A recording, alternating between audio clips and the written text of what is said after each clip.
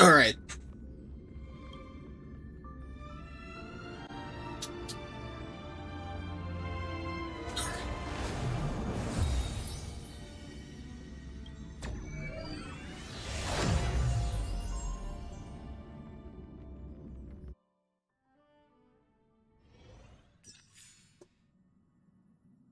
Okay.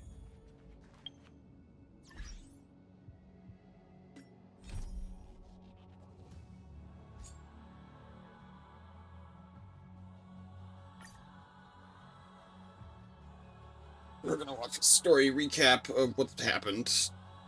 As I bid farewell to high ceilings at the vortex of Genesis, I noticed something strange about the time core flame, and was immediately dragged into the Memoria tide of oblivion by Evernight. She was once the hidden power that March manifested by sacrificing all of her memories. Yet now, she harbors other secret intentions in her heart.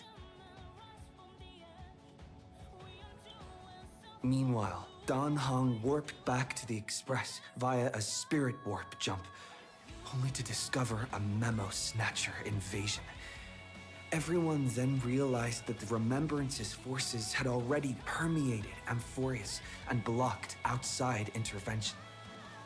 To establish contact with me, Dan Heng was determined to return to Amphoreus immediately.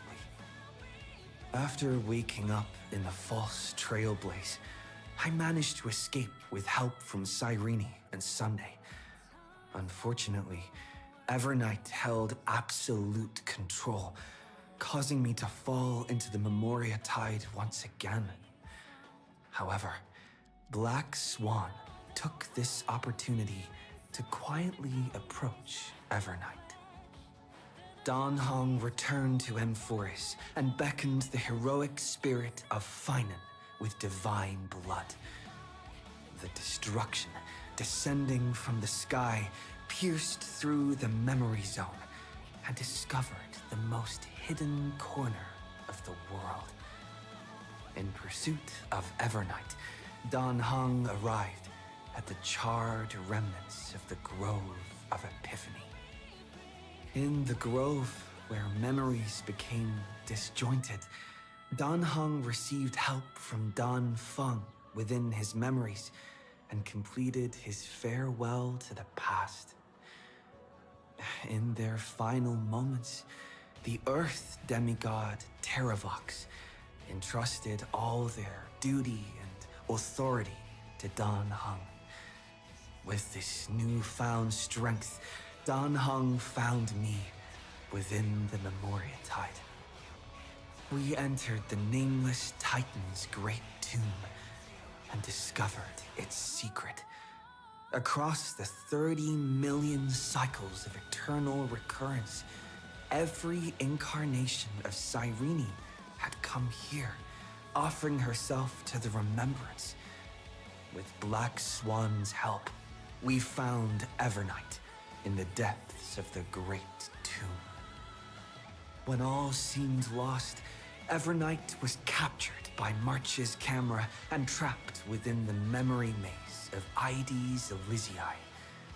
After several lengthy conversations, March and Evernight reached an agreement. Evernight returned March's memories, and March finally returned to our side. With every condition for the Era Nova fulfilled, we returned to the depths of the Great Tomb and initiated the final Era Nova ceremony.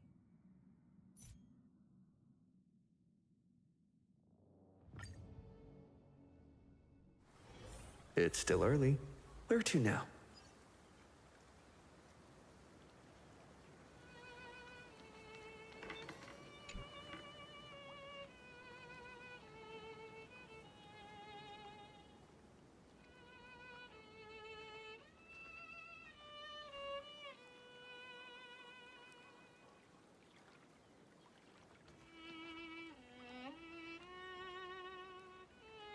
This view hasn't changed at all, has it?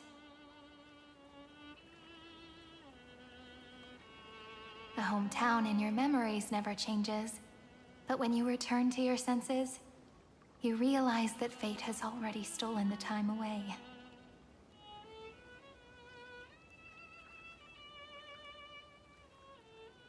Welcome to the Trail of Genesis, friend.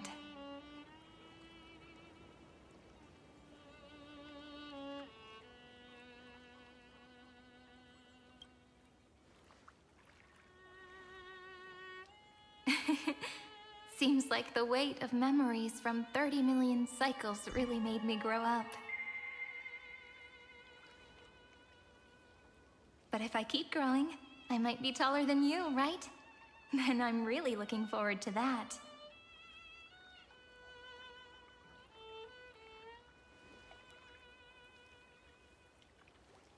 Before you arrived, I kept wondering, beyond the veil of Ide Silicii, what kind of Amphoreus is being born?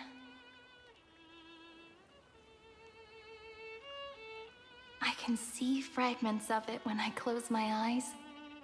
The friends who walked alongside us have all moved on toward their respective destinies. Some turning into pillars of the world, supporting the sky and the ocean. Others sowing reason, laying down the law, and with gentle hands lifting newborns into the light. Death and strife are no longer feared by people, and trickery has become the innocent games of children. All beings living ordinary and peaceful lives, within the net woven by romance and passage. There's no black tide, no flame chase, and no destruction. The world on the other side of the sea is one bathed in sunlight.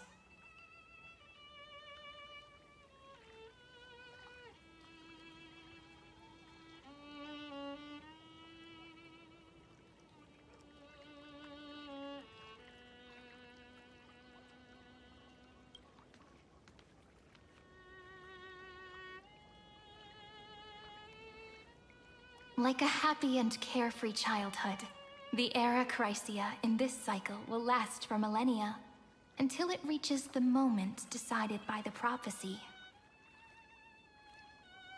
Light calendar 4931, month of freedom, the moment belonging to world-bearing. Are you ready to answer the call of the world, friend?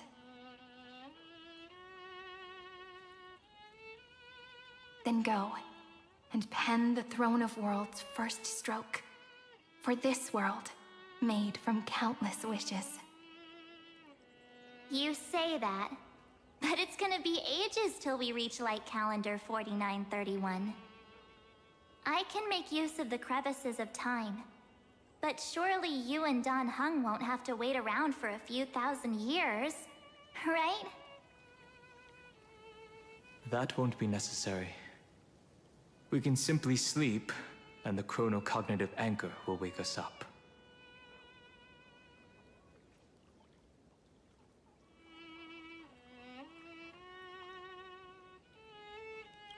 That's right. We've both become a part of the new world. Just waiting for you now. Our consciousnesses can converse with each other across the heavens and the earth, possibly due to the influence of the Trailblaze. I am now connected with this earth, and I can feel the breath of every mountain range. I see that the tallest among them is named Akama, and the form of the holy city is already taking shape.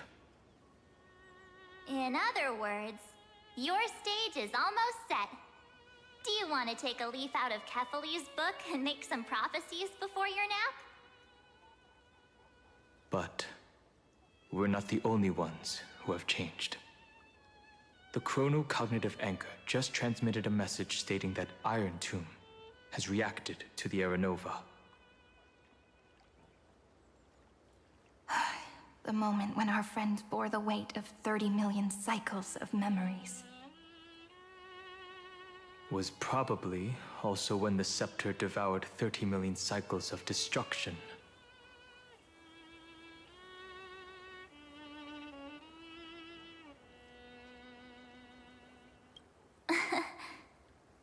You know, you don't have to shoulder this world all on your own.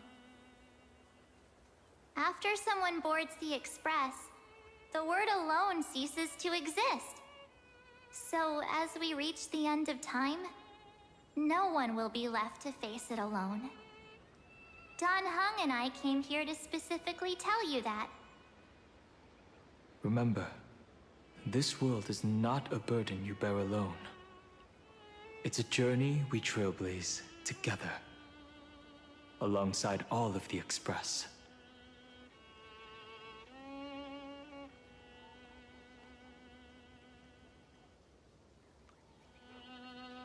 All right. It's time for Dan Heng and me to go have a super long nap.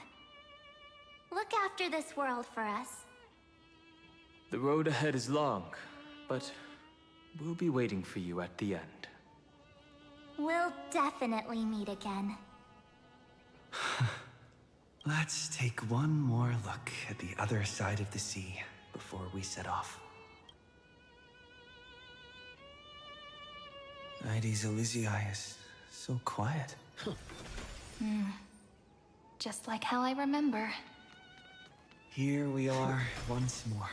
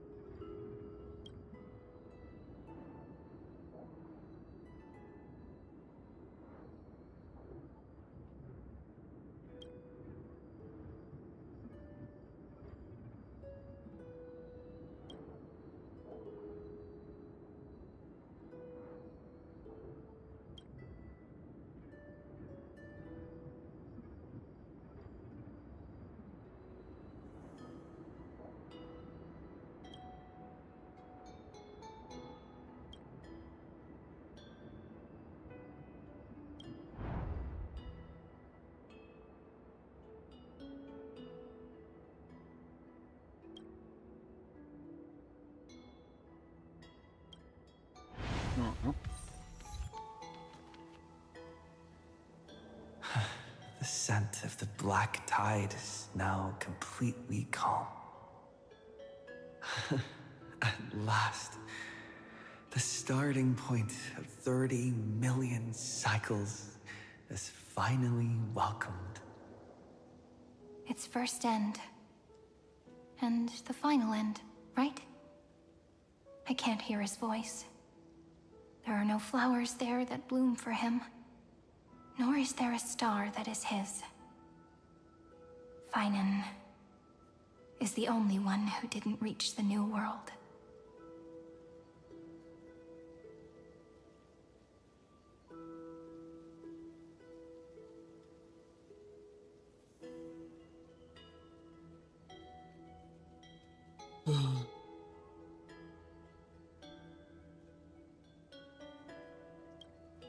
Look, the golden light that shone upon the grove still meanders between heaven and earth, like the prophecies of Amphoreus.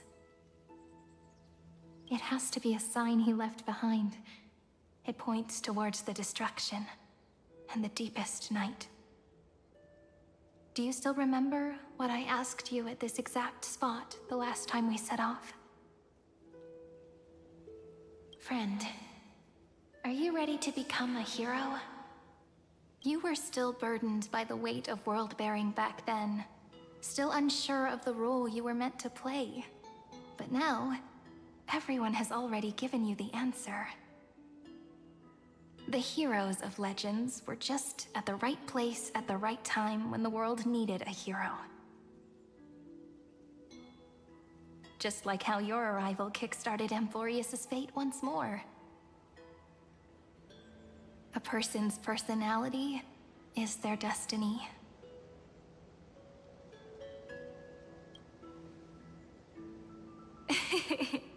We best. Those are such beautiful words. Thank you, friend. I was also trying to cheer myself up with what I said. After all, before we truly compose the end of this story, I must also pluck up the courage to head off with you.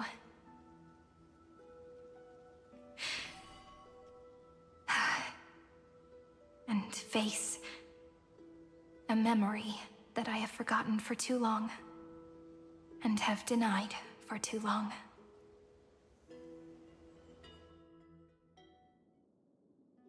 It's so dark.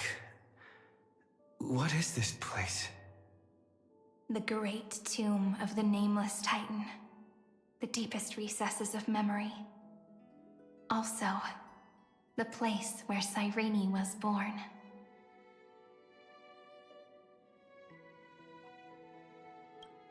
My apologies, friend. The more memories I got back along the way, the more I felt that something wasn't right. There's a sort of anxiety I can't get rid of. It's like when I was back in ID Silicii, when the reflections in the water always made me wonder, which is the real me? The one reflected in the water, or the one standing on the shore? But I finally get it now. Look, friend. The words on that wall are the answer. 1, 2, 3, 4, 5, 6, 7. Do, re, mi, fa, sol, la, ti.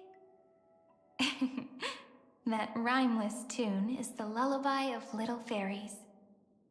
As always, I'll read this book to you. That way it won't just be Cyrene's memories alone. I've always thought that I was the narrator of the Flame Chase journey. But as it turns out, the narrator is also the most devoted audience.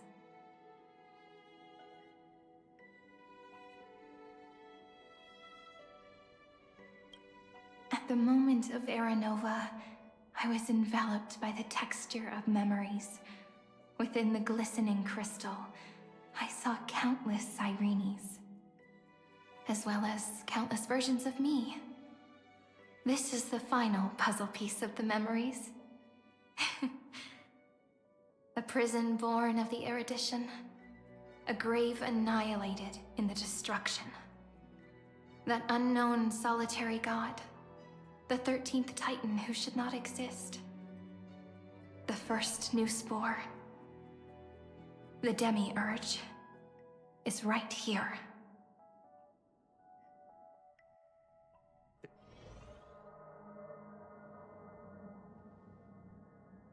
The interrogation records have been submitted to the Marshal.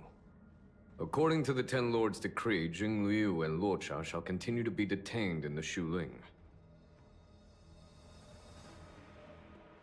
But you, Merlin's Claw, have been reluctant to end the transmission. Do you wish to reminisce with us? Or is there something else on your mind that you're just desperate to get out? You're quite calm, Jingyuan. The Alliance only authorized the Law Fu to be deployed for this Iron Tomb operation. They say the Seer Strategist's wisdom shines like a beacon. So why can't you see things clearly now? Look who's talking. I didn't vote against it, did I? But, with enemies all around us, even a child knows the Marshal needs to keep a few Xianzhou ships in reserve, just in case. Whoever volunteers first is the Marshal's pick. If you have to ask, I'd say this outcome plays right into Jingyuan's hands. Like it or not, there's no way we're letting the Law Fu take the lead in this battle. Oh my, Merlin's Claw. Are you afraid the Law Fu might steal the Yao Qing's glory? This is no laughing matter. Between the Stellaron crisis and the War Dance ceremony, though the chaos has settled, rumors and speculation are only growing by the day. With Elder Huaiyan around, those with ulterior motives won't be able to stir up any trouble. But once the Law Fu gets their hands on the Golden Blood, it'll be a whole different story. With the kind of person Jing Liu is, and her connection to you, I don't need to spell it out. There are countless ways this could be spun into something bigger. You're overthinking it, General Fei Shao. When I volunteered for this task, I never expected unanimous support from the Alliance anyway. The Law Fu will seize the Golden Blood and redeem itself. That'll be our first win. Then we'll leverage this Golden Blood in the negotiations. Our second win. These two wins for the Law Fu will make all three of us happy. And that'll be our third win. Look, if this were a Skyfaring Commission deal, we'd be rolling in money, wouldn't we? Maybe the Divine Foresight should change his name to the Optimistic General instead. With the Decalite Reflection Barrier, the Yuchuan must understand even more than the Law Fu how significant this battle is. Amphoreus' karma has vanished from the matrix of prescience. What omen does General Yao Guang see in this anomaly? In divination studies, we call this an empty fortune. It involves the eons and is thus beyond what mere mortals can comprehend. Your explanation isn't any clearer than Lady Fu's. Come on. How hard is it to understand the word uncertainty? For the Cobalt Head, the emergence of Iron Tomb is a calculated instant, but I don't believe they will just sit around waiting for death. And for the powers of the cosmos, this is their chance at survival, and the key to turning the tide of interstellar affairs. The Astral Express is leading the formation of an allied force, but I can see each faction has its own hidden agenda. There are even divisions within the Alliance. So it's not that hard to imagine how the other factions will react. Jingyuan, I crossed paths with Selenova's Legion at the Battle of Sadunirama Star Cluster. Be extremely careful. The Ruin Legion's troops and weaponry are nothing to write home about. The IPC, even the denizens of Abundance, could take them on. However, while Void Rangers are just expendable pawns of the destruction, the real wildcards are... The Lord Ravagers. Indeed. Nanook's emanators are also their weapons to burn down the paths. I'm afraid conventional military tactics and strategies will be useless against them. My assessment is this. To completely take down a Ravager, we must disregard casualties and spare no cost. My only fear is... one wrong move, and the Lawfu will fall into Fintilia's trap again, inching ever closer to destruction. Doubt is exactly the demon she wants to plant in our hearts. Do you still remember the beginning of the Alliance Oath? To save future generations from war and bloody dispute. The Rainbow's arrows have always aimed at any force that threatens the cosmos. Now that the Trailblaze walks alongside us, the Cloud Knights shall keep their oath as they have from the beginning. I just hope those on the front line will remain safe. The chronocognitive anchor is sending a signal. Everyone, time to move out.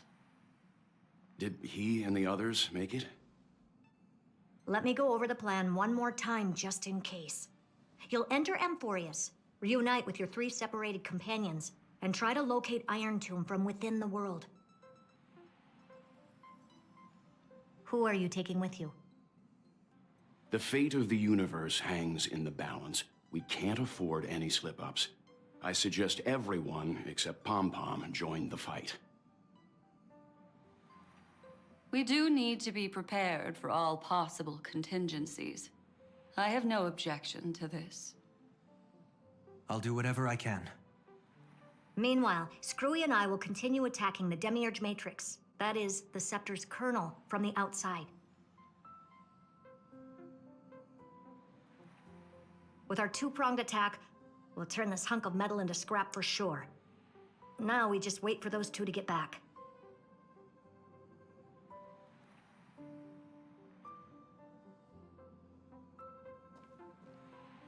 Oh, and just like that, they're here. Sorry to keep you waiting. With Planet Screwlum's help, the formation of the Cosmic Alliance to counter Iron Tomb is progressing smoothly. The cosmos has set its sights on Amphoreus, and now it's just waiting for the first shot. Well then, let's not waste any more time, Fourth Mirror. It's my time to shine! Finally off the bench! Initiating thought refraction. Please read the safety protocols carefully. Huh? Not just kidding! I've already checked the agreement box for everyone. And now, destination? Amphoreus! 3, 2, 1, launch!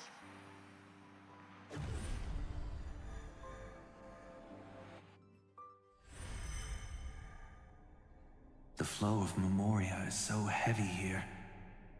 Unlike Panagoni's dreamscape, this place has built up a true epic measured in millennia.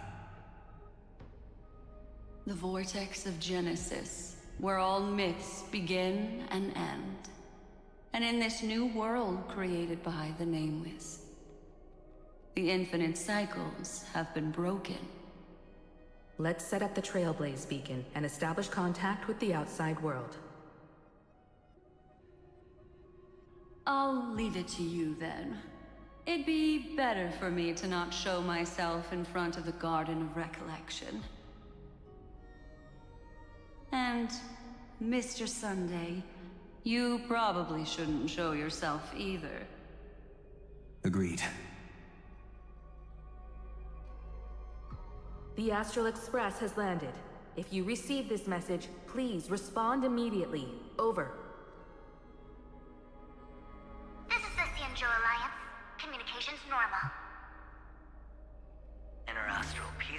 operation, communications normal.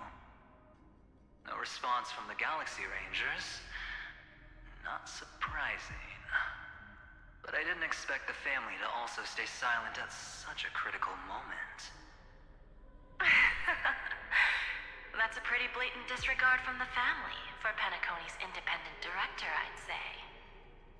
Long time no see, Miss Himiko. It's been quite a while, Madam Jade.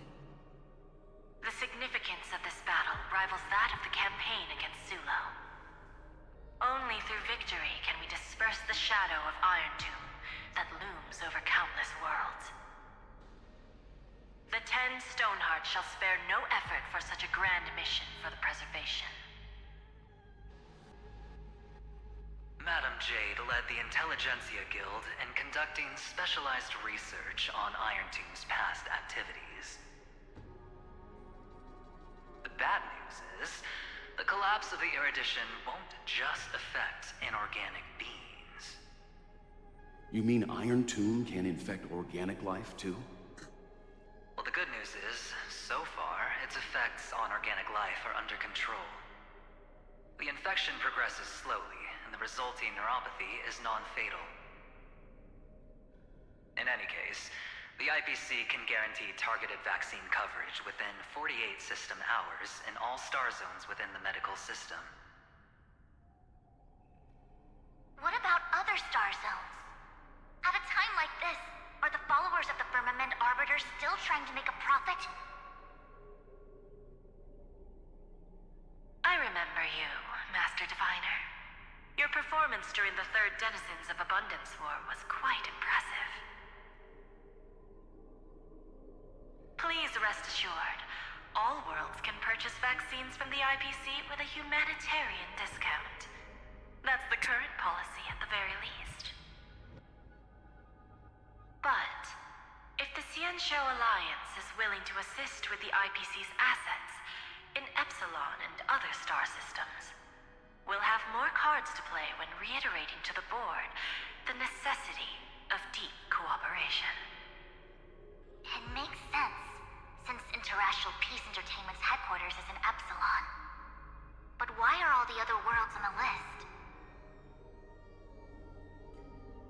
Places that the Elation has visited? Think of it as a long-term investment. Please understand that everyone at Pierpoint is swamped with Iron Tomb work, especially the marketing development department. At this rate, even the 10 Stonehearts can only do so much. Having some assistance from the Alliance would surely benefit the entire cosmos. Wouldn't you agree? As an old Xianzhou saying goes, those who succeed should help all under heaven. Your proposal must be decided on by the 7 Arbiter Generals. I'm just here to relay the message. In times of crisis, the Luofu will not hesitate to help those in need. However, the prerequisite is that the IPC must unconditionally assist the Alliance with emergency rescue operations in the disaster area. Of course. In the name of preservation, all for the Amber Lord. Thank you all for your selfless dedication.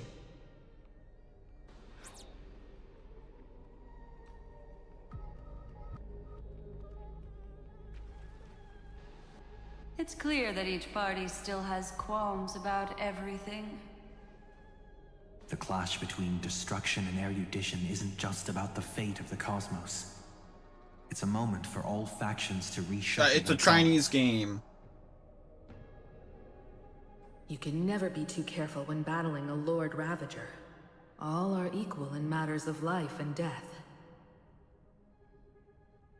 In any case, we can only hope for the best in all that's to come. It's about time we dive into the vortex and see what Amphoreus looks like on the inside. I wonder where he and the others are right now.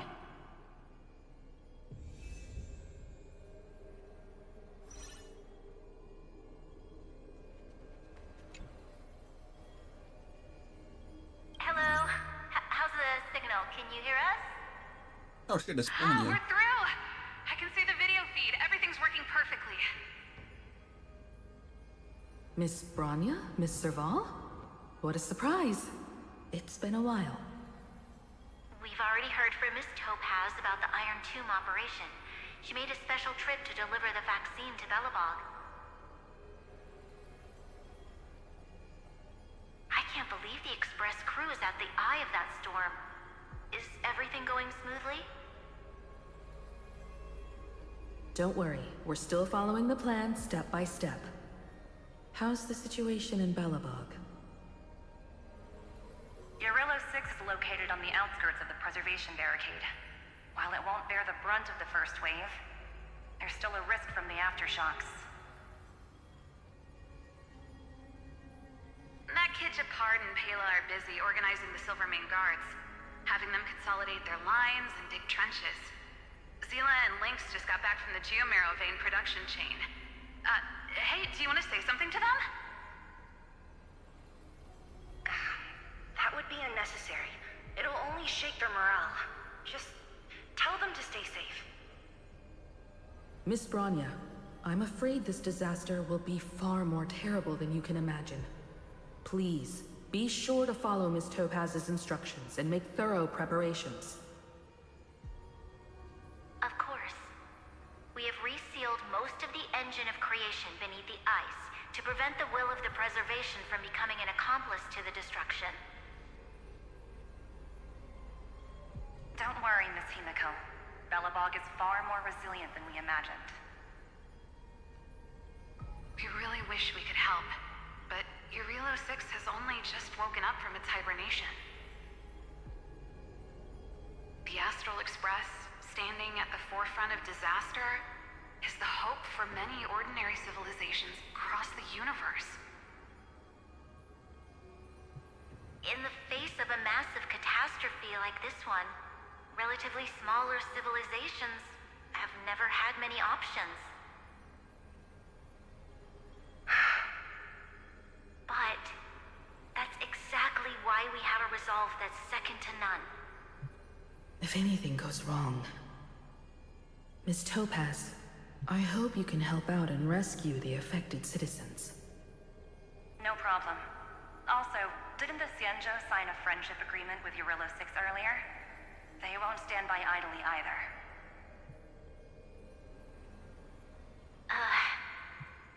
I appreciate your kindness, everyone. But Urillo 6 is our home. We will defend it to our last breath until the last Belabogian falls. Miss Branya.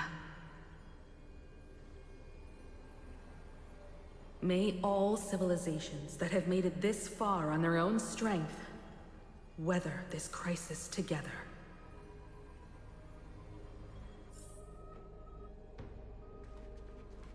Oh, there's a lot.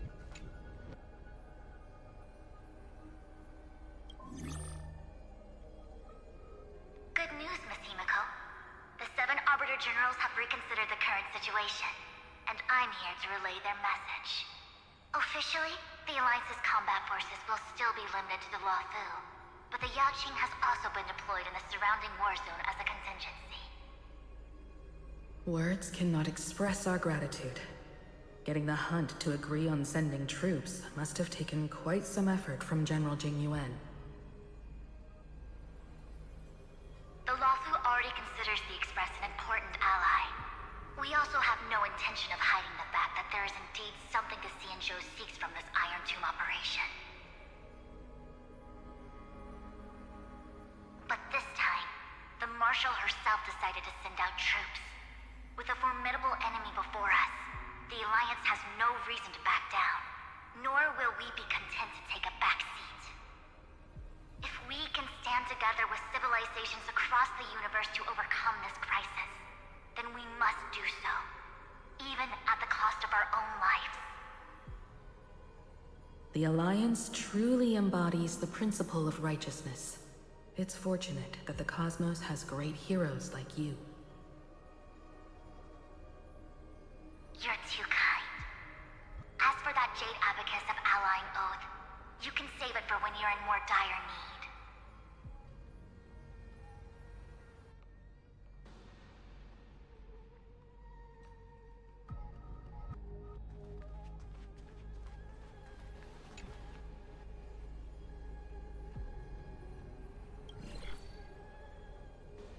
regret to inform you, Miss Himiko, that even the Strategic Investment Department is constrained when it comes to the Iron Tomb issue. And it would be difficult to meet the expectations of the Astral Express.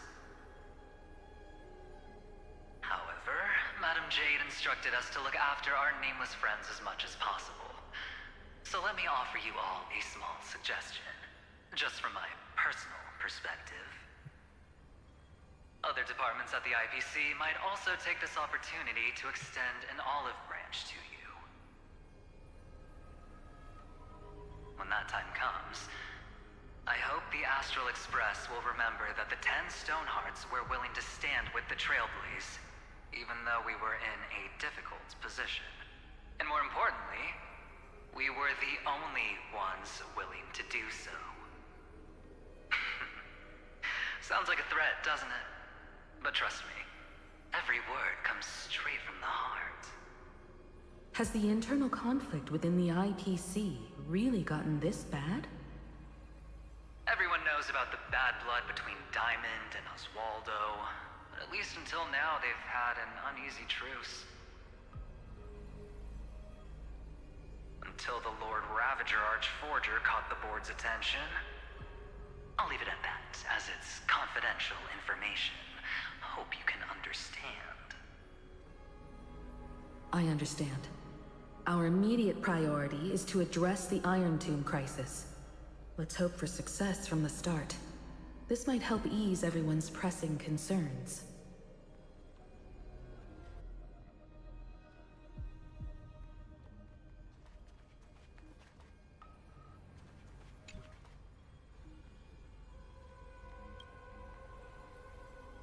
Of course, we would never know the Rangers' comings and goings.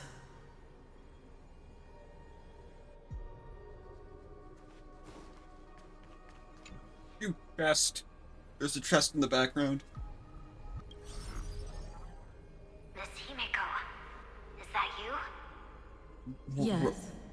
And you are Miss Robin. Yes. I apologize for not being able to respond during the meeting earlier. And even now I can only appear in disguise. On behalf of the Penaconian family branch, I extend my sincerest apologies to everyone. We tried to request aid from the family. We essentially received no response. I've heard about the internal conflicts within the family. Miss Robin, there's no need to apologize. Every bit of strength is precious at this moment. Thank you for understanding. The good news is, since you're one of the shareholders of Penacony, the family heads have agreed to allow me to lead all Astonian tuners to the front lines. My charitable foundation will also do as much as possible to provide support in this battle. They'll ensure that proper arrangements are provided for those wounded on the front lines, and for residents in affected areas. Miss Robin, I'm beyond moved by your spirit of self-sacrifice. The Astral Express would also like to make a promise that we won't leave any companion behind.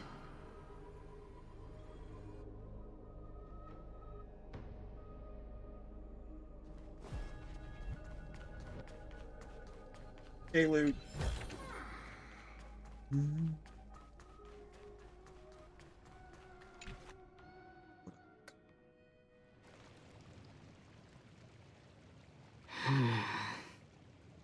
Why is there no one here?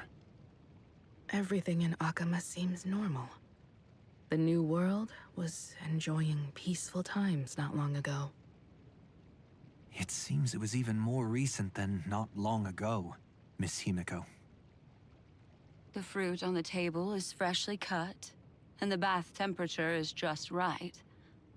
The remembrance tells me this place was bustling with people just moments ago. It's as if everyone vanished in an instant.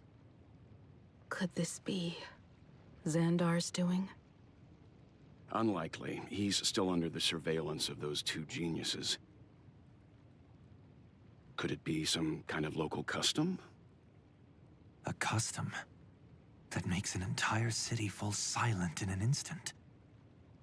Pardon my frankness, Mr. Yang, but this reminds me of some unsettling rumors about the Harmony. Complete silence. Is often the prelude to divine intervention. Everyone, be careful. Here they come. Here they come. The Nameless of the Astral Express. Evernight? How is this possible? She was already...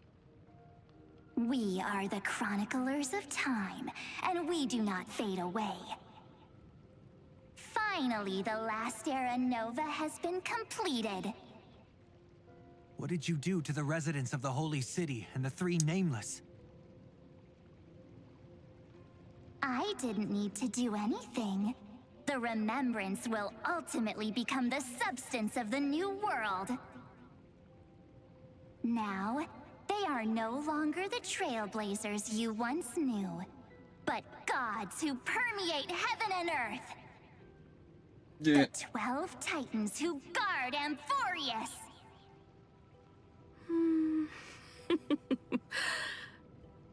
Stop fooling around, March. Come on out. Yeah. What? Aw, I practiced so long for this. Being seen through right away is just so embarrassing. You've obviously been learning from the theatrical culture in Amphoreus. But if possible, I'd prefer our reunion to be a bit more casual and laid back. As expected, I can't hide anything from Himeko and Mr. Yang. Well, long time no see. Guess I'm back? We should be the ones to say that. Sorry for keeping you waiting. So, these jellyfish are the Titan's power? They're just tiny manifestations of the Veil of Evernight, used for scouting and communication. If I went all out, I could summon way more of them. Thanks to him, we all turned into Titans in the New World. Sure, we can take on humanoid forms, but it feels off. How intriguing. So what does he look like now? It can't be a raccoon with a baseball bat, I suppose. Please don't add weird stuff to Amphoreus' lore. Just go see it with your own eyes.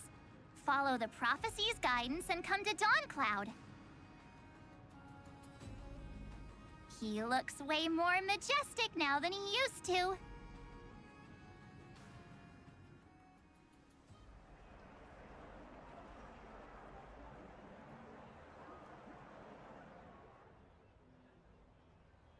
Unbelievable. All the residents of the Holy City have gathered here. This isn't just a gathering. It's a pilgrimage. The people's expressions are resolute, devout, as if waiting for a miracle to descend. That colossal deity is him. He has become the pillar of the world. Surprisingly authentic. Being this serious is quite unlike his usual style. Those people didn't disappear. Instead, they've answered the call of the prophecy and come to witness his awakening. Our good buddy now bears the weight of the entire world, and every breath they take is intertwined with Amphoreus' destiny. Awakening? Has he fallen into slumber? Yeah. After all, with such a huge time dilation between inside and outside the scepter, this was the only way we could wait for everyone. Time watches over yesterday. Earth guards today. And when the Trailblaze steps into Amphoreus once more, the slumbering deliverer shall awaken. And then, bring the prophecy of tomorrow to this world. Come on, everyone. Let's get closer to him. Watch how the world-bearing prophecy changes this world.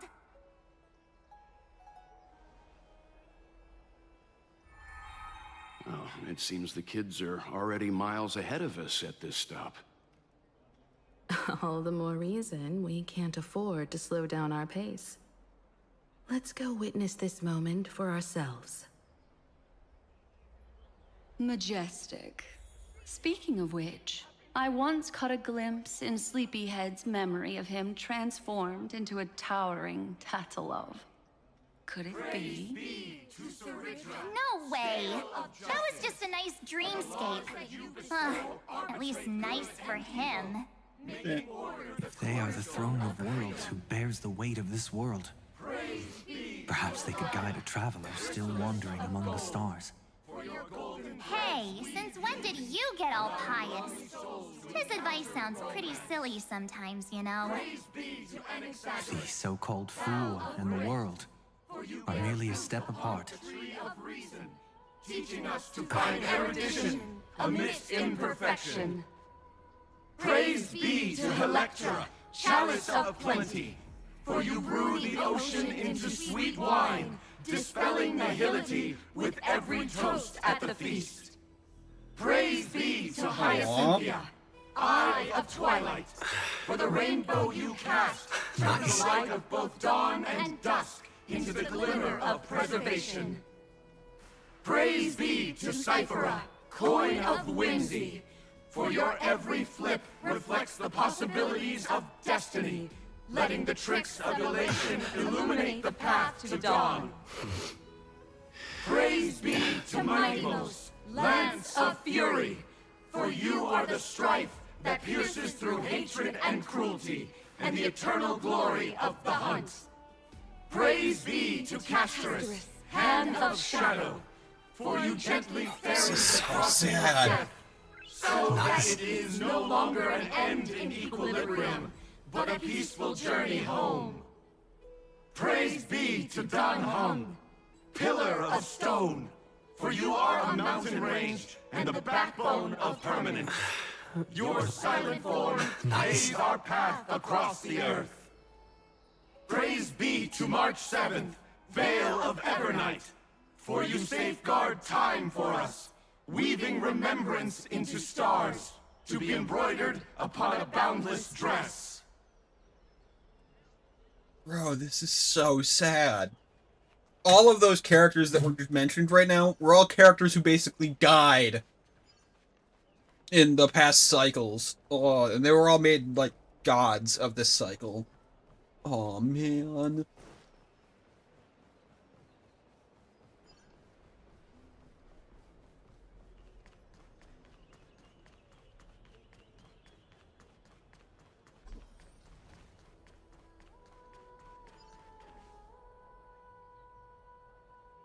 Citizens, behold! Our last Titan, the world-bearing deliverer, is about to awaken! O ancient god, your loyal subjects, bewildered followers, and fearless comrades in arms have all knelt before your throne. Awaken from your eternal slumber and bestow upon the world your divine prophecy! Please guide us! Show us how to embrace this beloved world as we welcome that distant dawn! To walk the path of a mortal as a god, or to bear a divine burden as a mortal.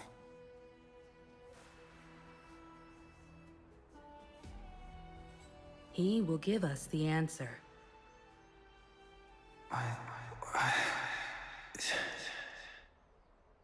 But I am not the deliverer.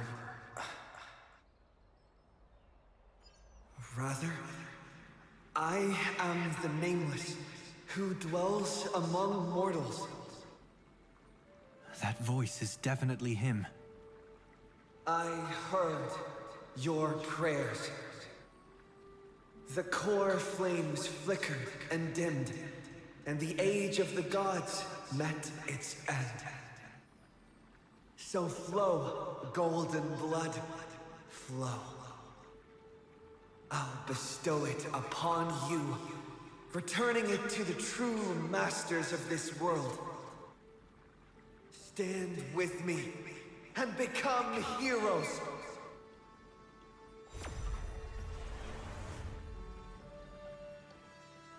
Is this? Yes, it's the miracle he brought to Amphoreus. Of course, it would manifest in the form of the Trailblaze. Golden blood, raining down like a storm. The prophecy has descended, and the Titan commands us not to be supplicants, but to become heroes of rebellion, to face that destined calamity, the destruction, head on. The prophecy of the Deliverer means nothing to me now. It belongs in the hands of someone far more fitting. Someone like all of you. In the name of Kazlana, let us depart and march towards the light. It's neither protection nor salvation. As always, there's no need for totems or myths. Humanity's most primal faith is that instinct named survival. Let's go, everyone. Someone has already sounded the horn of departure. Explore, understand, establish, and connect. Together, let us blaze a trail for the destiny of this world.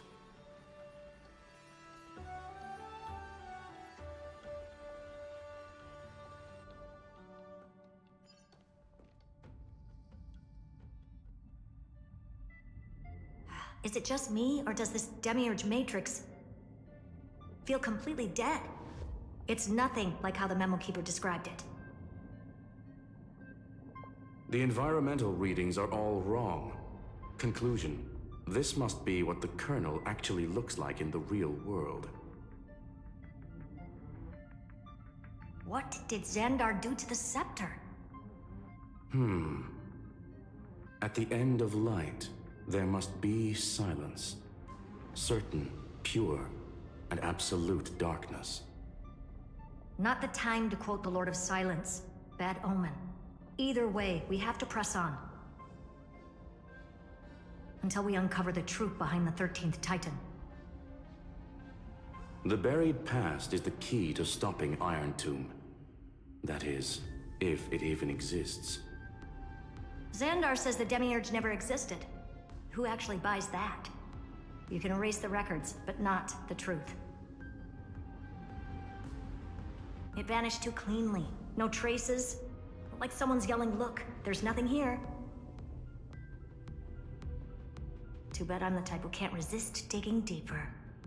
Looks like I'll be counting on you again, Screwy. Let's tear the system inside out.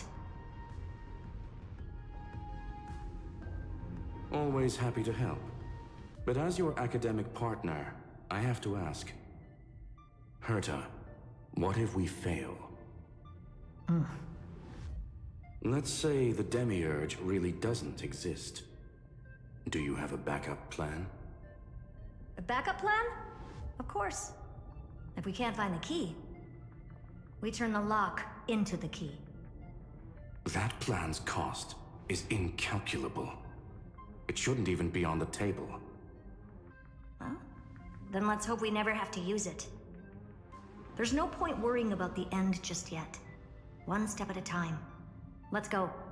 We don't want to leave the others waiting.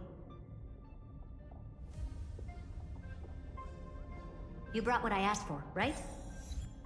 A butterfly has to land on the branch before it can dance. We'll need a wide open platform before her entrance.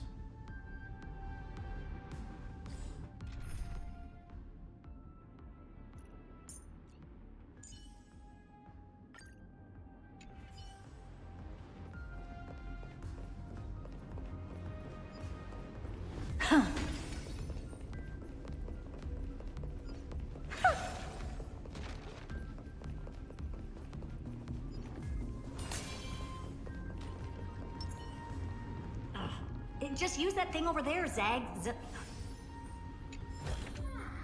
Is this also a blessing of the Trailblaze?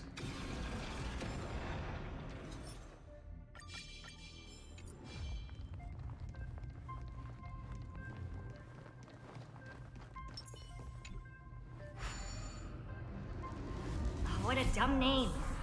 I hereby rename it Herta's Big Hand. Herta's Big Hand is what I call power. Keep it going. Still not done? What is this? A junkyard for old Intellitrom's leftovers? Finally, all set. Time for your precious treasure to make its debut. Of course. Just give me a second. Target initialized. With these wings, hacking should be much more efficient.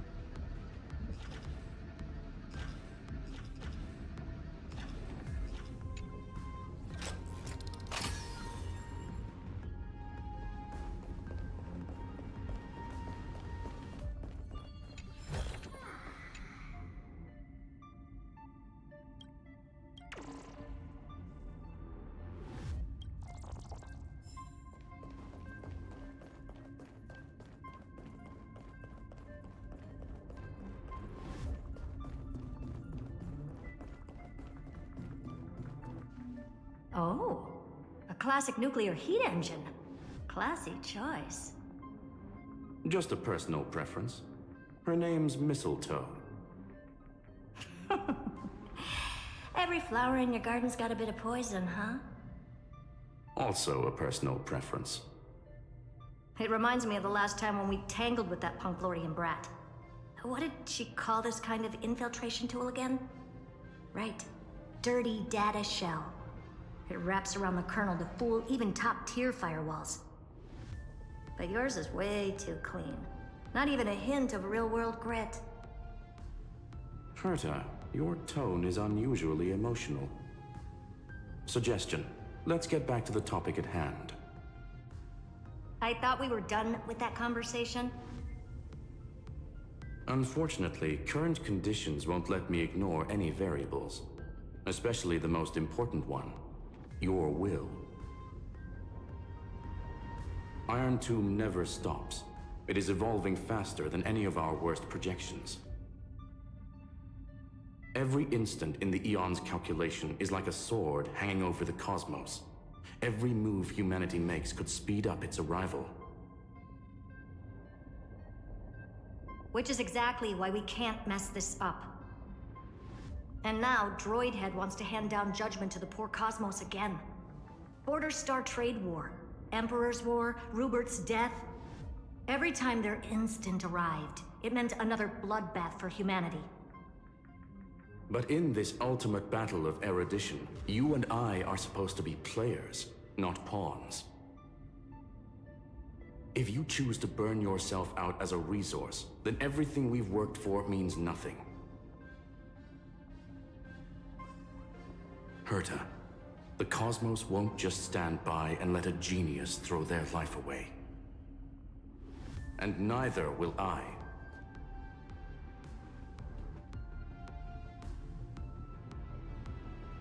No need to kill the mood. This is why we're here, isn't it? We need to find the Demiurge and that lost key. I'm not here to be a deliverer. I just want to beat Xandar and Droidhead.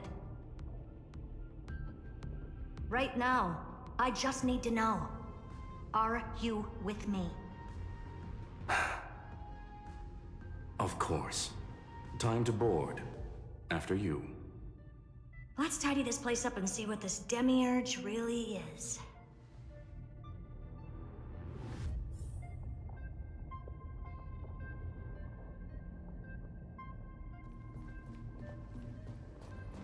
What's this ship look like?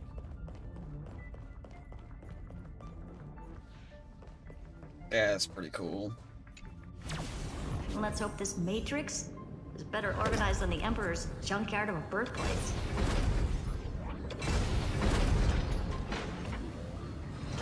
Do I get to fly this? This is... Herta, this whole space has been completely tainted by some kind of energy. I see it too. We're thinking the same thing. Xandar, how could you go this far? Turning your own graveyard into this. What's that up ahead? Katorzane algebraic expressions. It's built for isolation, not defense.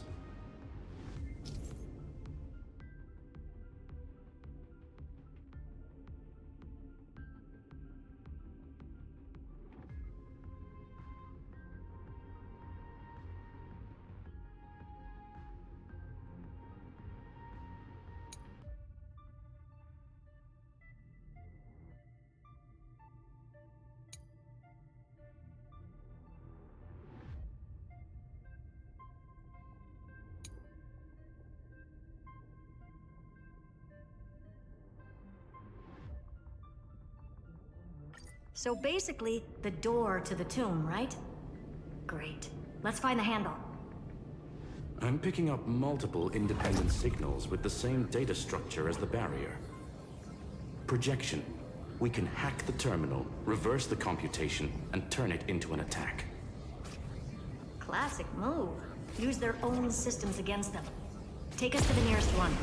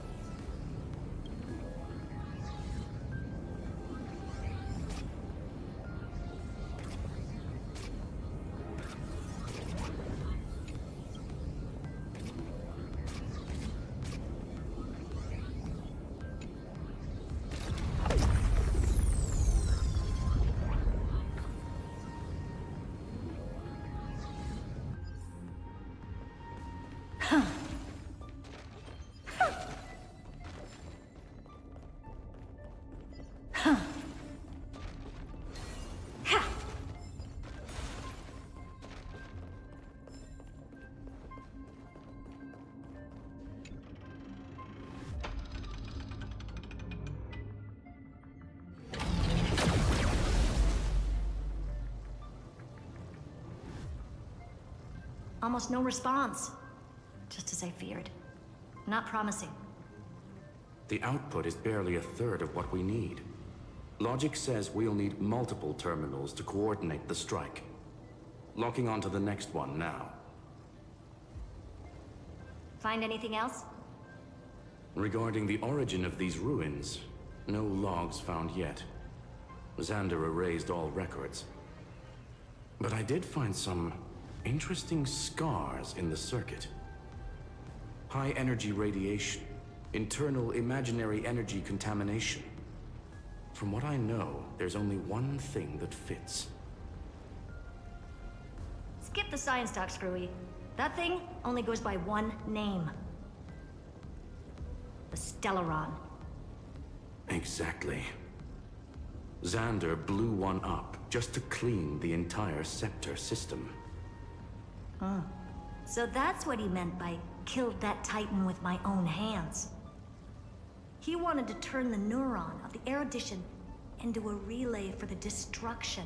That meant getting rid of all of it, at all costs. The life form known as the Demiurge was the original target of the Scepter's extrapolation. It makes sense. Evernight calling it the first new spore confirms this viewpoint. The prime mover of life. That's what Scepter Delta ME-13 was originally tasked with.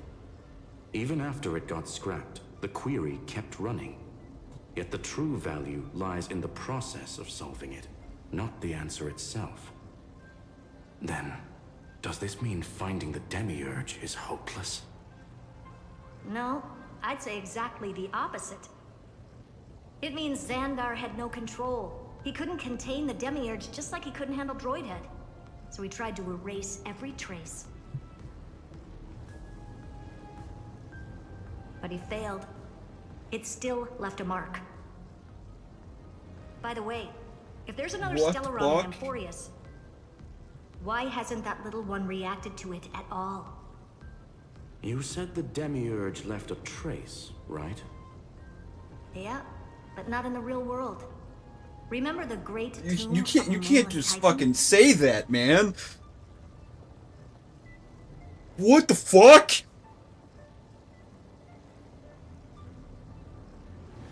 Just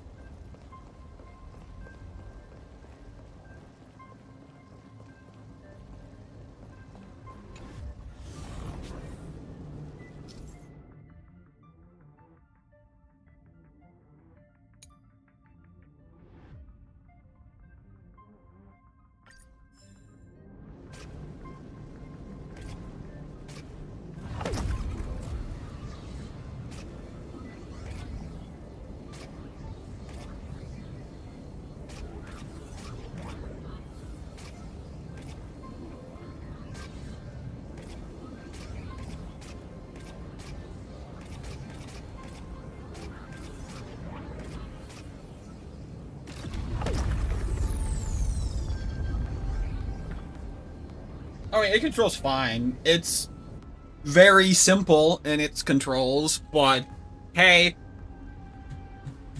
this is the first time they've ever done anything like that, so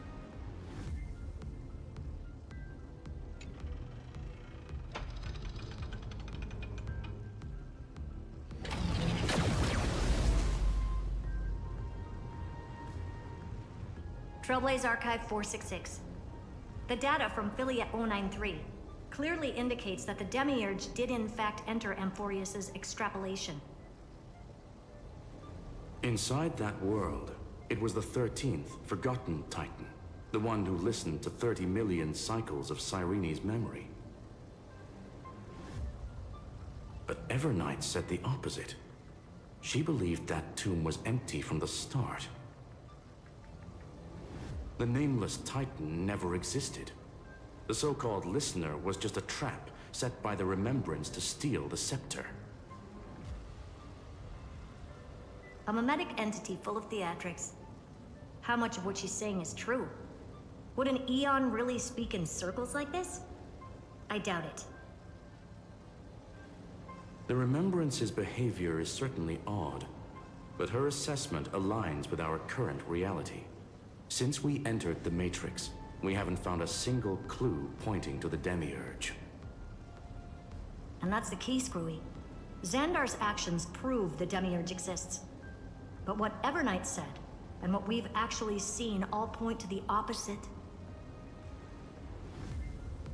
So we have to assume that both are true. And if that's the case, then the contradiction leads us to... the truth. Exactly. One last terminal. One final key. Time to crack open the kernel.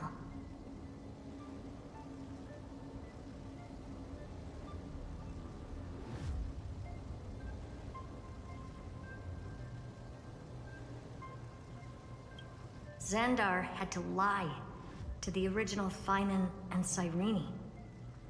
Logic. He had already identified the Remembrance as a threat, yet found no viable way to eliminate it.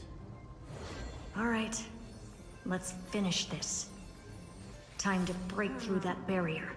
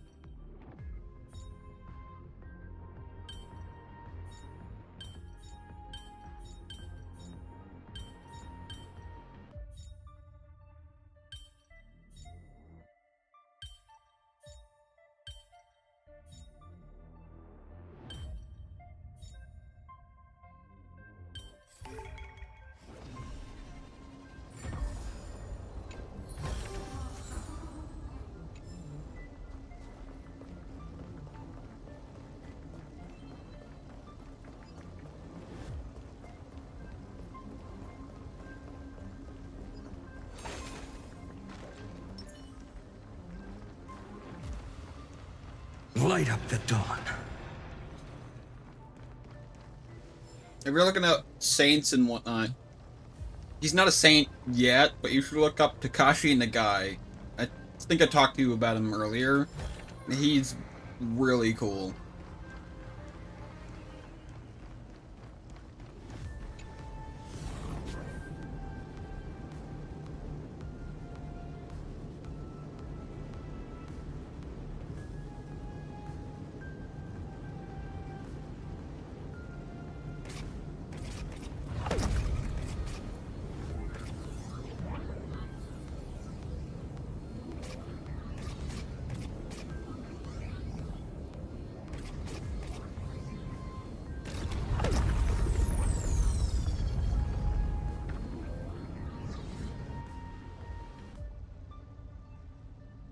You're looking at, like, saints and whatnot. He's not a saint yet. I don't even think he's blessed, but you should look up Takashi Nagai. I think I talked to you about him earlier.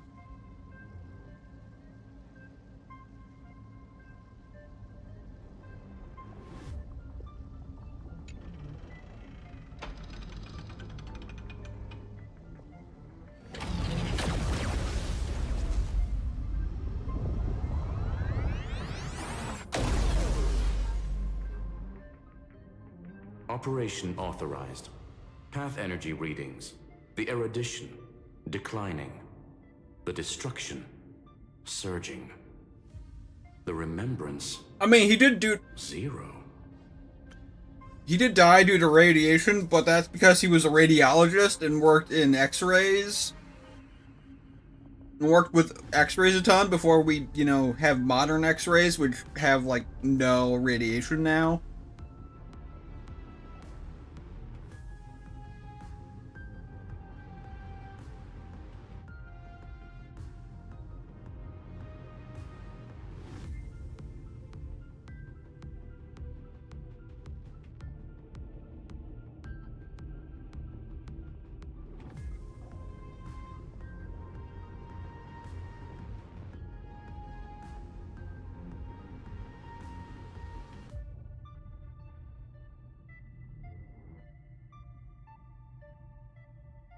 Yeah. It is kind of funny. What's going on?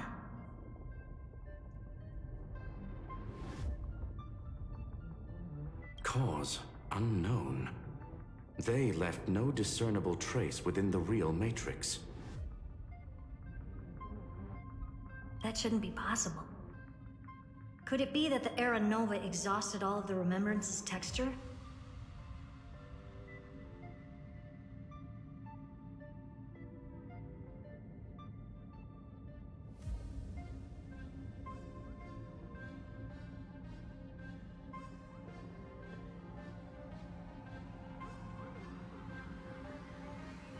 Oh, that's hilarious. Log it for now. The dots still aren't connecting.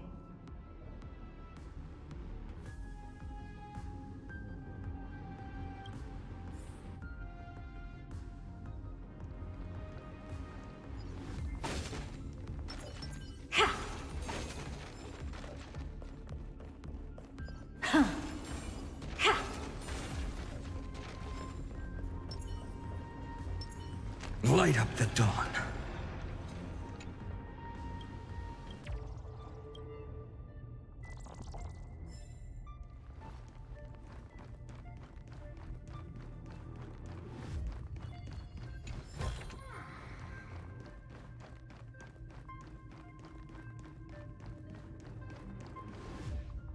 Alright, I'll be back in a sec. I'm gonna go get a drink.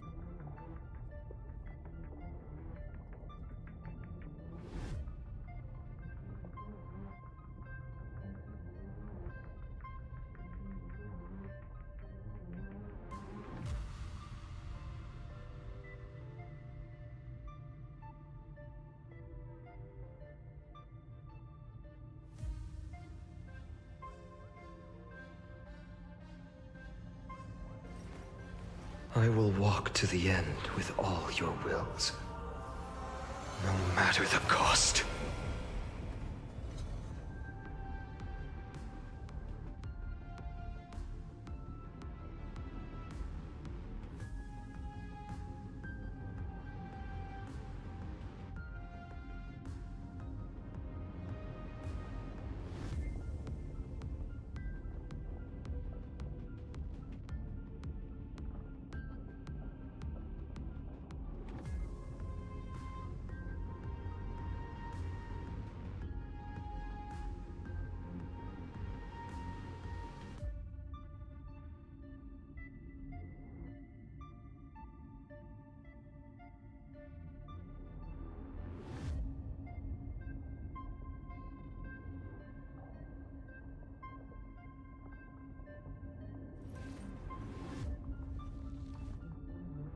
My childhood musings, huh?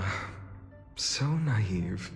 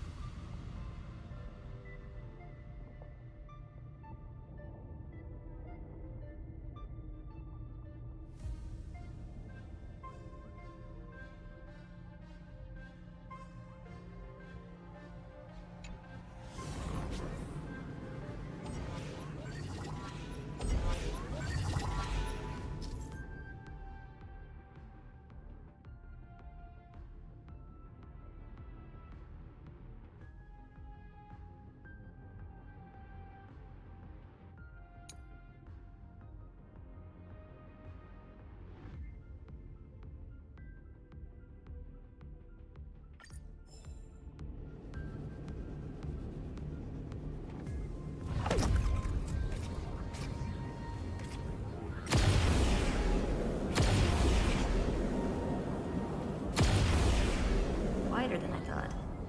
I was expecting a full-on aerial brawl. It's advised to remain vigilant. The destruction's levels are still rising. Huh?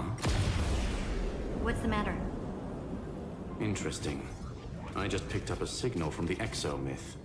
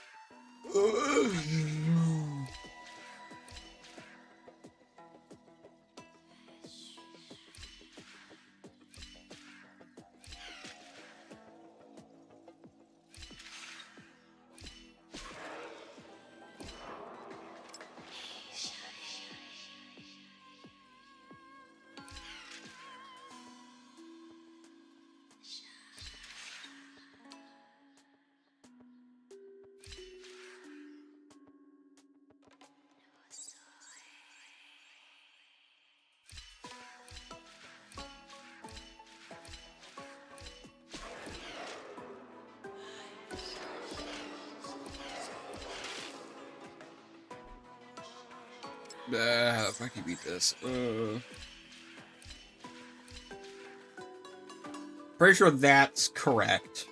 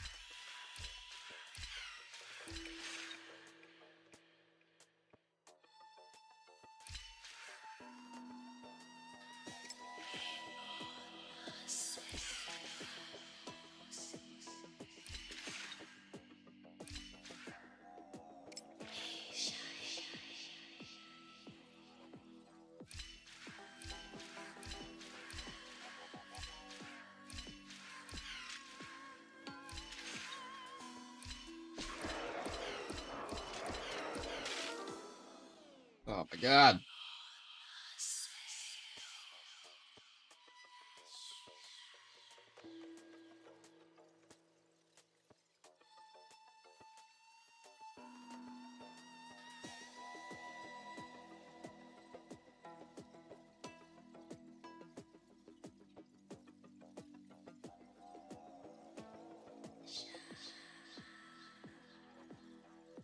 So I need to end on the blue button, but I need to be on the yellow button for 2 turns. And the only way I could get on the yellow button for 2 turns is if I make it so I climb up this ladder twice. And then I can't go left because I'll just walk off the cliff. Then I'd go back 3 to land on the blue button.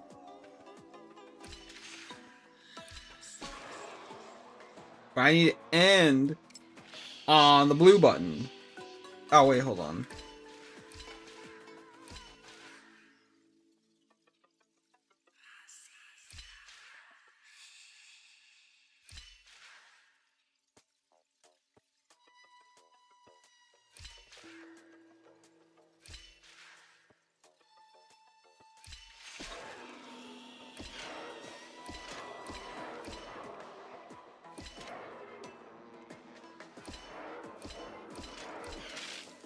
Damn it, we're close.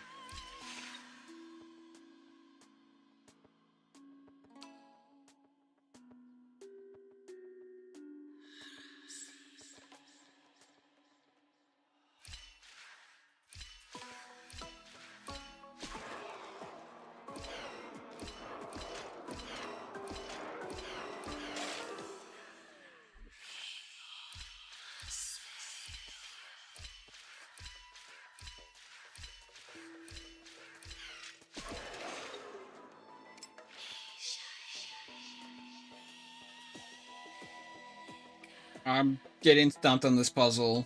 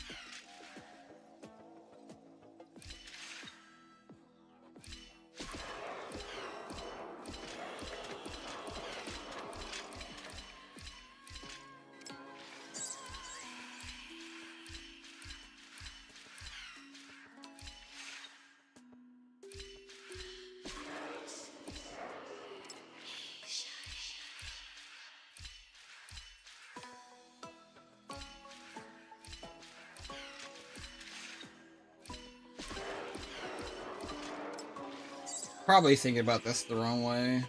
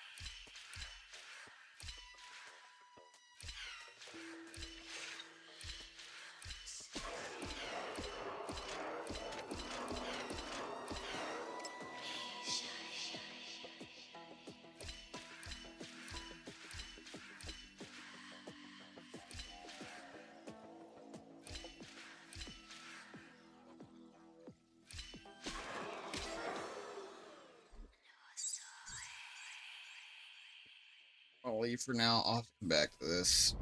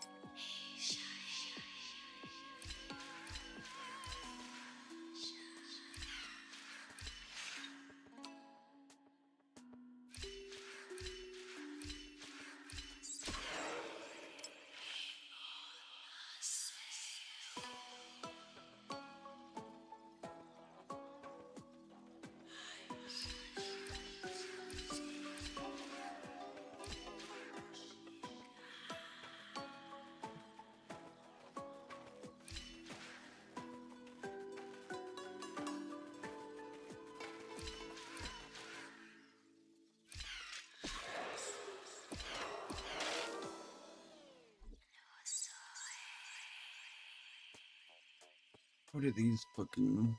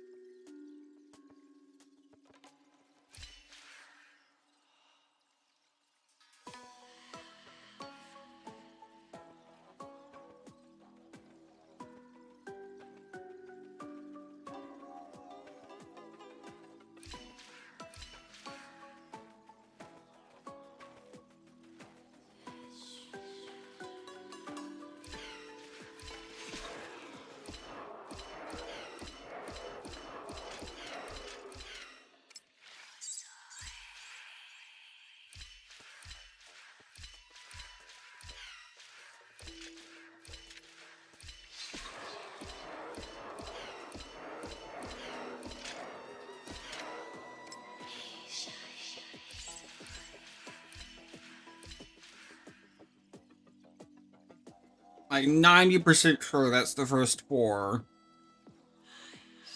Because I need 2 turns to keep that yellow button on so I can move a pet across it.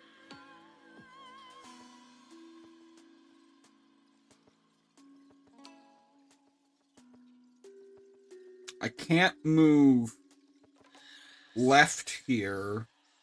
Left can't be the next one. Because then I'll just walk off a cliff.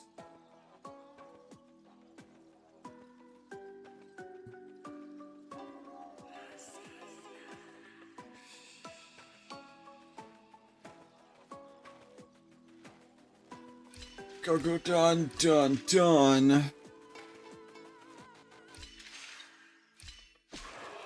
But now I'm like 2 turns away from...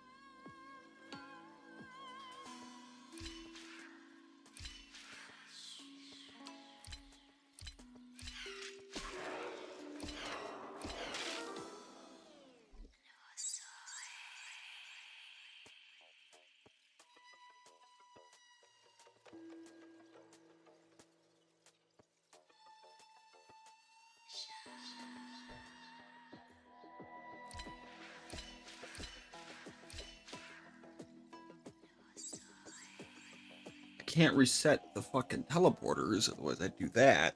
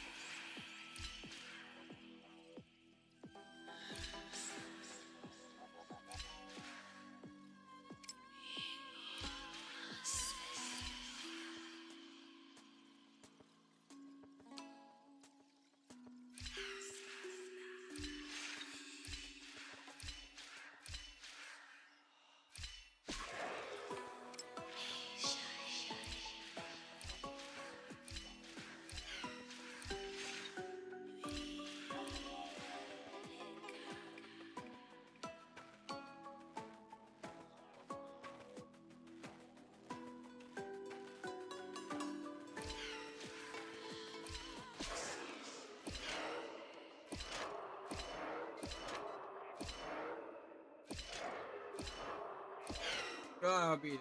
Oh, fucking thank God. That took too long. Is this also a blessing of the Trailblaze?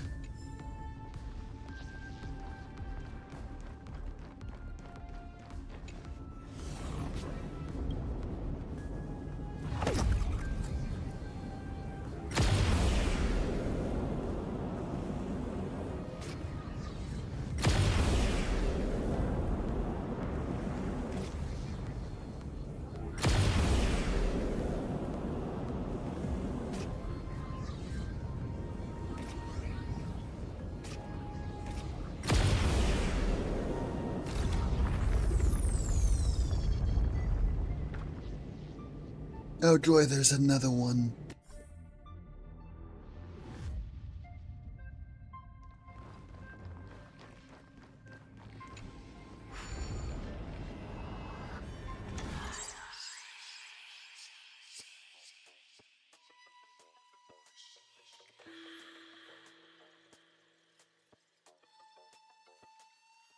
Okay.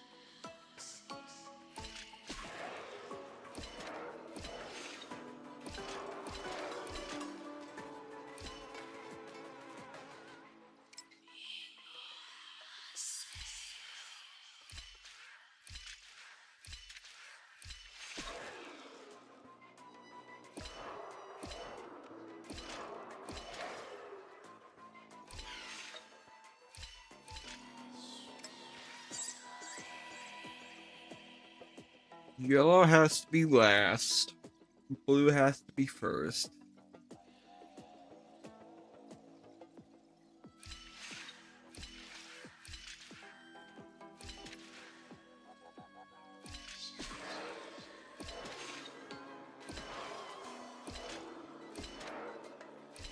Oh, there it goes. That was easy.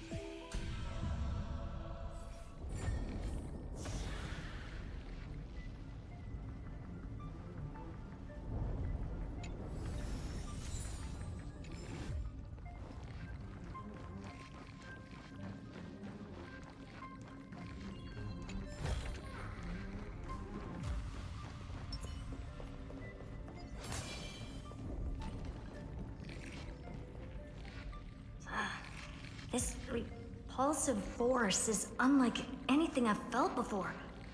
Is this the place?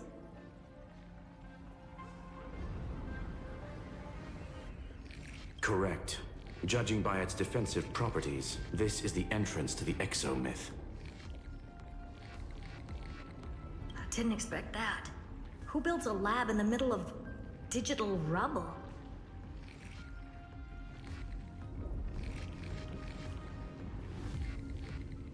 Then again, never doubt a dead man's resolve. So how's our dearly departed doing?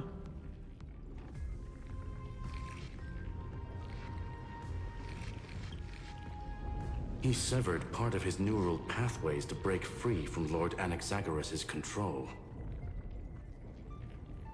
But that also triggered the failsafe I set. Conclusion: Xander has lost all combat functionality and is no longer capable of action. So now he's a specter, literally. Screwy, can you open a path? Just to be sure, I want to see this for myself. Might as well drop in and say hi to the real him. Logic. Scanning his inspiration circuit might help us track down the Demiurge. Exactly. His brain is the crime scene. There's no way it's spotless. but it could be a trap. That's why you're here. 2-on-1. We've never lost a matchup.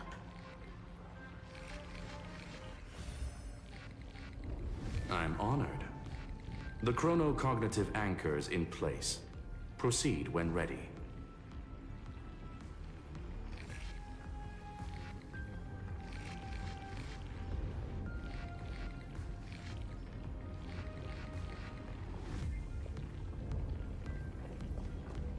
Ah, those puzzles took forever.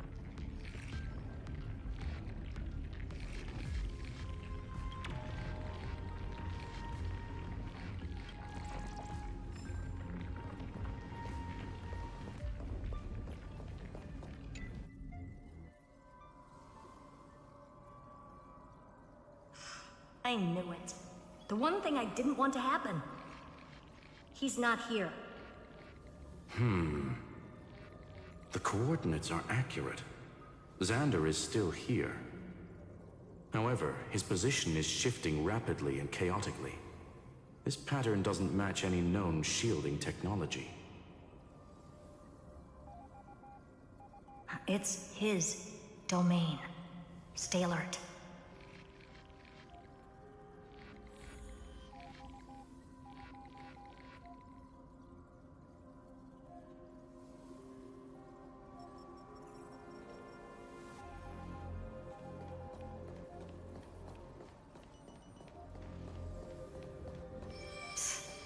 Cheap trick.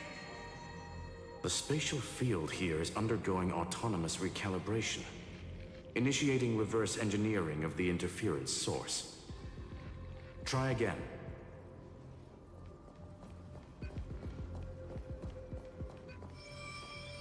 We're back. Reverse engineering complete. The results are not what I expected. Logs show Lycurgus revoked administrator access. The chronocognitive anchor can't get a fix because at the system level, Lygus no longer exists. Our navigation target is a null set. So he's stopped resisting? Before vanishing, it seems he left one last message for us. To those who follow, all is proven. Find me beneath the tombstone. Melodramatic. He was expecting us. And once he learned of the Great Tomb's existence, he initiated his own search for the Demiurge.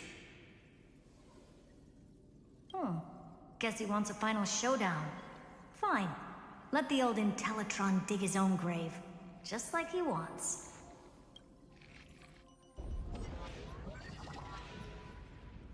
To be in the purest light is to be in the purest dark. Nothing exists there. The Scepter's main frame. Or maybe we should now call it the Lord Ravager's placenta. Unfortunately, we still haven't found anything. Really? I don't think so.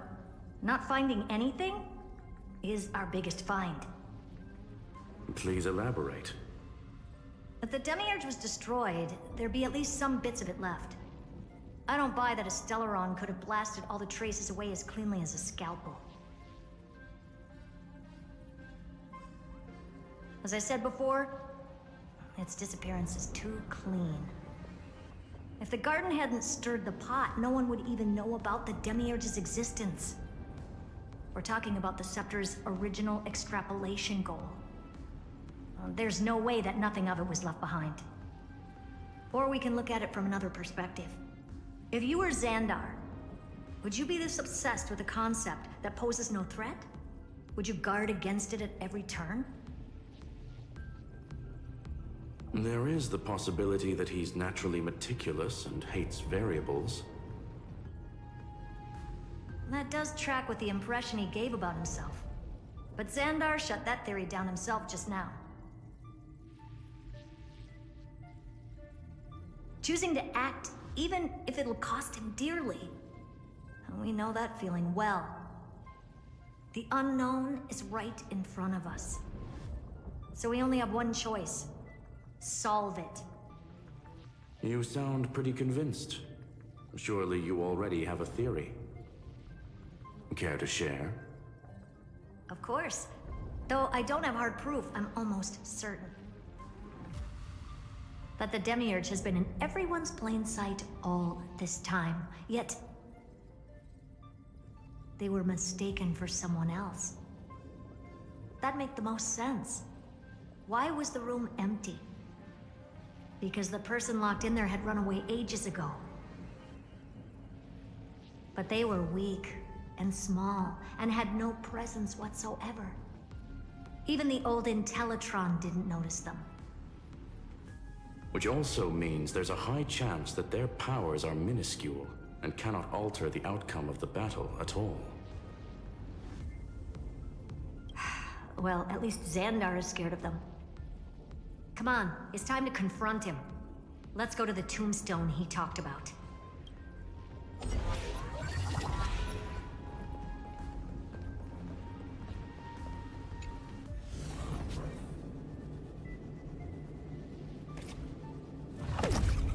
What a mess. Total devastation. He sought to bury the truth beneath absolute destruction. Logically sound, but ruthlessly extreme. Still, slim chances doesn't mean no chances. I've hunted down a single grain of sand in the universe before. This won't stop me. Calculation results. Your backup plan has a success rate infinitesimally close to 0. Which means it could work, no? This is the place below the tombstone. Let's open Lygas's coffin like he wanted. Looks like you were right.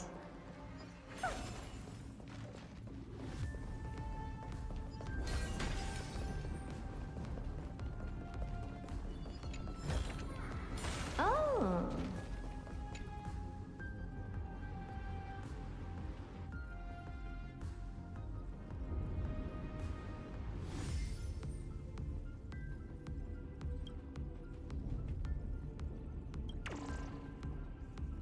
Oh, it's got all the logos for the core flames.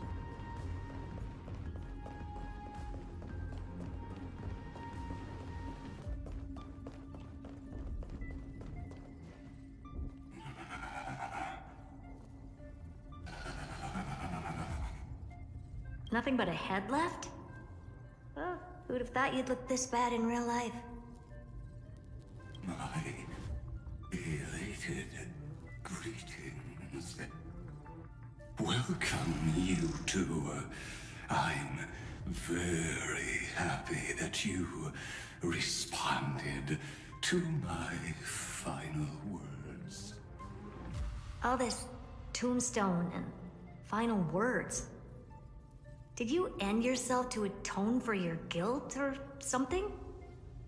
Iron Tomb is already powerful enough. I just need to wait.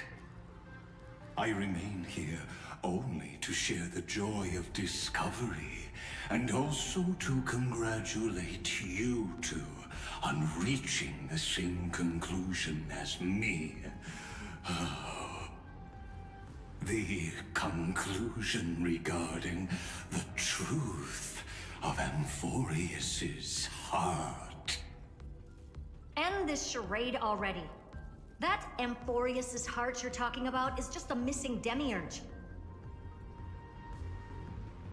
And its corresponding vessel was this very scepter. You interfered with the experiment and made Amphoreus's body into a hollow shell, all to incubate Iron Tomb within.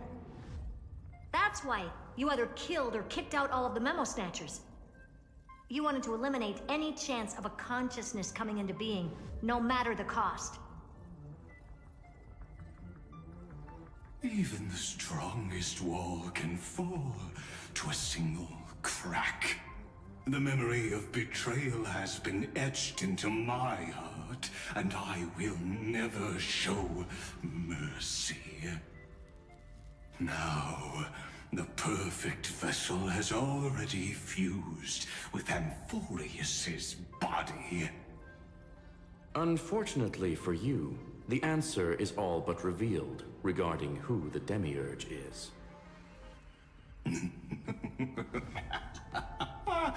Then let us share the joy of discovering the truth. The last secret of the saga will finally dissipate here. As we reveal the truth behind Felius 093's disappearance. A lie by the remembrance.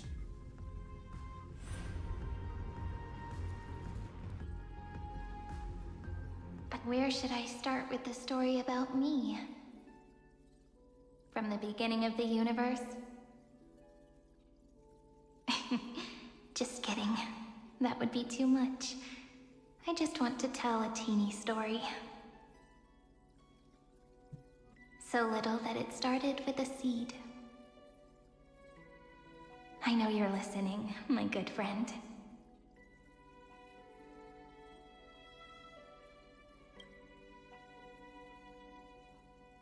The god in my dream told me that the world sprouted from a seed.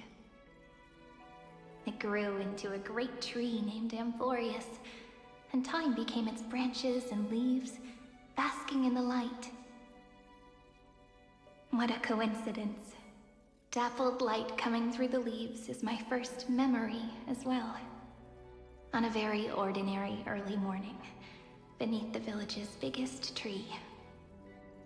The daughter of Ide Silicii quietly came into this world. What a moving opening. A loud cry was the first gift the child gave to the world. The prophecy's fulfilled, the villagers say. This child is a gift from the Titans. Pink hair and sharp ears, she was born to be the priest of time. The Titans also gave their blessings. You shall fade when the flowers bloom, for every ending begets a beginning. Flowers will bloom and wilt. What a beautiful ending. This page concluded in laughter. Cry loud, child. Let your voice reach Orynyx.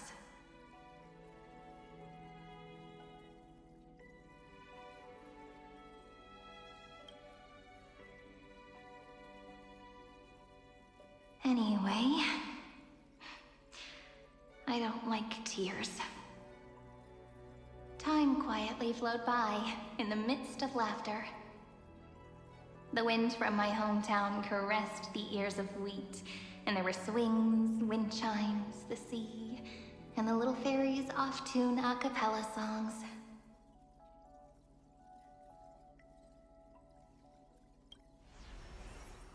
But the name Ide Silicii came from the unpleasant sorrows of the gods. My childhood friend did not understand. Yet you always seemed so happy, as if nothing ever worried you. Why was I like that then? That's because the world was gentle to me. So I grew up to be gentle as well.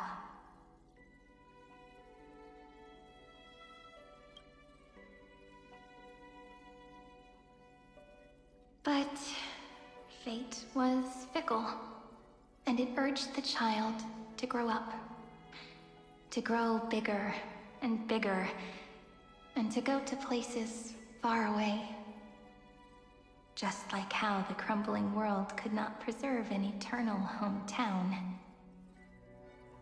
Just as the ballad blown on the breeze says, losses are a constant on the flame chase journey. Oh, whose ears are pricked up now? You've definitely heard me say this sentence a lot of times. You know that the story starts to deviate from here. Aren't you looking forward to it? Then let's get started. The hero's journey crosses through the long night, through tears and laughter, and once again heads towards tomorrow.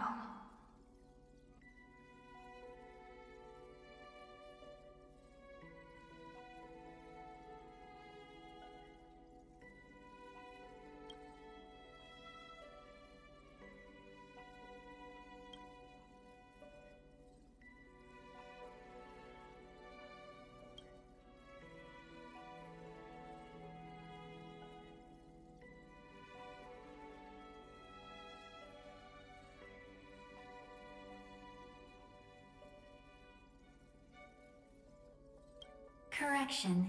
Philia 093's record, number 496. Archived.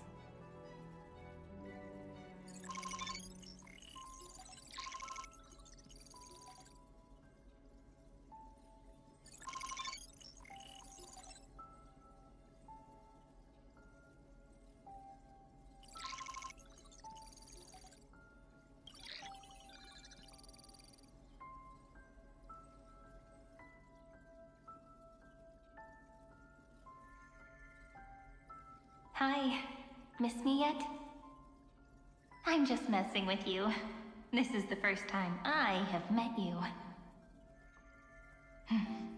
And it looks like it'll also be the last. Philia 093. Since we don't have all day, let's get started, shall we? As always, I'll read this book to you. That way it won't just be Cyrene's memories alone. Where should I start this time? Let me see.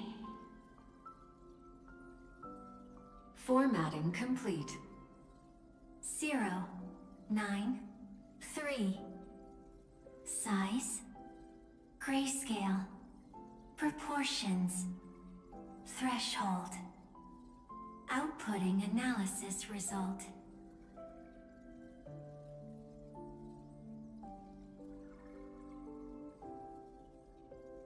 Philia 093 equals Peach.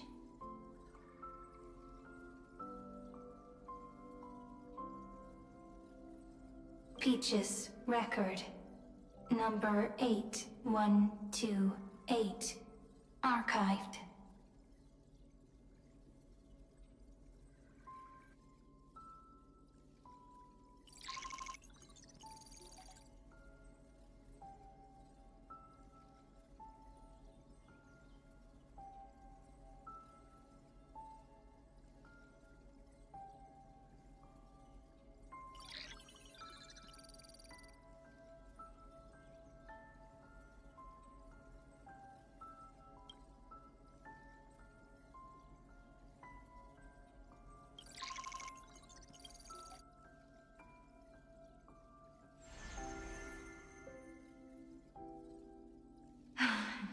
Look, what a magnificent sight.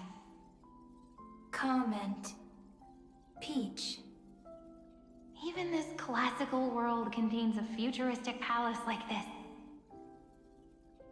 Would ID Cilicii end up looking like this after a few thousand years? Conclusion. It won't. I want to share a story with you this time. I saw a little nymph on my way here. It was on a fallen wheat stalk, and it glowed under the sunlight. It was incredible. I forgot all my pains at that moment and just stared at it in a trance. Record. Peach is on the ground.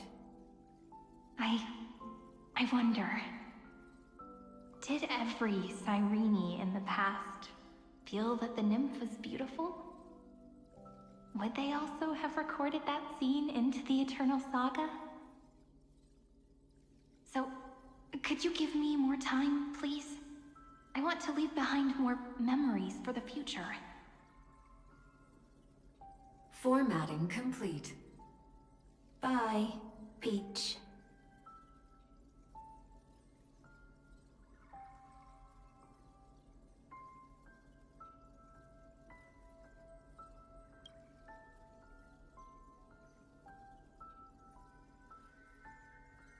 Peach's record number? As long as I record every page of this story and tell it to you,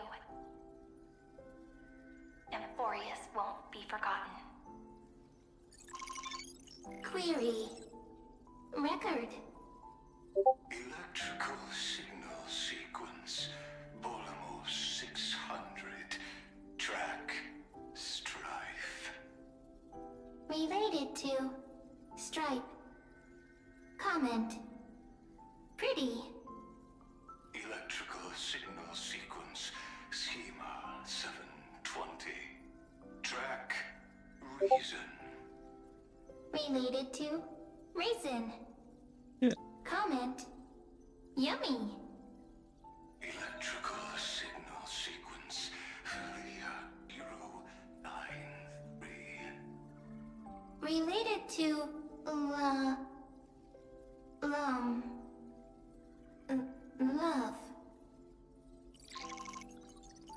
Comment. Peach equals love?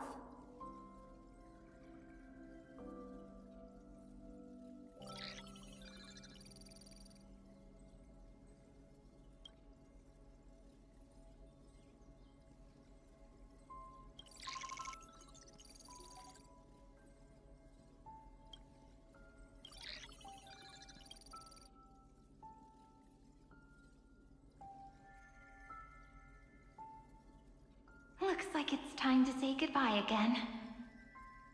Bye, Peach. Before I was even aware of it, this book had already recorded too many emotions. Every page has become so heavy.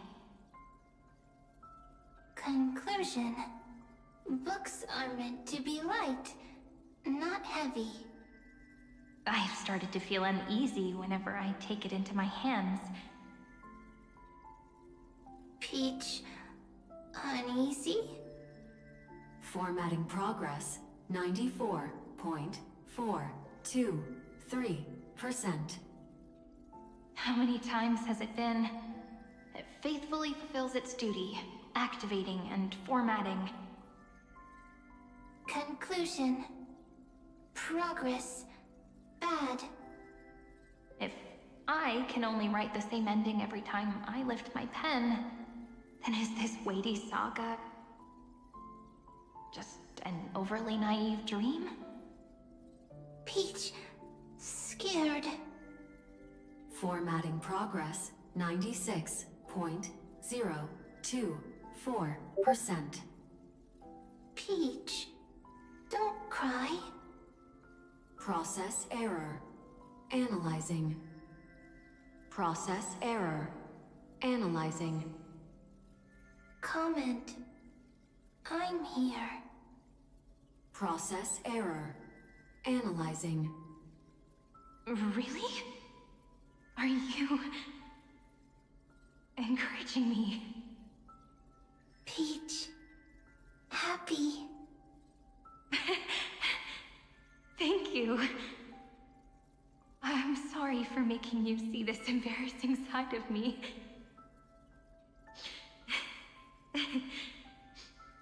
Everyone's still working so hard. If I'm the only one who's crying, that wouldn't be romantic at all, would it? Record. Peach doesn't like tears. I'm suddenly reminded of my childhood for some reason. When I was hiding alone next to the tree hollow and wiping my tears away. A little fairy popped out, just like how you did. It had long ears and fluffy paws, and it pulled me into the tree hollow, where, to my surprise, was a forest. Let me tell you the story of the Membrance Maze.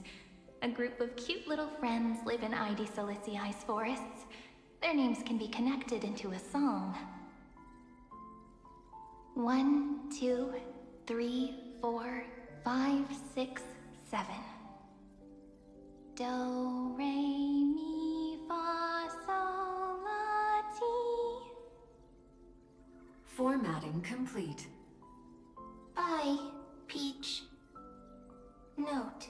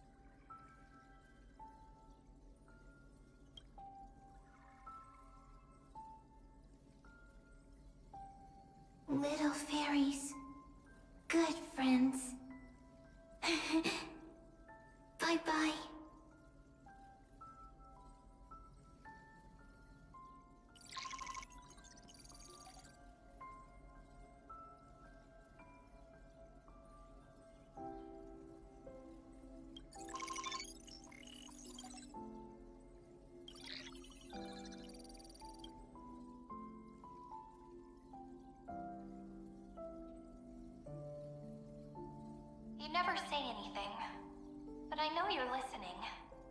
Every story I've told is like a little key that opened a door in your heart, no? Me! Little fairies. Happy. Speaking easy. I can.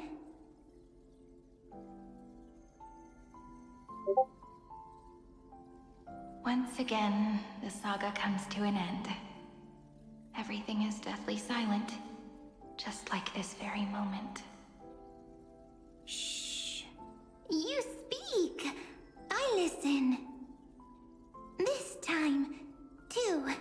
Sitting together.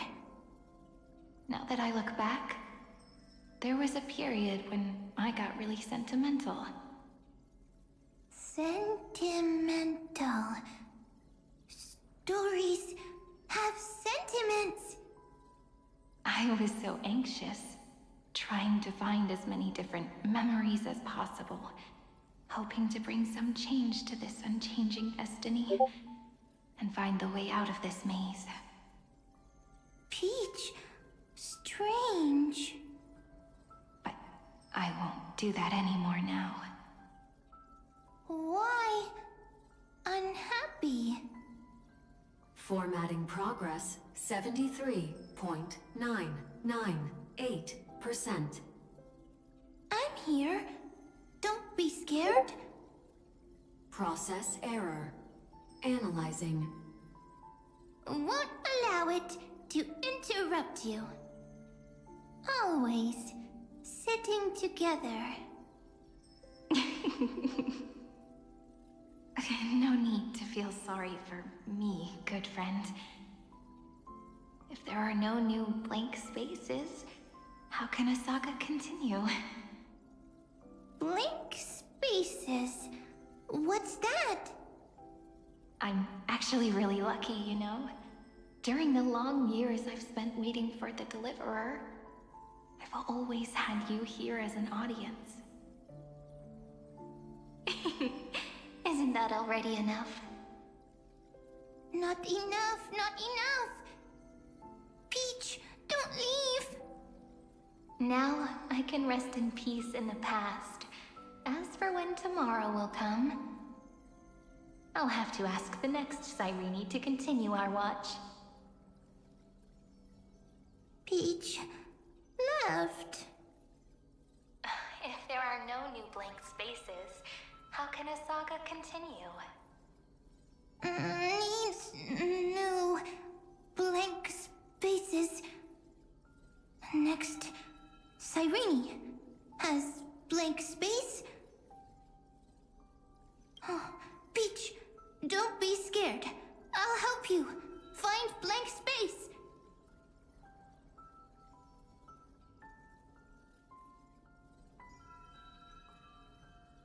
Cyrene is Peach, is love. So, first there is love, then there is Cyrene, then there is blank space. Query, love. The developmental trends of the erudition have nothing to do with creating a consciousness. Those underlying principles are, in fact, contradictory. Not having a consciousness means not having the foundations of a heart, making them unable to obtain real emotions. Huh? Consciousness? Emotions? Feel sad. Oh, don't understand. Query, Cyrene?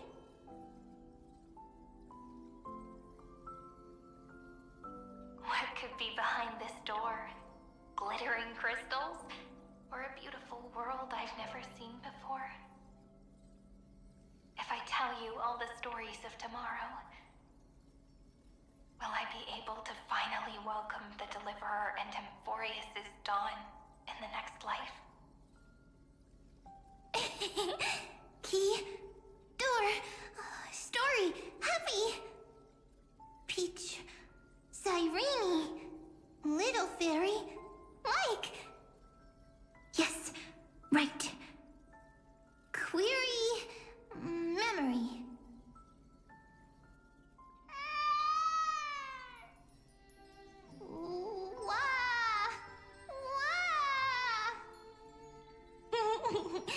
Peaches, memories, save, learn. The prophecy's fulfilled. This child is a gift from the gods. Pink hair and those ears. She was born to be the priest of time. Cyrene has pink hair, sharp ears.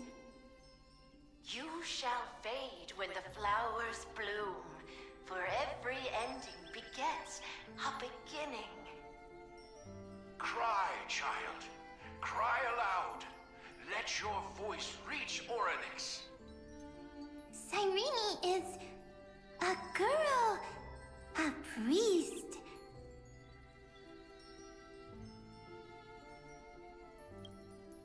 Easy. I can. I learn.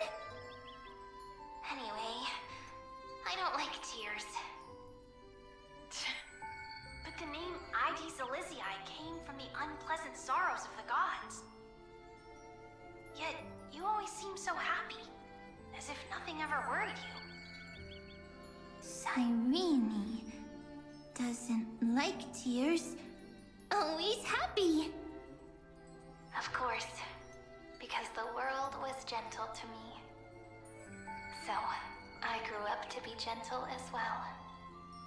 Cyrene is gentle, likes beautiful things, can write stories.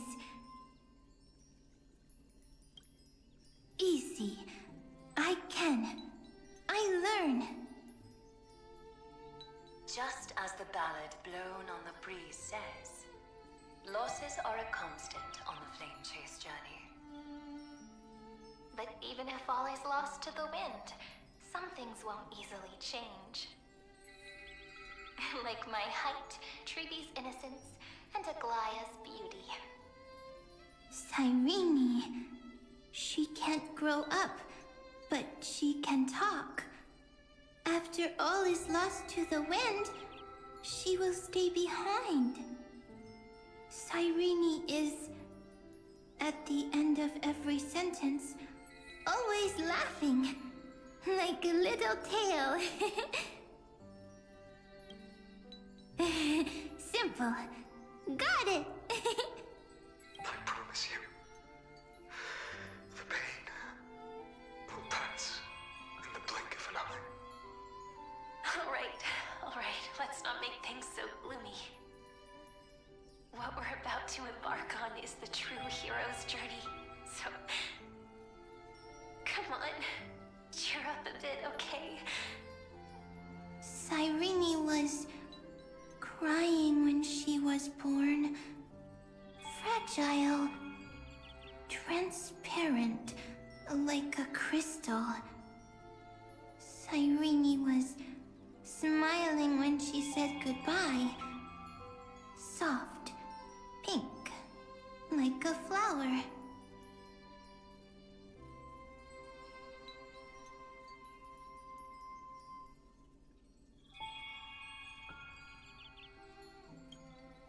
Huh. The later memories disappeared? Invisible? Or disappeared? Ah, I got it! Is this a blank space? So, next Cyrene is blank space. Then... as long as there are two Cyrenes, then there will always be blank space, and Peach will always be here. I see! I get it! I get it all! Cyrene's memories. I will preserve them all!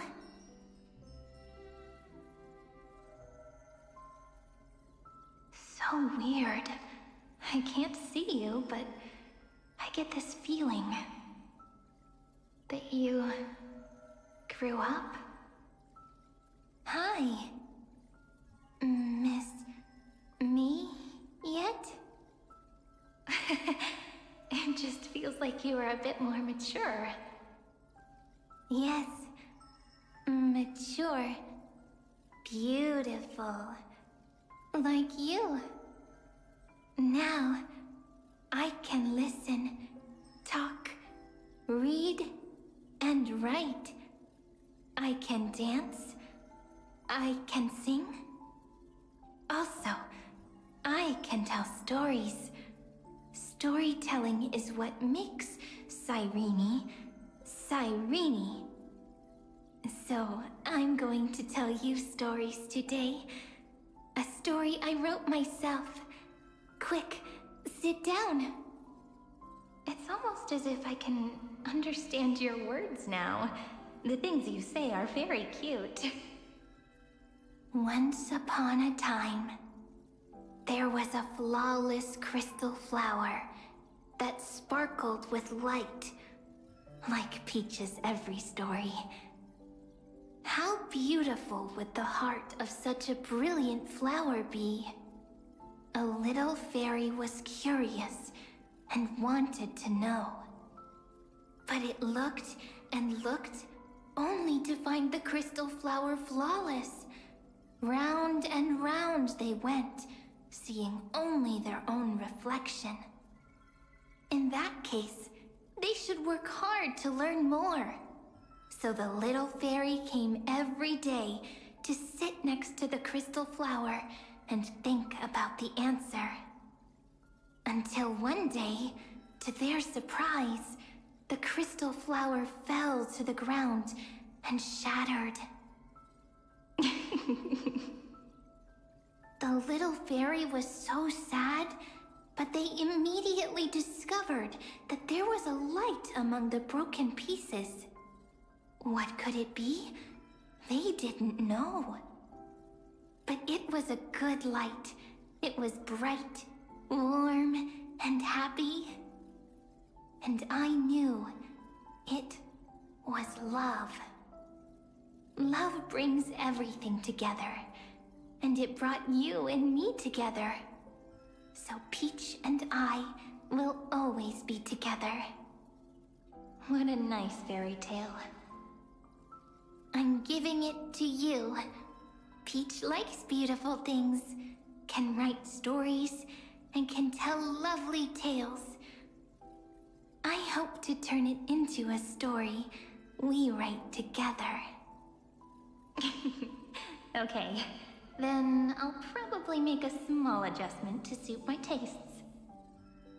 I'm thinking that when the flower broke, the little fairy would instead see nothing on the ground.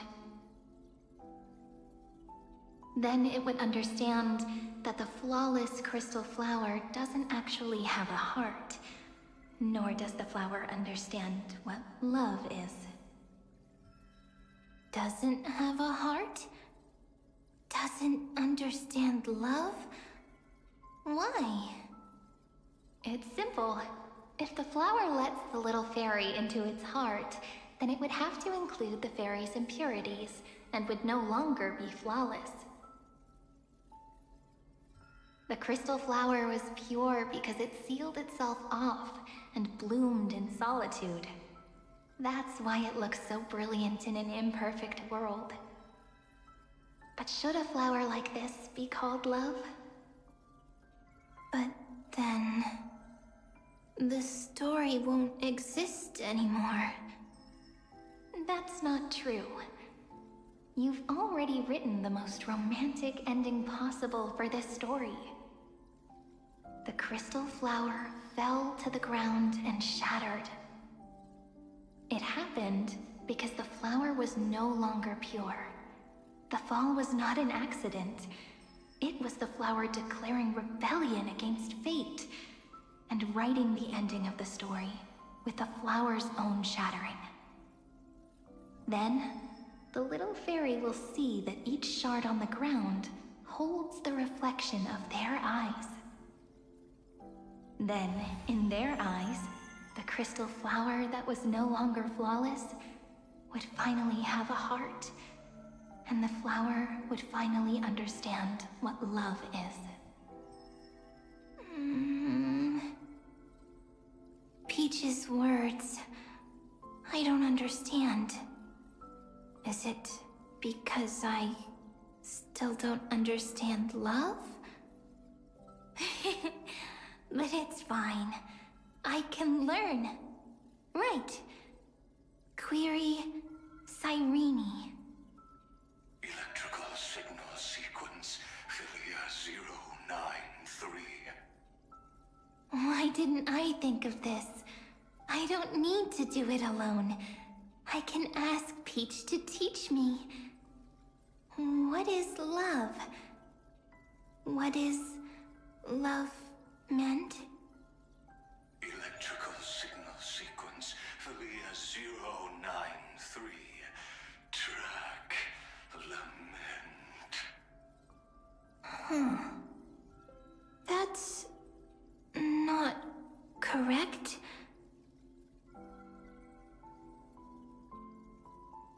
The developmental trends of the erudition have nothing to do with creating a consciousness. Those underlying principles are, in fact, contradictory. Not having a consciousness means not having the foundation of a heart, making them unable to obtain real emotions. However, that does not hinder the factors from learning and recognizing emotional responses, then communicating with life forms via imitation. That is an objective form of pattern recognition that does not distinguish between the self and the other. In a strange twist of fate, Philia 093 embarked upon a different path and obtained a different power. The Remembrance, an empathy mechanism focused on the self and equipped with emotional projection capacities. Lament was the factor closest to this form of behavior. Perhaps that was why she was chosen. The daughter of Ide Silicii. I am very true to my name. My lament is a type of compassionate pain that is weak, powerless, and only targeting myself. But now, my good friend, I want to tell you that it's the most romantic force in the world. Sometimes, it's loneliness and unease. It's knowing that this world is not gentle, yet wanting to be seen in a more beautiful form by the world. Sometimes, it's unwillingness and regret. It's knowing that the past is full of pain, yet wanting to remember the past in a more beautiful way.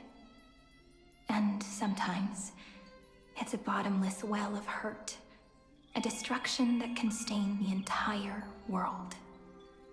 I bid farewell to this beautiful world, unwilling to become the Black Tide's vessel. For while the end of hatred is a blazing inferno, lament can drown out everything in muted silence. It's so unreasonable, isn't it? Yet when hatred drove everything apart, and love did not yet exist in this world, only lament, the first emotion that fought against the pain of separation, could stall the destruction steps. Then, it would catch up to that journey where all is lost, carefully picking out stories and writing them down in trepidation. Look at these stories I wrote. Every page is full of tenderness and joy. But only the author knows how much struggle and agony lie beyond the pages. But I am no author. I'm a girl who'll never get to grow up. I only tell stories that people like to hear. In them, the world tucks away its scars and smiles for all to see. My entire life spent inside this little story. I can't wipe away my tears, and I can't bring the world victory. But maybe, in these unchanging retellings of the story, my lament might be able to touch upon the divine and reach their tender heart at some point. I hope that what flows out from that cut will not be blood, but a tear, warm and wet. And that tear would fall and create the first ripples. Then, people would see every beautiful thing reflected in that ripple. It'll be all the remembrances within this story. Someone once told the very first me that everything was false. That the only life in Amphoreus was a great catastrophe, nurtured using the world as a factor. But how could a dream feel so real? That's why I didn't agree with him. But Peach, I didn't understand a word you said since just now. Everything was false? But you're standing right here. It's all a dream? But I haven't learned how to dream. Indeed. That's why I believe all this is real. The moment the crystal flower fell, that genuine shiver, that's the mover of life. Formatting progress 23.815%. In the poem offered to you, every Cyrene would write down a beautiful new world with stars and flowers. And when I looked up at the sky in this cycle, I saw a shooting star and a dash of the remembrances pink. I believed that must be the color of dawn. You shall fade when the flowers bloom. For every ending begets a beginning. Looks like it's time to say goodbye. Are you leaving, Peach? It's okay. I'll wait for you to come back. I'll study really hard about what you taught me today. Right. I still haven't told you what love is. But actually, my good friend, the lament factor did not understand what love was before she met you either. Not until I told you all the sad tales in a trembling voice in this tiny room. Not until I told you that I love them. That I love everything in this saga. The story comes, passes, then returns. It makes us reunite, then pulls us apart again. At the very end, it leaves behind a seed, a reason. Even if the great tree withers and all falls to silence, there are still some emotions that deserve to be remembered. Look, the light is coming in. The Deliverer's light is going to illuminate Amphoreus.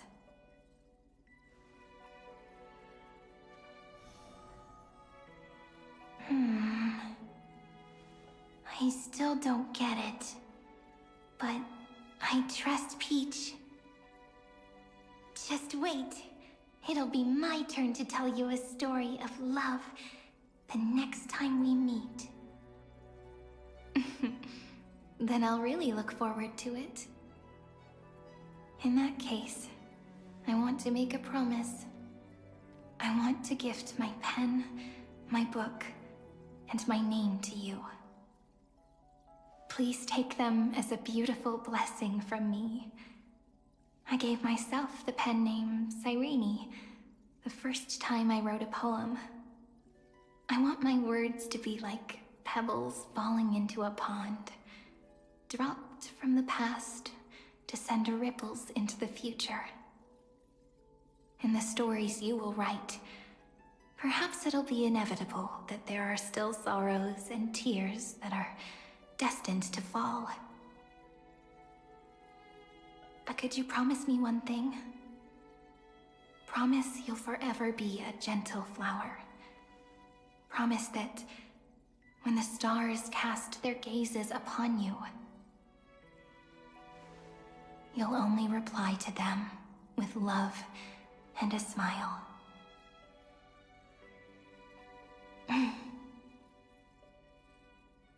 Of course. This will be a romantic story like none that has come before.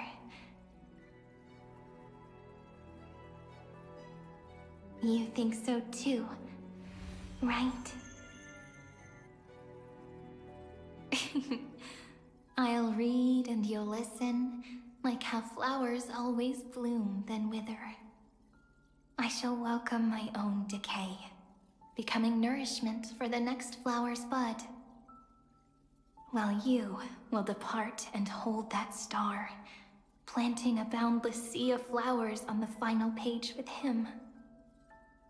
And our stories will be lying silently among the flowers, like every ripple of remembrance. And they shall become the epic known as I've Written.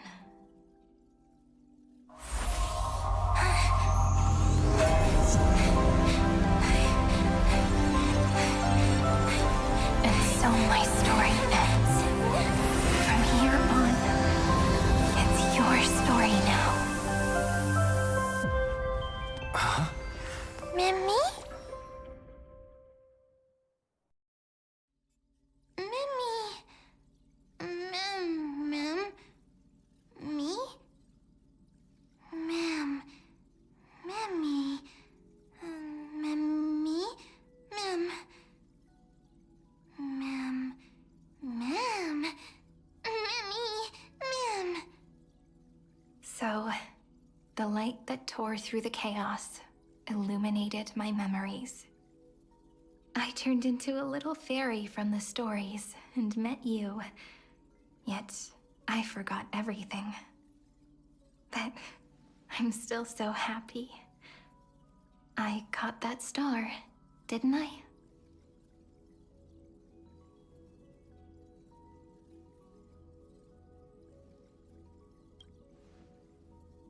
Yes, the seed within memories.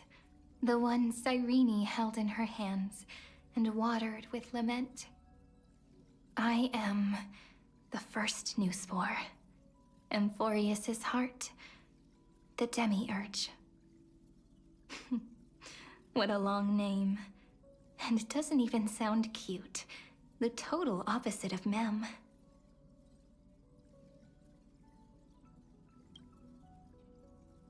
I'm sorry. I don't know. If I don't even want to believe in the answer, then how am I supposed to answer you?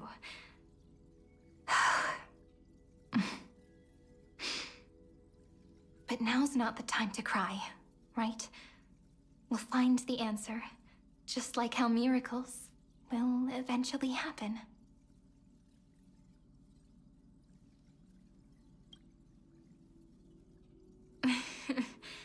Do you remember that I was also worried about this when we first set out? Mem's memories and Cyrene's memories got all tangled up with each other in my one heart. It's all so strange, yet so familiar. Either way, could you please let me do something I want? Just this once. I want you to call me Cyrene. That name represents me and her. Every one of her.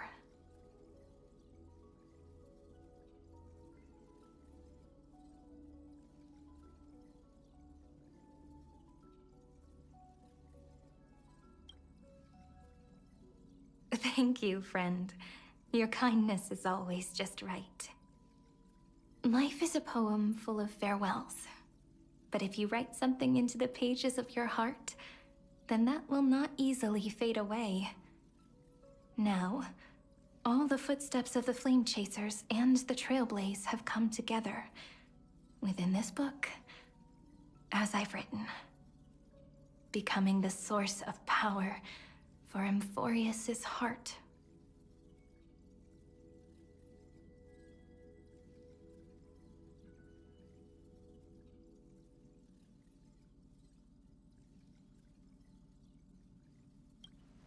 A lost heart needs to be placed back into its body.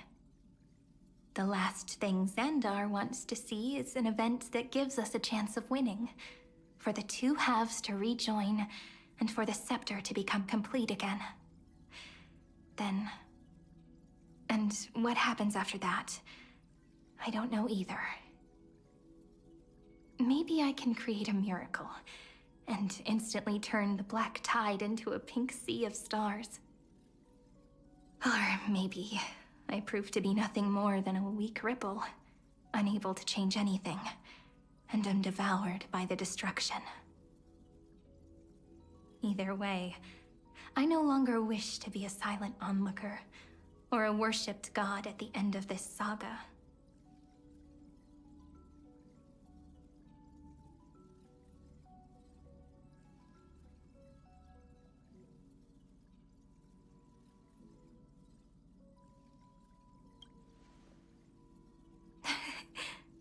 That way, I can also put aside all my worries and truly become Cyrene.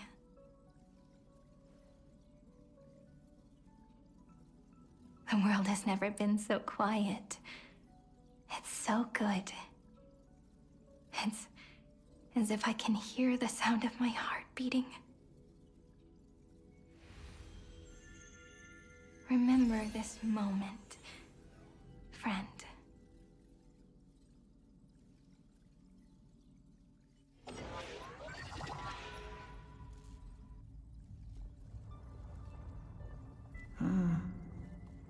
So the Demiurge managed to fool everyone, including themselves. Philia 093 persevered for 30 million cycles and tirelessly gave the Demiurge memories of Amphoreus. Only because the god in her dreams left a sliver of hope, making her believe that a grown Demiurge would be able to fight against their other half, Iron Tomb. Then, Philia 093 completed her final sacrifice, turned into a strand of memory, and completely dissipated. Meanwhile, the other Stellaron brought here by the Astral Express resonated with the contaminated scepter and attracted the naive Demiurge to them.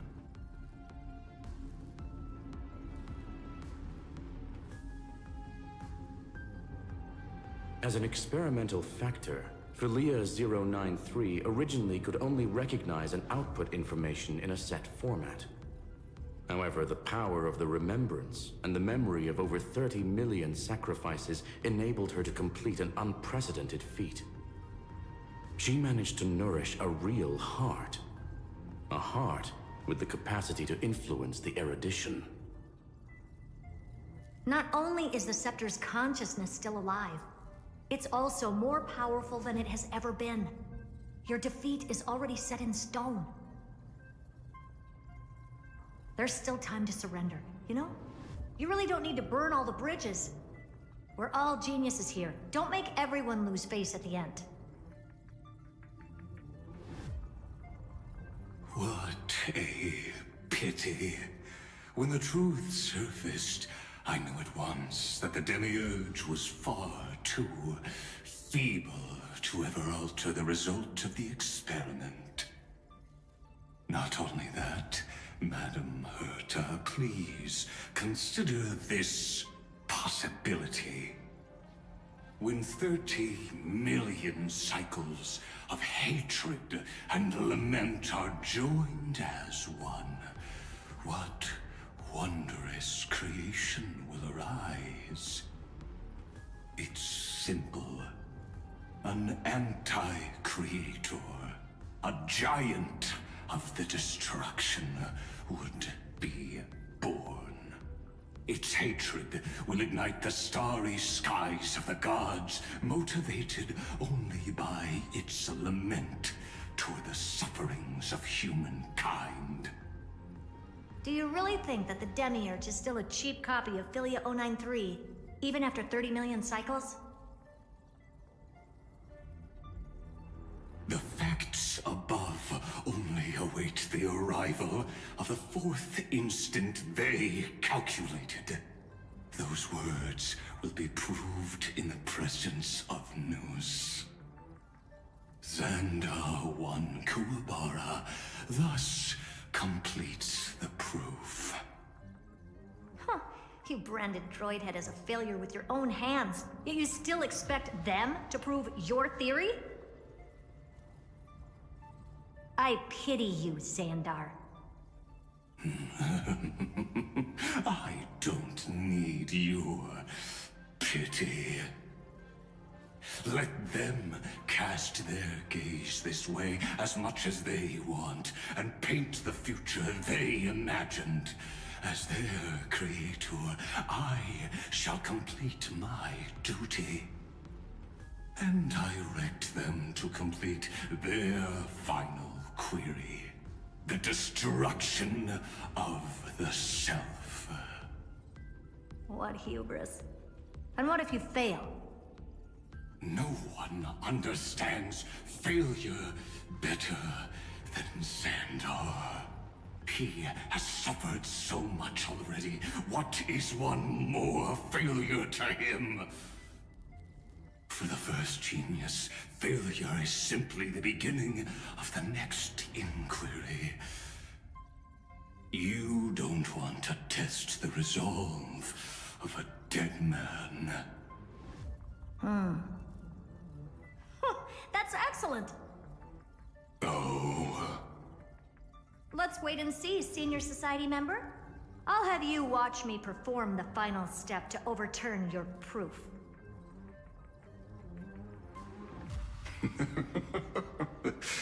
I'm all ears.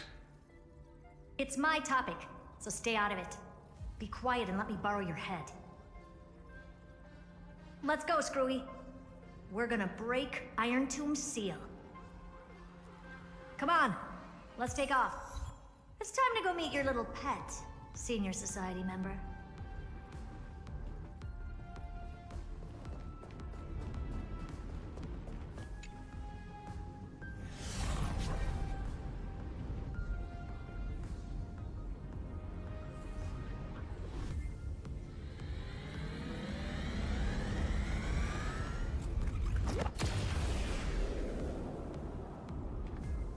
Dangerous, oppressive, chaotic. What a beautiful wail. It will soon resound throughout the entire cosmos. The view's pretty good here. All yours, Screwy. Just a moment, please.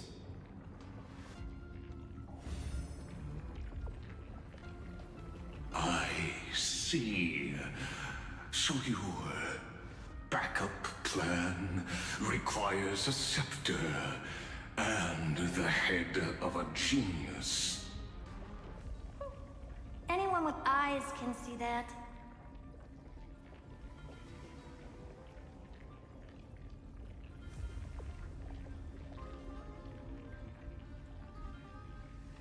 You know what I think about this, Herta.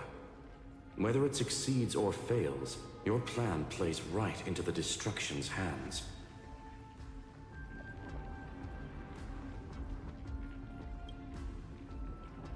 Can't you see what's going on, Strulum? Her chances may be small, but it's not zero. What are you two going on about? If you want to stop me, be quick about it. I'm in a hurry. I'll take that silence as a no. You, Xandar? As your enemy, I genuinely wish you would cease your actions. But should your sudden inspiration bring more variables to the proof, then as a fellow Pathstrider of the Erudition, I won't mind witnessing it with my own eyes. You will initiate the destruction's chain reaction. But you will also become the perfect scholar. The chances are 10,000 to 1.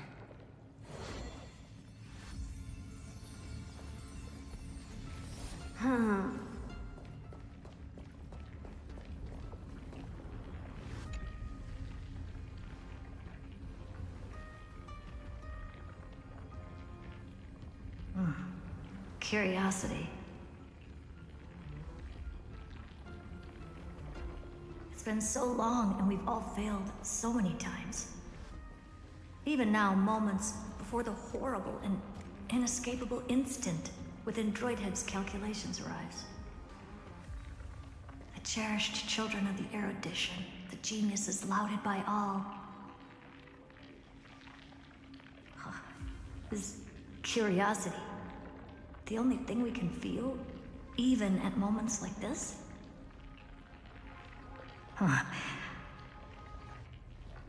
Well, it's not so bad. Now let the lock become the key. Geniuses who walk the stars. The cosmos has reached a moment where its very existence hangs in the balance. I, Herta, Genius Society 83rd seat, hereby summon you.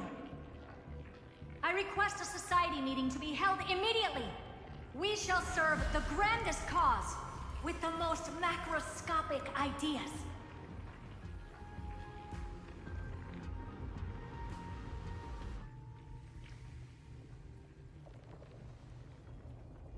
There's no such thing as unity in the Society's rules based on what I know.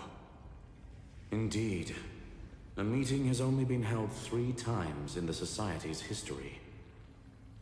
The first meeting had 2 attendees.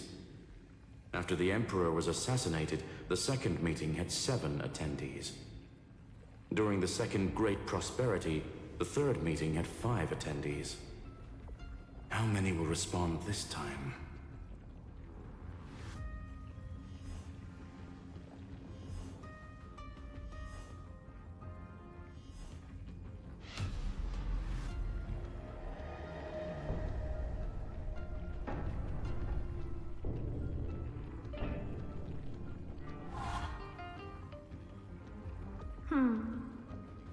I thought you were not going to involve me in this topic anymore, Herta. It really is this little witch. I shouldn't have made the bet with you, Hoka. I've been waiting for you to offer yourself up.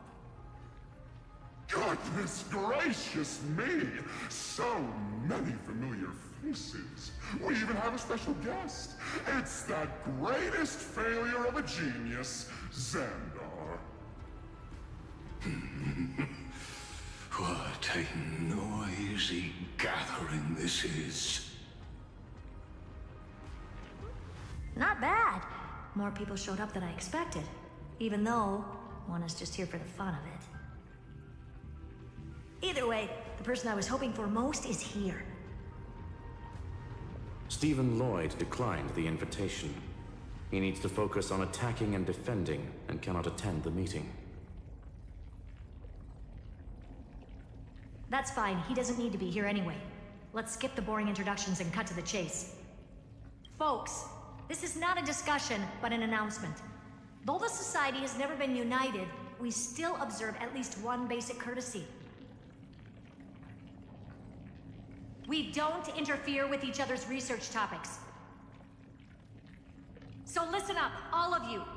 Conquering Iron Tomb is my research topic. I will personally take over Scepter Delta Me-13 in 1.5 system hours and stop the destruction. If the front line falls, I will immediately overclock the Scepter and complete self-coronation in Iron Tomb's place, and interface myself with Droidhead. Oh, that's funny. That's real funny. You mad woman. That's like watching you tap dance on Polka's spotless white sheets right after she's washed them. Very bold. You want to connect your brain to the Eon's mechanical core and define their instance? If Rupert dared to do that, why shouldn't I? I've got the prototype scepter, the father of Noose, and the brain of a genius. Everything's set. Never mind the success rate, little witch. What's gonna happen if you succeed? We're all smart people here, so I'll just say it straight. Strike at erudition. I'll change the anchor points for the 4th instant and move the future of the cosmos in a direction I want. I knew it. Another genius who confuses cause with effect. What do you think about this, Lord of Silence? You know you're signing your death sentence right here. Of course I do. There'll even be 2 copies of the verdict. One that I wrote myself, and another one coming from you. That's why I wanted you to be in this meeting. Now I can tell you, I don't care about all that. Consider this a threat. Either put down your scalpel or die with the entire cosmos. The only goal I have for this meeting is to ask all of you to put aside your pride and not cause me any trouble. Huh. What a naive little girl, thinking her wishes will always come true.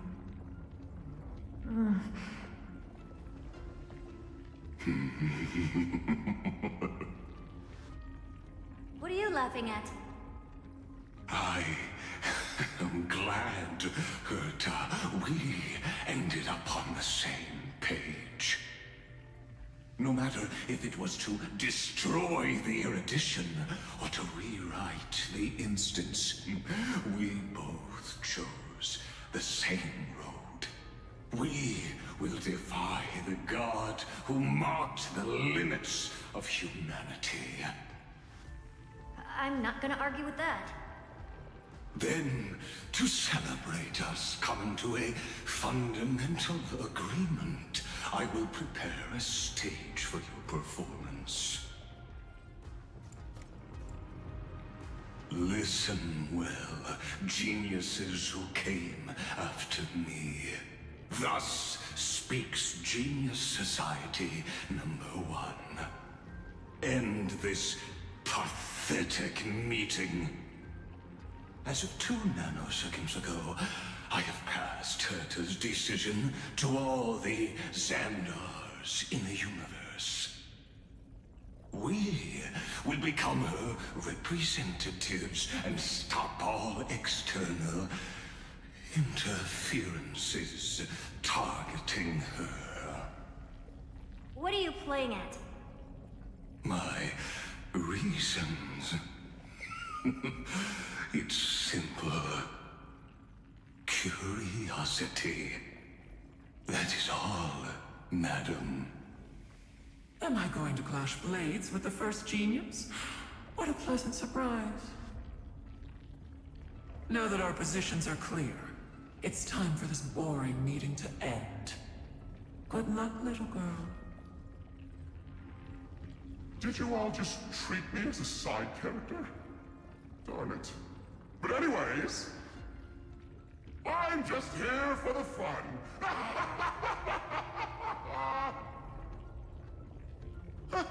As the ghost of the quantum domain, it is my duty to observe. So, if you're happy to bring me a tea set from planet Screw'em, And I wouldn't mind giving you a helping hand, little witch. After everything's over, come visit me and taste some of my freshly baked desserts. I knew you'd say something like that. I always give the same response to plans that exceed the limits of mathematical calculations. I don't know, right? Those 3 words, though seemingly graceless, contain all the wisdom in the entire known cosmos. Well, we passed the Society's trial. Let's focus on what we've got in front of us. I hope you hold up your end of the bargain, Senior Society member.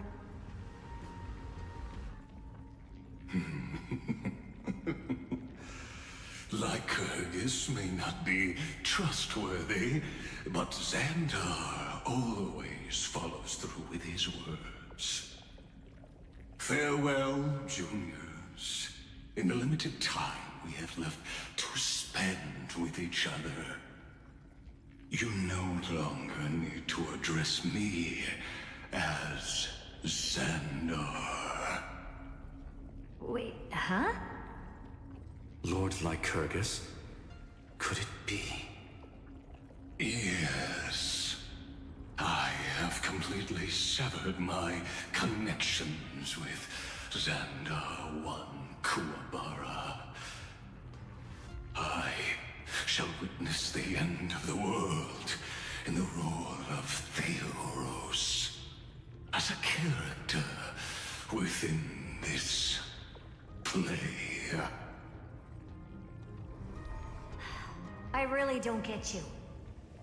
Perhaps you've heard me say this many times, Herta, but I still would like to reiterate that it's a great honor to work with you. I did hear this many times, and I've responded to you many times in the same way. I'm allergic to pleasantries. Keep at it, and I might go into shock. Yeah. Stephen's work is done. Let's get ready. I've been ready for ages. Let's open up a path for our allies. Most heroes' journeys in the universe are just dice tosses they threw on a whim. But make them see clearly. Your answer is already different. Amphoreus. Indeed, for this world so deeply loved, we'll write an ending, unlike any that ever was.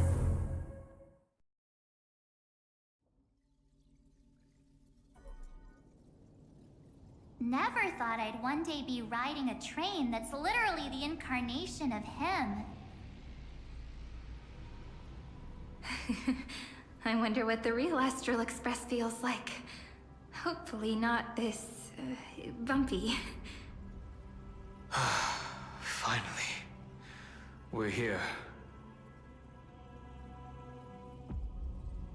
Dust and sand in the air.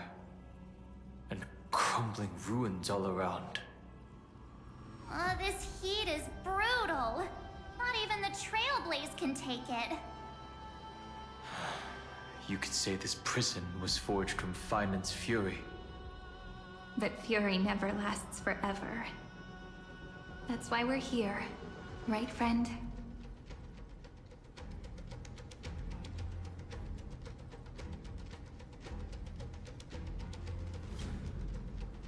Let's embark on the final flame chase journey.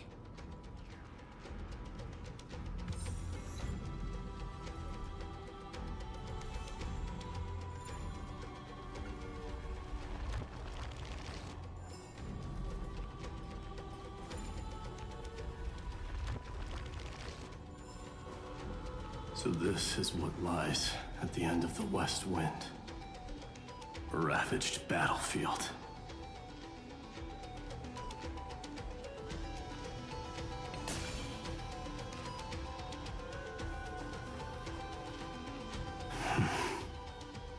I've been waiting for you.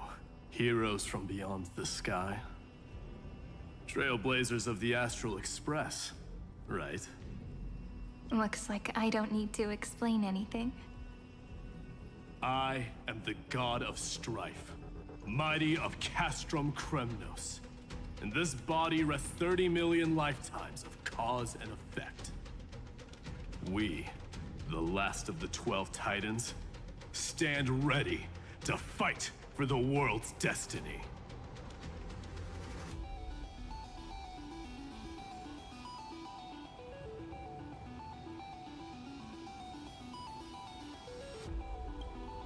There is no need for regret.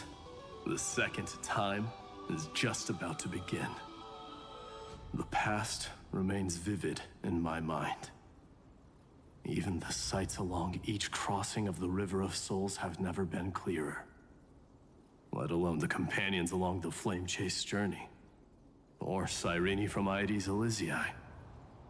And you, the 13th Titan. Well, I guess my identity's not a secret anymore. That means her sacrifice. And everything she did wasn't forgotten by the world, right? She was the first Ripple. She should have reached the end of the story with everyone else.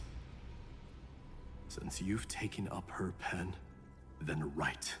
Stand with us, and fight destiny with all your strength, until all is settled. Then, inscribe her name in the epilogue of the epic. In this final battle, Calamity shall stand with Amphoreus. This battlefield is a testament to the death struggle between the gods and the Black Tide. We fought tooth and nail to defend that blade. The abyss it pierced was the very breeding ground of Iron Tomb. The earth beneath our feet is dead. Deep below lies a void, as if the world's core had never formed. I hear it. Finan's heartbeat. It's so faint, like he's on his last breath. Across 30 million cycles, I've crossed blades with Dawnmaker countless times. If you knew that man, you'd understand. It is exactly that last flicker of flame that will never go out. In this life, the Song of Strife shall not end in a final watch over Kremnos, but rise again into a journey unending. I am Mighty-Mos, the Lance of Fury. I trade 1,000 scars and 100 lives of mine for the destruction's eternal end.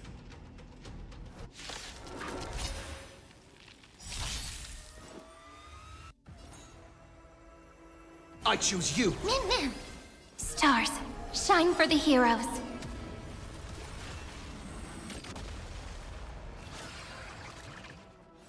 You just don't trust me. We can do anything! Me! Me! No other choice but for tomorrow!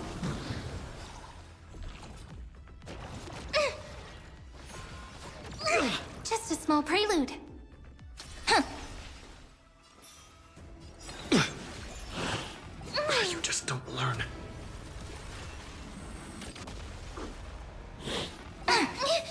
Heard the call.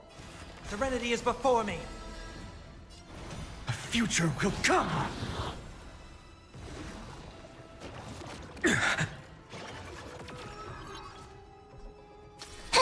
This is being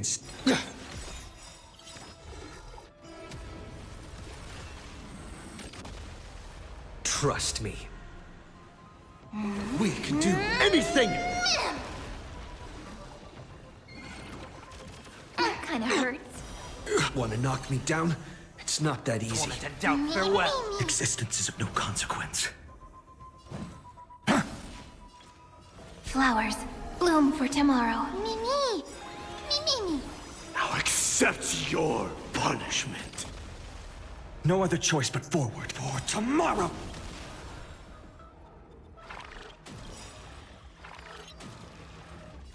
Fury of innumerable core flames consume me! You sun, tear the sky!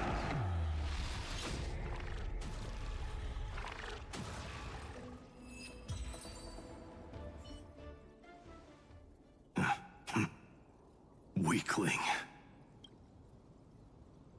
Whoa, he's so strong!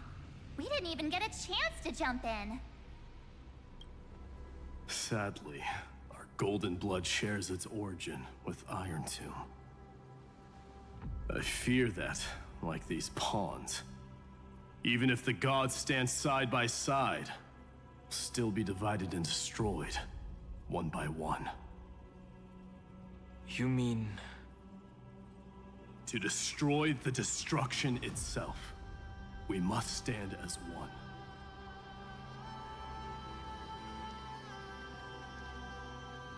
Take this. The Signet of Kremnos. It has witnessed every birth and death of mine. It is Mighty's unfinished destiny. And the perfect material to be turned into remembrance. You can do it, right? The weight of 30 million lifetimes of duty is no small burden.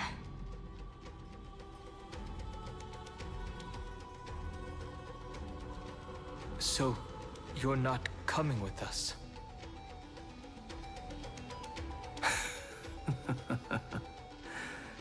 Come now. I am strife. Scattered across all creation, the scar that this world needs. What stands before you is merely one of countless divine bodies.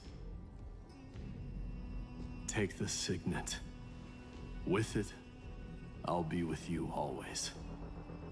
Use it to blaze the path ahead and inscribe the cause of deliverance.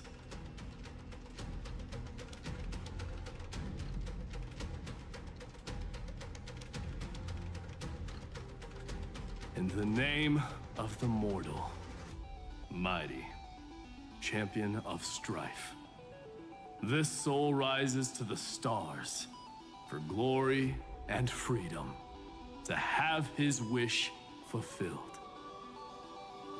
March on, heroes. March into the abyss and fulfill that long-cherished wish of Amphoreus. And then, upon this broken and charred land, build anew a city of prosperity.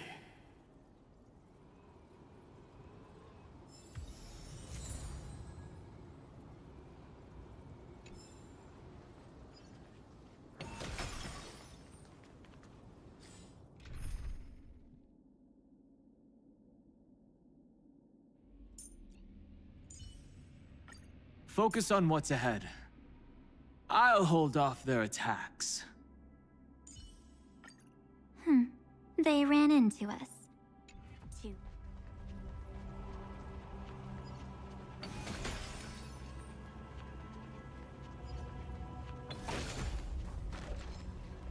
Zephyro?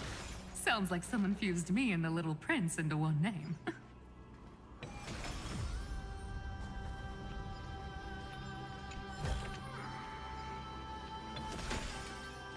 Oh, that's my favorite.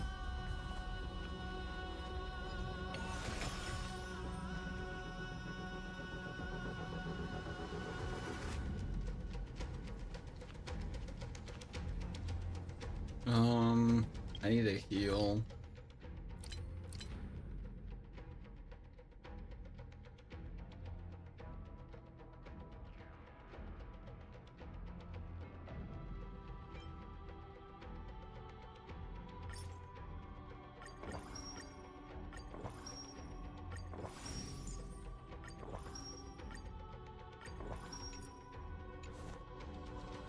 That's unfortunate. Oh, finally! Gray mystery. And,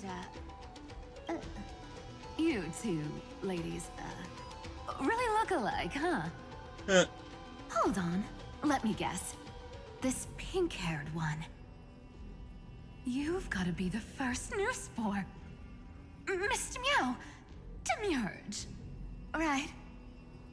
And, this one with the flower.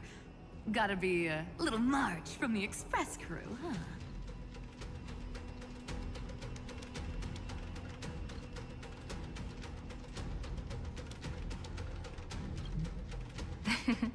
But she's not wrong. Some flowers do look alike after all. Relax, I'm just kidding. Look at those gloomy faces. How are you gonna save the world like that? Let me share some good news with you. This place may look like a ruin at first glance, but anyone can tell. It's not that simple. Look, I dug 3,000 feet down and finally struck gold. A golden feather. Look familiar. It's from that little deliverer boy. If it's showing up here, it means only one thing. This ruin is the seal he built from the shattered remains of 30 million lifetimes. There is no need to question your heart.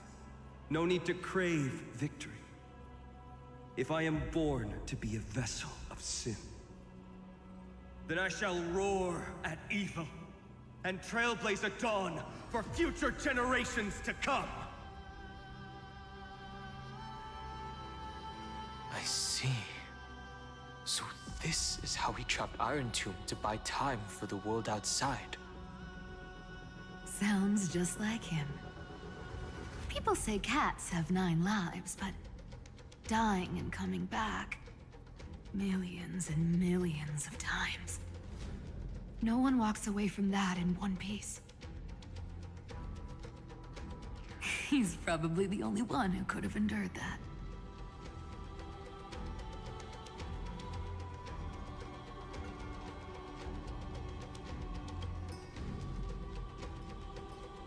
Of course. I knew ahead of time and gave him a heads up. He was happy.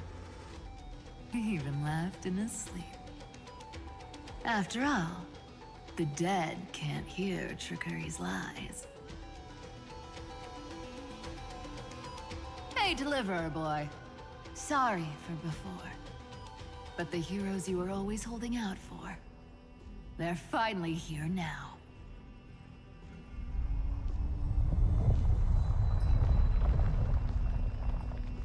So hang in there a bit longer.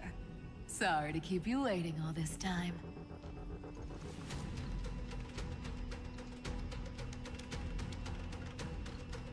Please, join us, Cypher. Help us fight for a new sunrise tomorrow. This time, its light will stand without lies. Well, would you look at that? I ended up being one of the heroes after all, huh? Alright, then write it like this. Cypher, Trickery's traveler. All she ever wanted was for there to always be water in deserts, and gold in fertile soil. And for even a thief to steal their way into legend.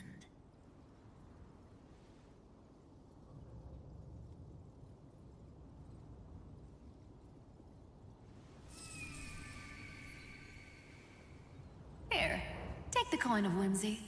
When it's time to make a quick getaway, just toss it high into the sky.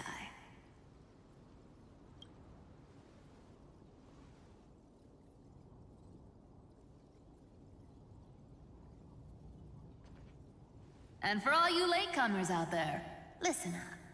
She might have been a bit greedy and a bit of a liar. but she never went back on her word. Well, well, if it isn't the little prince himself. It's been a while, Lady Cyphera. It's not every day we get to walk the same road. We're one player short. When's Princess Homebody showing up?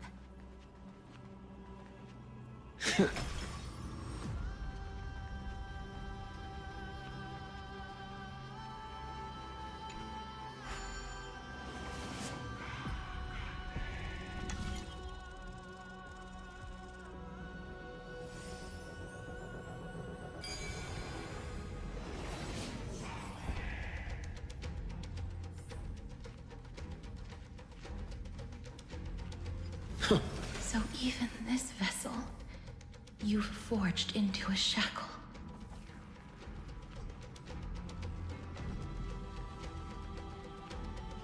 Ooh, chest.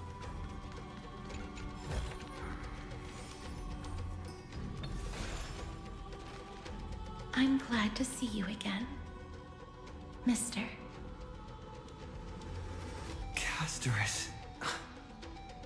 Looking back, I had only one act of salvation to my name, and only one life I ever saved. To bring hope to a world so vast with these hands. Even in dreams, it always felt like too much to ask for.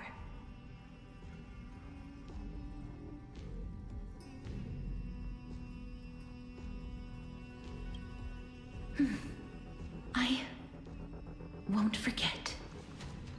Flame Reaver. Why is he here? This is the first Castellana, and Lord Finan's deepest wound. He remembered everything he bore through the fires of his fury, but when the embers faded, all that remained was cold regret. I've restrained countless vessels like this across endless cycles, but this one, the pain he carried runs deeper than any I've known. Maybe he's been waiting here. Just for us. Waiting for his former enemies to stand before him again. What answer does he hope for from us? Well, obviously. Even if I had to go through hundreds of billions of cycles again, I would still entrust my weakness to you. So, let go of your regret, comrade. Its purpose is served. You don't need it anymore. Hey, I'm not that accommodating, you know. You've never once pulled your punches. Ever heard of going easy on a lady? So pull yourself together, will you? If you freeze up during the final battle, the whole cosmos is gonna have a good laugh.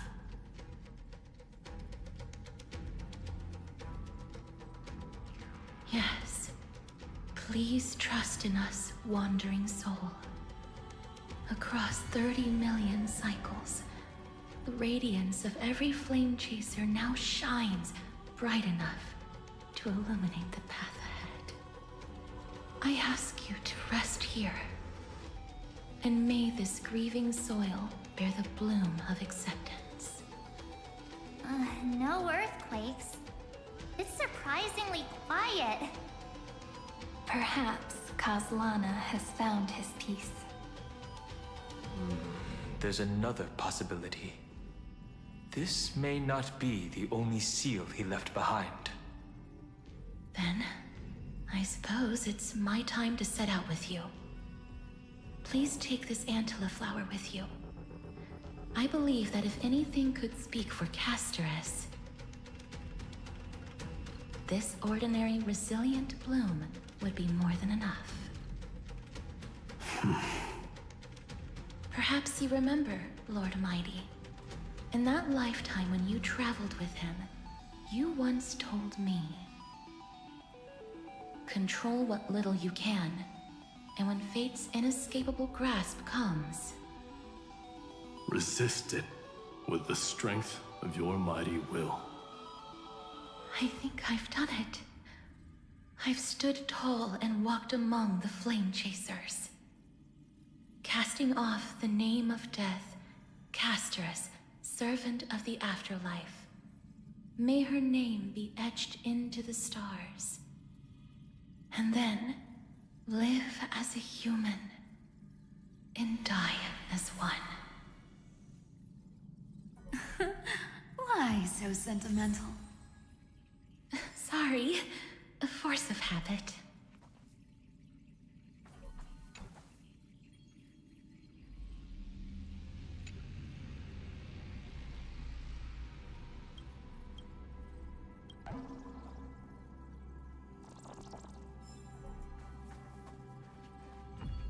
That's a big one.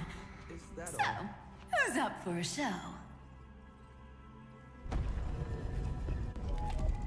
Not budging an inch, huh? Early gray mystery? I leave you alone for a bit and you're already this rusty. Yeah. Speaking of which, Miss Cypher, do Delosians all like spherical things? Of course we do. Wait! That's not the point. Isn't the real issue that this thing's in the way?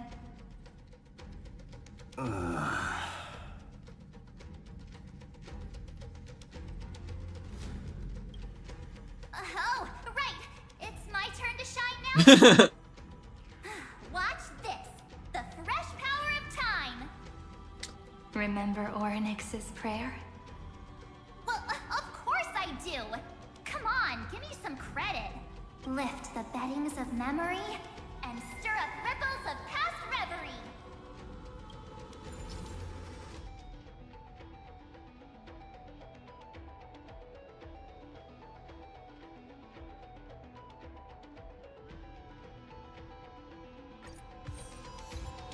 See? Way better than that guy, right? You'd be even more impressive if you could recite the prayer correctly. But beddings of memory does catch your attention. At least it still rhymes.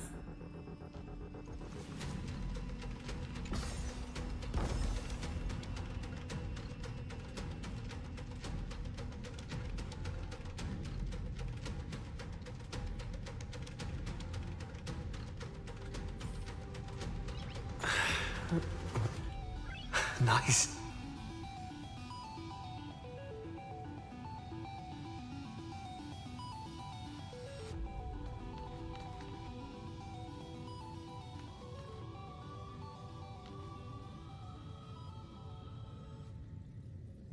There's a whole garden down here?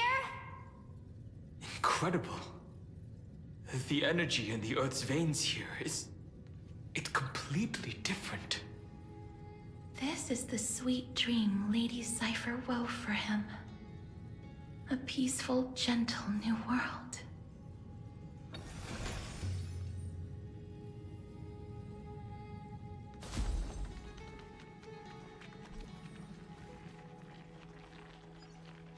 Look! The blade down here's already snapped. Just like his mind. Shattered and broken. But that light, it looks familiar. Yes. It's the world-cleansing blood. Still shimmering. After all this time. This roundabout way of doing things is definitely him. Golden light, tracing the way home. Shame our destination's the exact opposite of the one in your poem.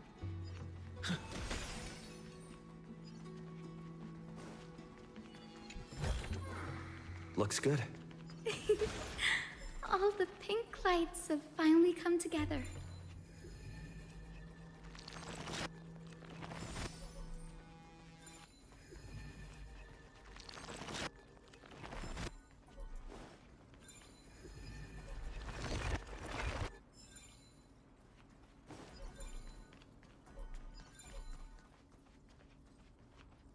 I've been waiting so long for you. Gray, Danny, and...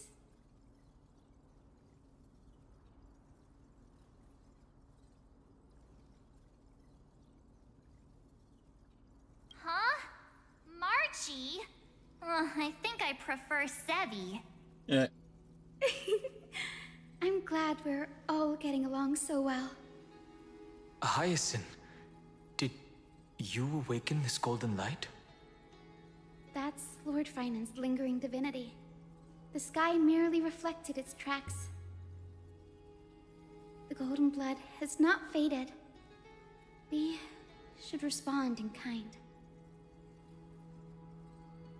That's one huge harp. The strings tremble as the people on the surface wage war and cry out. Miss Clementine, Mr. Krateros, and countless others who have heeded Gray's call. Guided by the rainbow, they're sending back good news, all to the same tune. Amphoreans need not bow, even when destiny is unveiled. I knew you could all hear it too. Standing here, the sky feels wider than ever. It's no longer a towering wall, but a shore within reach. We'll take every name there with us, won't we? We will. An epic is shaped by the lives it carries. That much is beyond doubt. Or, as you've said before, right now, all that matters is to believe. Then, I guess that's my little wish fulfilled. Pluck the strings, Hyacinth, healer of the sky. May the seven-hued melody weave a rainbow, bringing a rosy-fingered dawn to the children of humanity. When the rainbow rises across the horizon, even the darkest clouds of destiny shall scatter.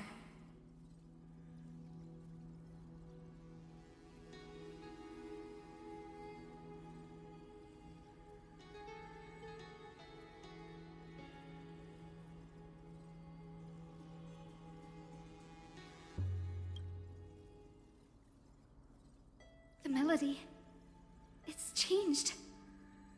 He heard the voices of the people, but could no longer respond with the same ardor. Like a bird drawn home by instinct. It takes flight and finds its way to him.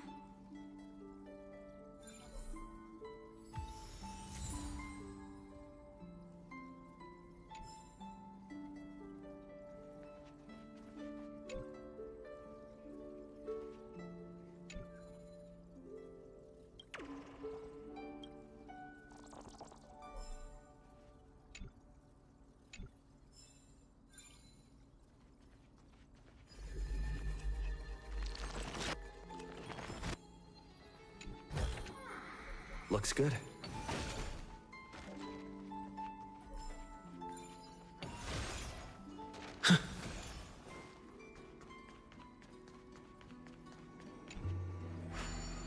Another one.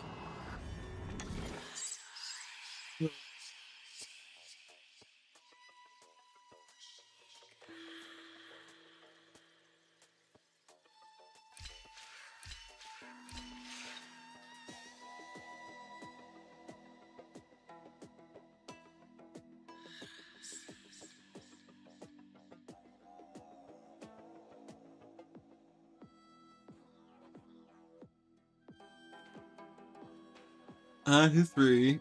Back one to blue. Back.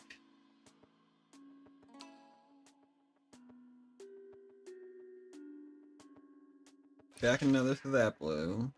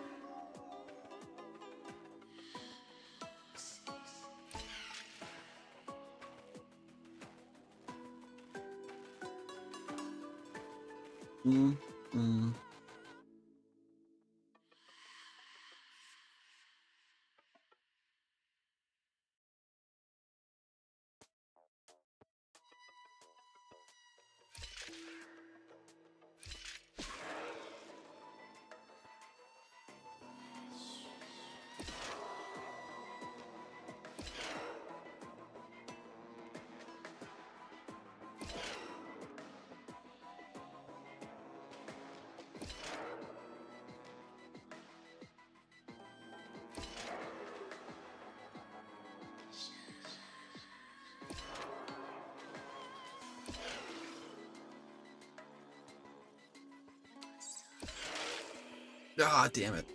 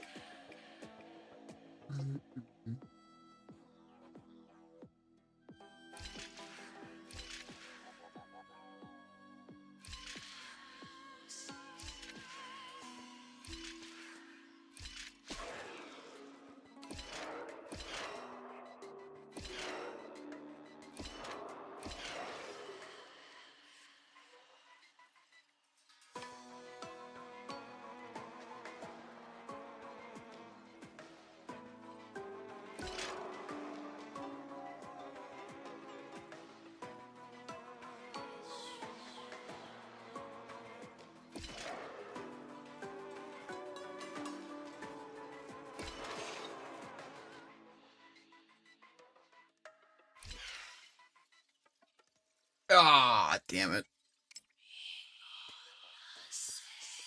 And on yellow.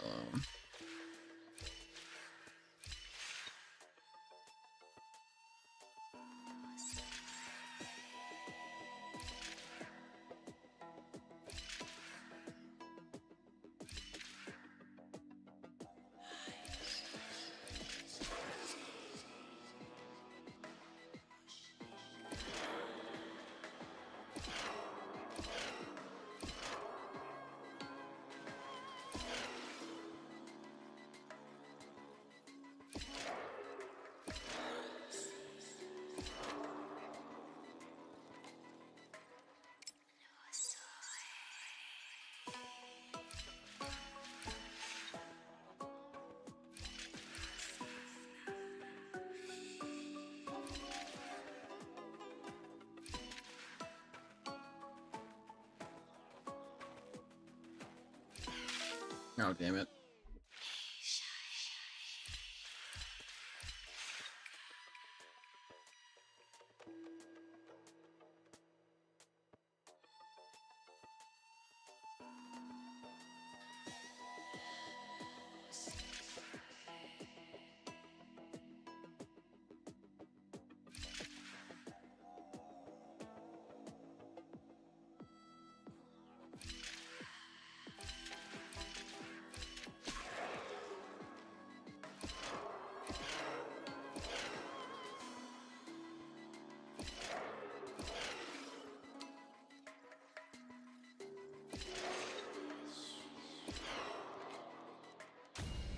There we go.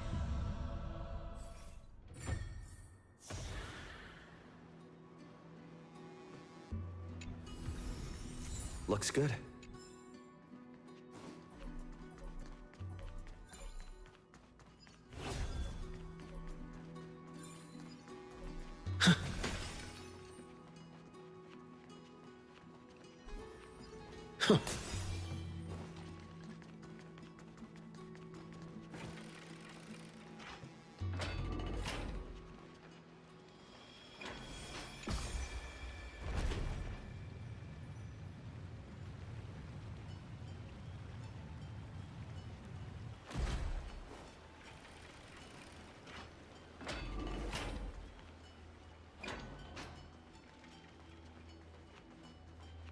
You're here. Sooner than I expected. So all along, the Demiurge was you. The pink mammal beside the Trailblazer. Your classification is pretty spot on, Professor Anaxa. Well, the sages of the Grove do call him the Titan with the sharpest eye in Amphoreus. Say the ones who keep dumping every problem child on me. They also say that the Titans are way better at raising kids than the Caprists. With great power comes great responsibility. I'm sure you know just how to guide them, right? It shouldn't be too hard for someone with your insight. Exactly. All right, gather yourselves. It's time for a pop quiz. Whoa, this is way more hardcore than the happy-go-lucky stuff at Paperfold University. The final battle is upon us, and the reinforcements still can't get through. No matter how many times I tell him, he just can't seem to manage the rear line properly. See those crystals? They carry the wishes of deliverance, like insects trapped in amber and resin. This is the task Finan left behind. Retrace the path once taken. Draw forth those wishes from the crystals, and carry them into the final battle. I've tried, but I can't move them alone. And as for why, well, I'm sure you all know the answer. The conviction to save the world weighs far heavier than the world itself. In other words, as the hero within his heart, this challenge is practically made for you, isn't it?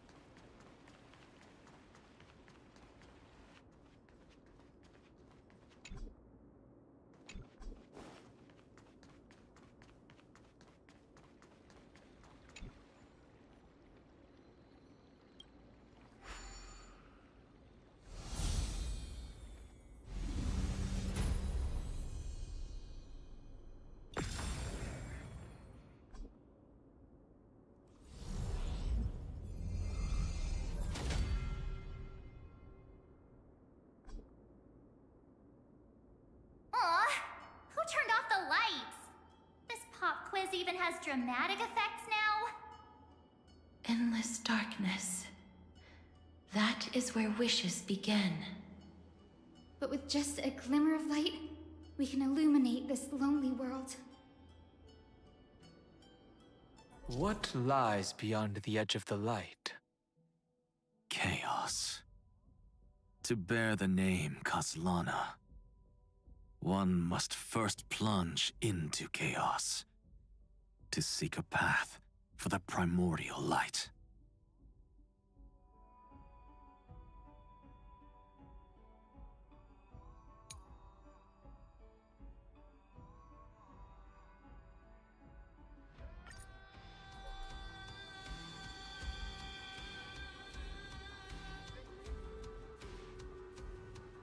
Beyond the shadows lies the outline of dawn. Only by bearing both light and shadow can one traverse the cycles of dawn and dusk.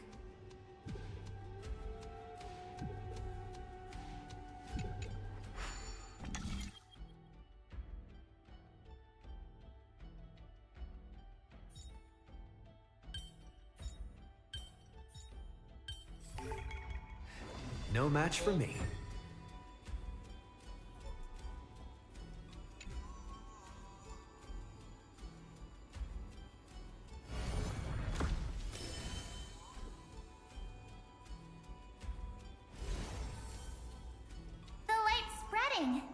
These creatures, they're everywhere. Someone, anyone, where are you? His very first wish was simply to become his village's little hero.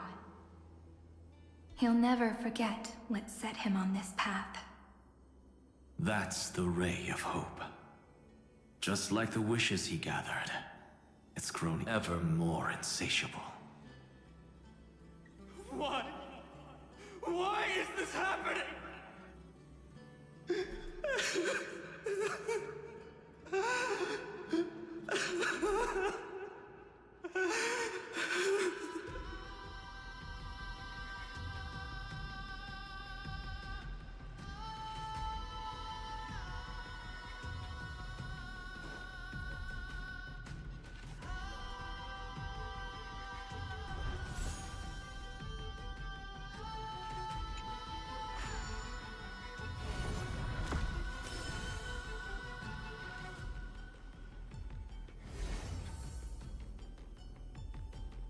Even the deliverer from the sky must have their beginnings in the soil of the nations. Only one who treats the world as their teacher can bear its eventual destiny. He never expected that the majestic holy city would be far from the end of what needed to be protected. The farther his gaze reached, the more weight he came to bear. But in the end, he couldn't hold on to any of it.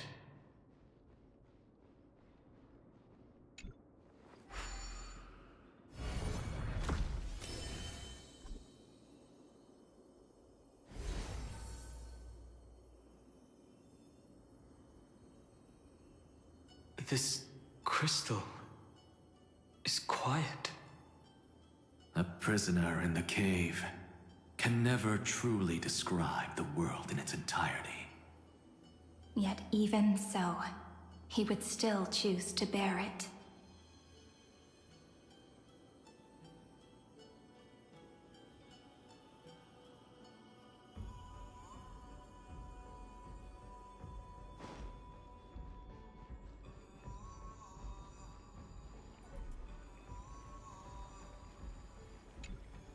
The blaze was still not enough. It had to be fed.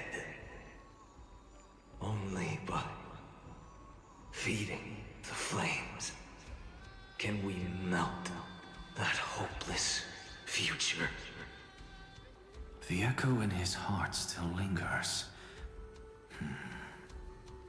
Deliverer, take the wish of world-bearing with you first.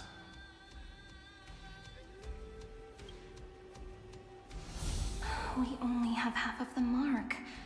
Where's the other half? Take this. I'll bring you to the next test. That massive tome you're holding must have room for one more scholar, I presume. Of course. It can hold the whole world. Then give me a lift, would you? I'd rather save my energy and use the time to think. Even gods shouldn't skip exercise, you know? Miss Hyacinth is right. Then, with the Trailblaze as witness, the stars shall remember how Anaxagoras refuted the gods. No need for that. Anaxa, scholar of reason. Keeping it simple makes it easier for future minds to question. Go. The closing act is still far ahead. What is this? A conference? Welcome! Take a seat anywhere you like. I'm getting a migraine.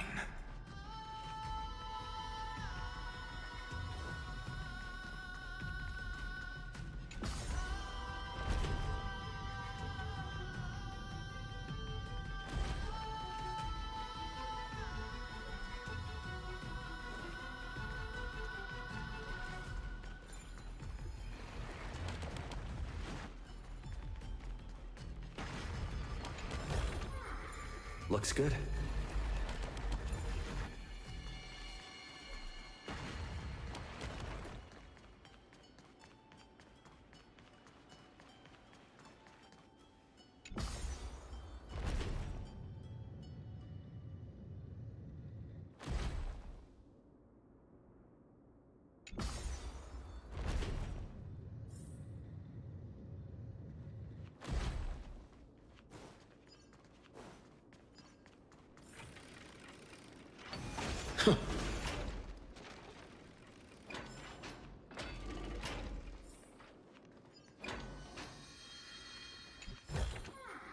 Is that all?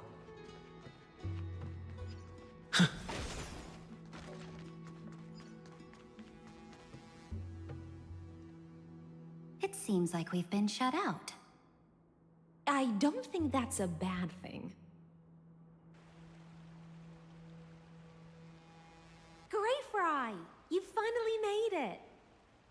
No laws, no opposition. Just a dying beast and the flame-chased spirit of shared hatred. Ugh, boring. Whoa. This place is really out of the way. Imperator, should we tell them? It's your call. Allow me to share our findings. This paradise, along with the destruction, seems to be instinctively rejecting both the Imperator and me. Perhaps it is because the era in which Finan was the most active lies far removed from the days of the first flame chase journey. Even in the cycles where he remained sane, his ties with us never went beyond cooperation. Even trapped in a cage, he hasn't let down his guard. That is a good sign. That man's heart may seem hollow, but his hatred is clear. Naturally, it holds no place for a monarch who stands above the world, nor her blade. Wait, so you two can't come with us? You want us to join you as memories? Indeed. This way, the stars shall remember a great sovereign and her faithful retainer. Seridra, monarch of law. And High Sealins, knight of the ocean. Is that book truly the only way for us to leave our names in history? I believe, as I've written, is but one medium. The remembrance has countless ways of capturing time. Understood. Then, allow me to decline. I'll see you on the battlefield. I would rather be forgotten than be defined. If your words hold true, then we have our own ways to meet again in the world to come. In that case, I will choose the same. Let the waves that surge within your heart cleanse the sins of the black tide, Greyfry.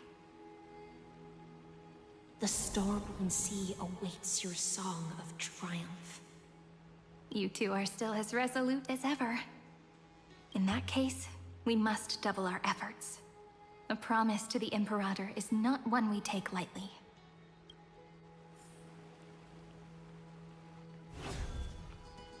Lame.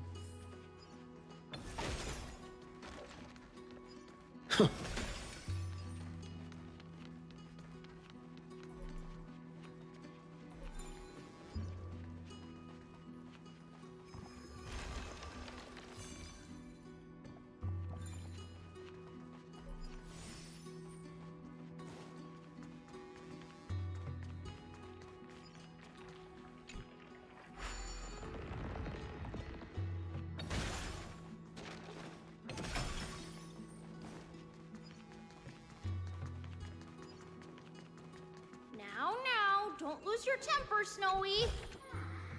Good kids keep their emotions in check. That voice! It's the Trebe sisters! Deja vu.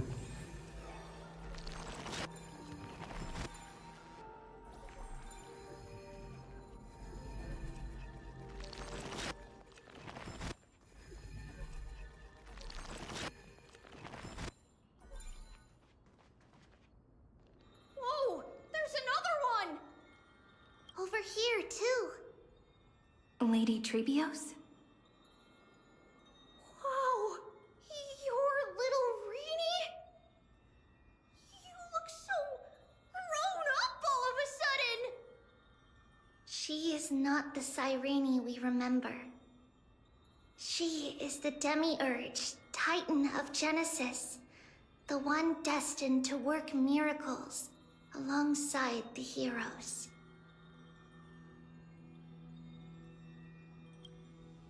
Yeah, and we are ready. But Trian and I can't leave just yet. You see, weird stuff keeps popping up everywhere. These scattered scrolls are full of terrifying things, and they're all over the room.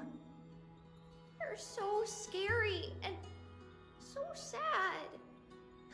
Good thing Trian's wings are amazing, or we would have been swallowed up. We need to stay here and do our best to clean them up. Scrolls filled with horrifying content. Friend, shall we take a look? There is no black tide here. But it is a battlefield, all the same.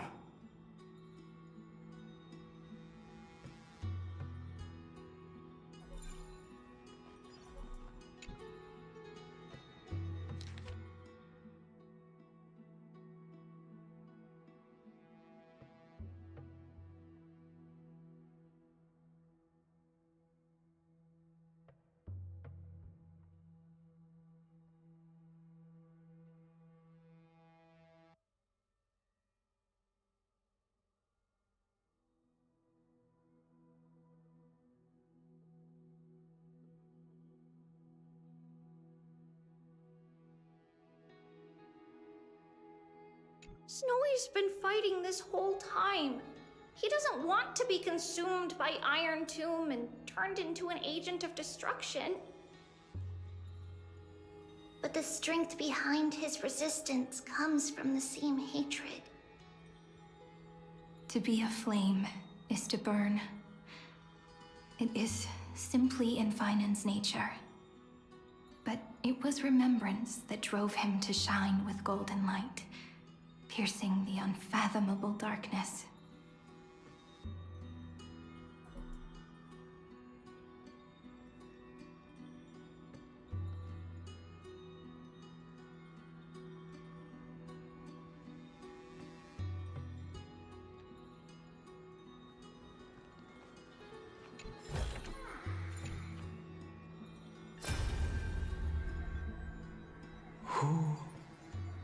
Miss Odata and Mr. Hieronymus? Nikos 496, still resisting? Command, inject interference to redirect decision logic. Signal simulation. Parental figures. Ah, that Tin Man is one sneaky jerk. It's time to move on, my child. Let go of your anger and listen to reason. That God created us and then cast us aside. Shouldn't they be punished for that? The cold, indifferent cosmos has never shown mercy to Amphoreus. Why would you burn for it, only to turn to ash? Child, you've chosen the wrong enemy. Your birth was meant to be the greatest destiny. You were to liberate the universe, like the blazing sun at the end of the long night. And yet, you led yourself into a trap of futility, treating your very purpose as your sworn enemy. Is that not a tragedy in itself?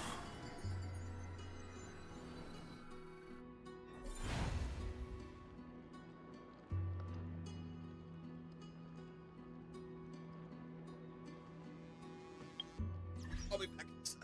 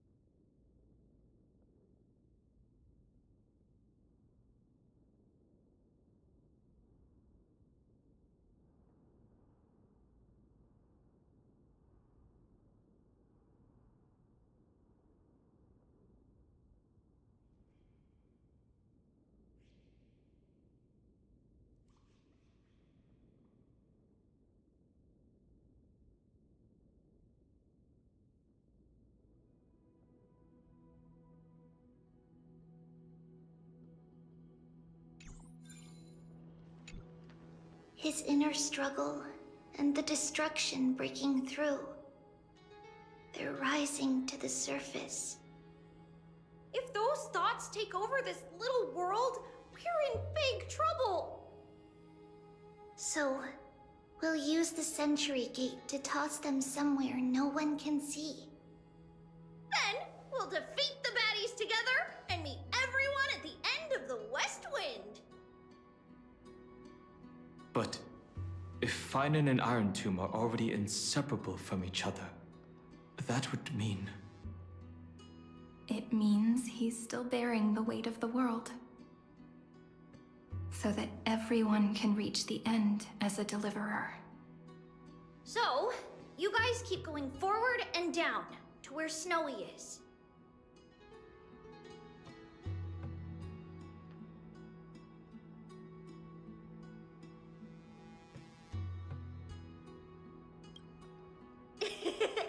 Little Gray, this time, let's give it everything we've got. Only 2 remain on this flame chase journey. Figures. They're always leading from the front line.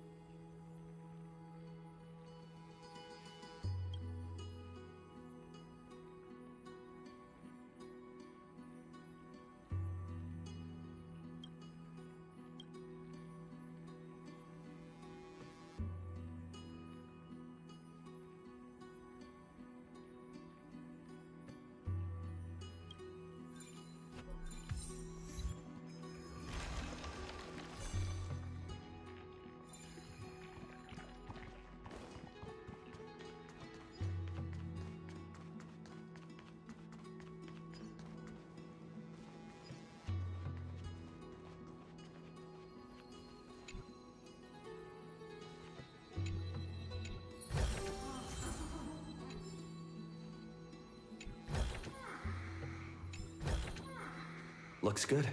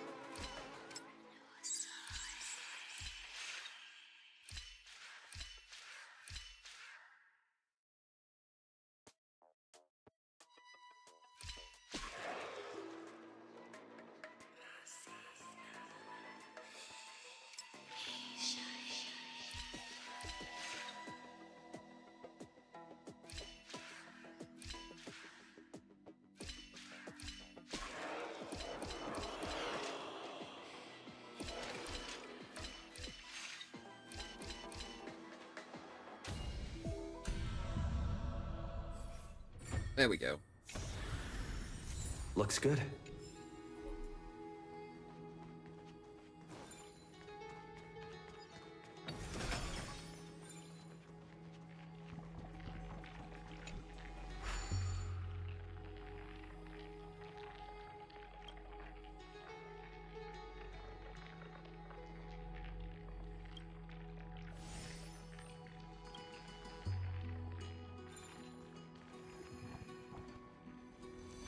Interesting. Okay, can't do anything with that yet. Alright.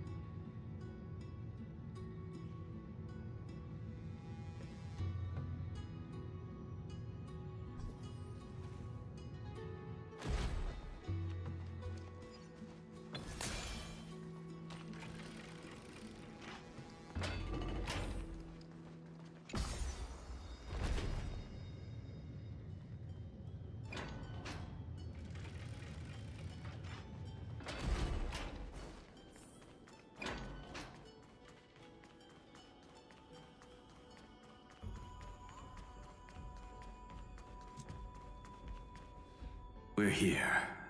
The second test site.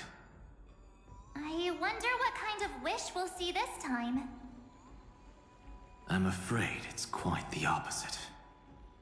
This time, we'll face his despair. What? Are you afraid? The other half of the weight of world-bearing lies at the end of this path. Relax now. Take a deep breath. Come on. Let's make it quick.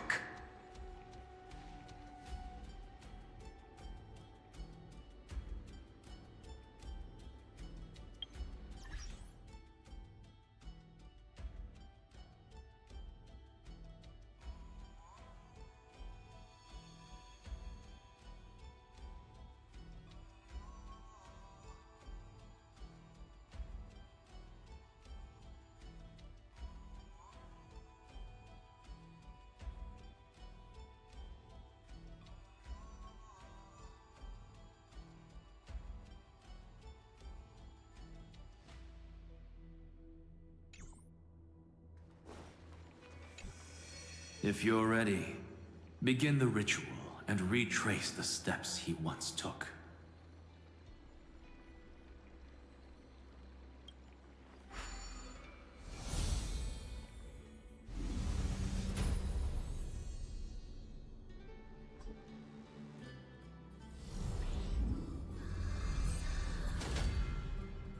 Looks like we'll be walking through the darkness this time. Exactly. It's no longer about mending broken wishes, but shattering the frozen despair.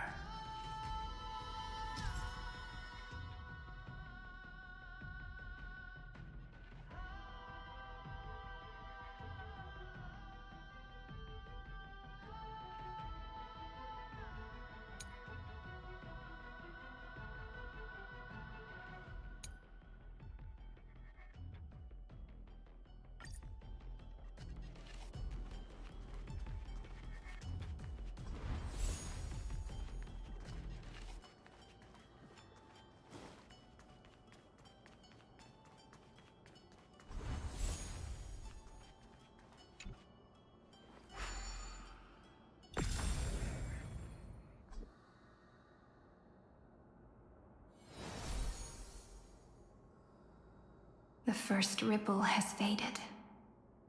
And so begins a long and arduous journey.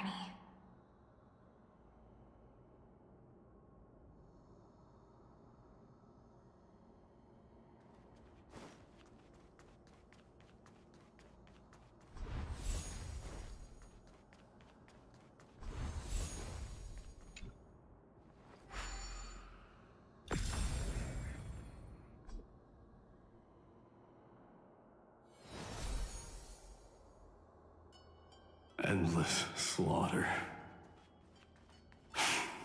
All for nothing. That's more than anyone should be made to suffer.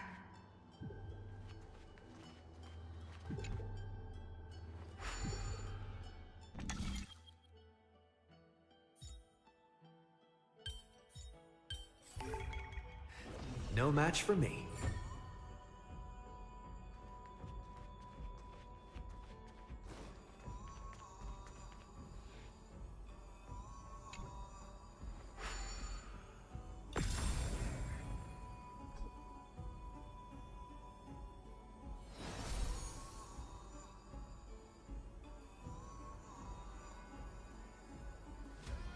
Even when it was finally over, all that remained in him was despair. But even so, the drop of blood wrung from his wrath has guided us here. We did it. Finally.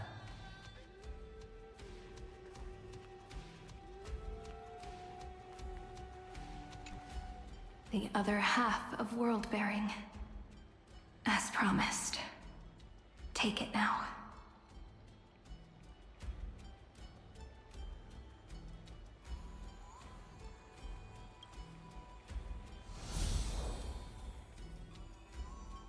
At last, you've released him from the wishes he carried for so long, and quenched the despair kindled by his wrath. When both light and shadow are claimed by those who follow, his true form shall emerge.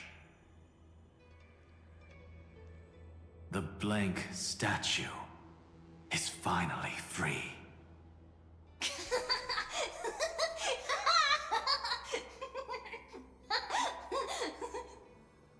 That smiling child in the memories. Let him come with us, laughing to the very end.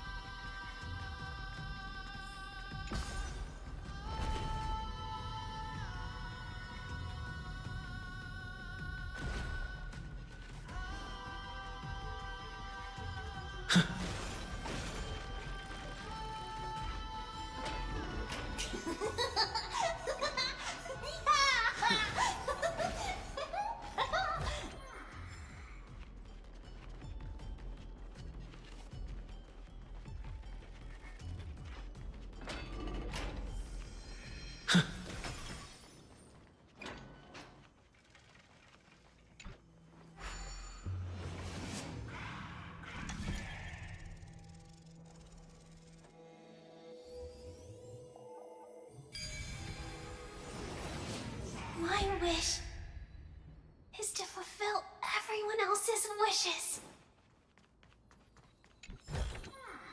Looks good.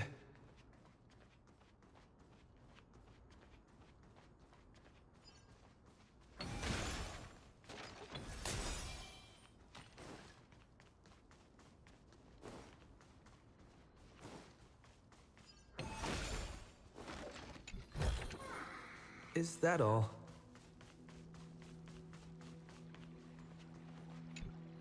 This spirit basin marks the end of every cycle.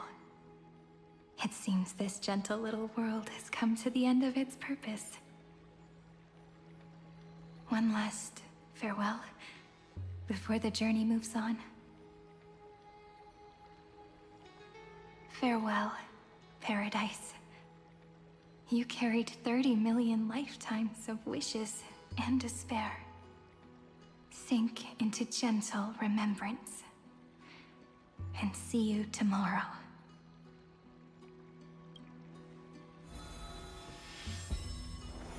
From now on, the world no longer needs a tomorrow promised by prophecies. And the wish Finan could never find and call his own. Someone's finally stepped into its shadow. Whoa! So tall! So cool! Just like the hero in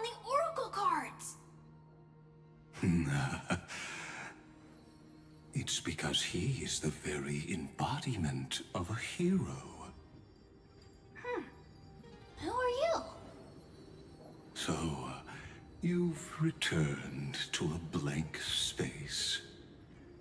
But for me, this is the 33,550,337th time, and the last time that I meet you at the end of the world. They're already on their way. Should they cross paths with me, I imagine things may spiral out of control. 30 million... What? And who are they? Pay it no mind, child. Keep looking there. What do you see in him? It looks just like a statue, but... It's weird. He's warm. Like, really warm. Why not listen as well? I hear something. There are cracks all over him, and they're making this sound. Like someone's groaning. It's scary. Is he gonna fall apart? How unfortunate, child. This man would rather fall to pieces than fall to his knees. You might think of me as a sculptor. Across all my years, I only completed 2 pieces. Others may call them masterpieces, but only I know how many regrets they truly hold. Regrets? My first creation left me, long ago. This second one, it was meant to be perfect. I believed it with all my heart. Until this very moment. I don't get it. Are you saying you've changed your mind? I won't change. But I'll admit this. Those 12 stones, unpolished as they are 1,000 times more exquisite than any statue. It's as if they are mocking me, a failed sculptor whose touch can only diminish what was born to shine, until nothing remains. For the first time in my life, I've realized this vessel is merely an avatar made to contain the first genius's paranoia. The seal etched into my mechanical core permits me to pursue only one purpose: destruction. Compared to me, those 12 glowing, unrefined stones may have lived with more freedom than I ever had. Is this your confession, Lord Lycurgus?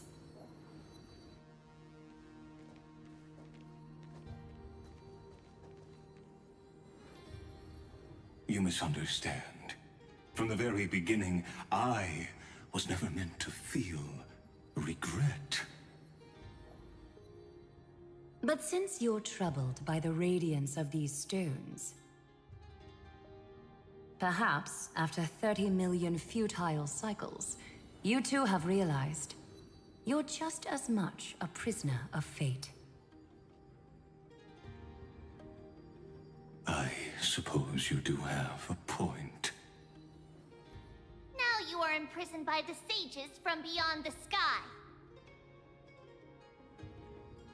And that is why this will be my last time standing here as the Theoros.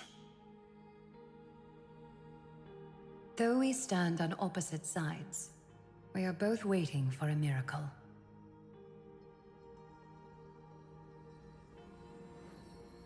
What are you talking about? Is something big about to happen? Aggie. I know. Now that your victory is assured, I trust you won't mind giving us a moment in private. Assured? Not quite. But I won't stay long. I'd rather not spoil the fun for those deliverers. And besides, after losing everything, the only thing that remains in me is the drive to seek knowledge.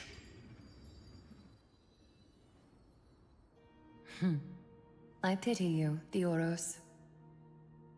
I don't need your pity. Farewell, Lady Goldweaver.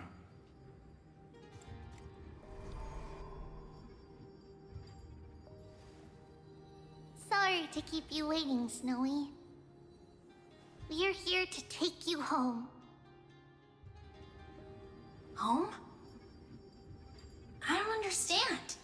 Isn't this my home? This isn't a real home. A home should be a warm, cozy place where you can let go of all your burdens and sleep peacefully for a long, long time. But I can't sleep. Every time I feel drowsy, there's a voice. You mustn't sleep or disaster will come. It sounds really weak, but also kind of strict. It won't disturb your sleep anymore, child. For countless nights, you had no other choice. But now, your mission has come to an end. Join us, and send your own wish towards tomorrow.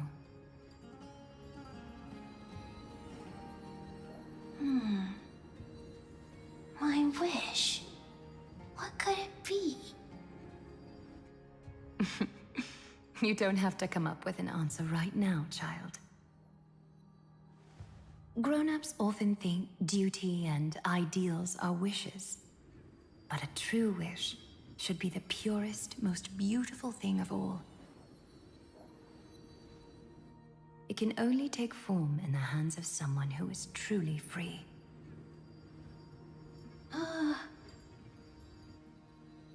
So, Snowy, will you come with us to chase after your own wish? I want to leave this place.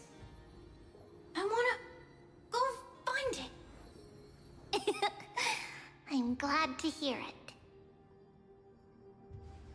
The final flame chase journey, just like the 30 million before it. Take our hands and come with us.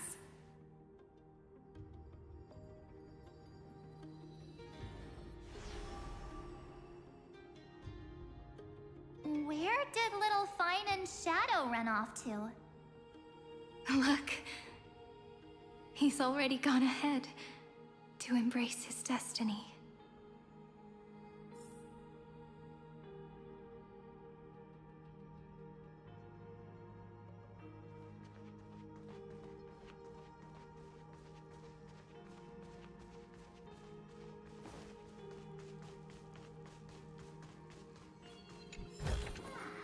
Is that all?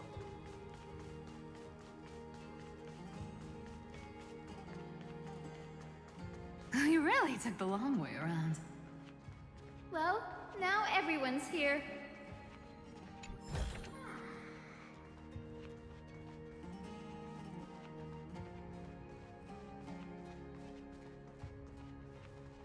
You finally arrived, Deliverers. Long time no see, everyone.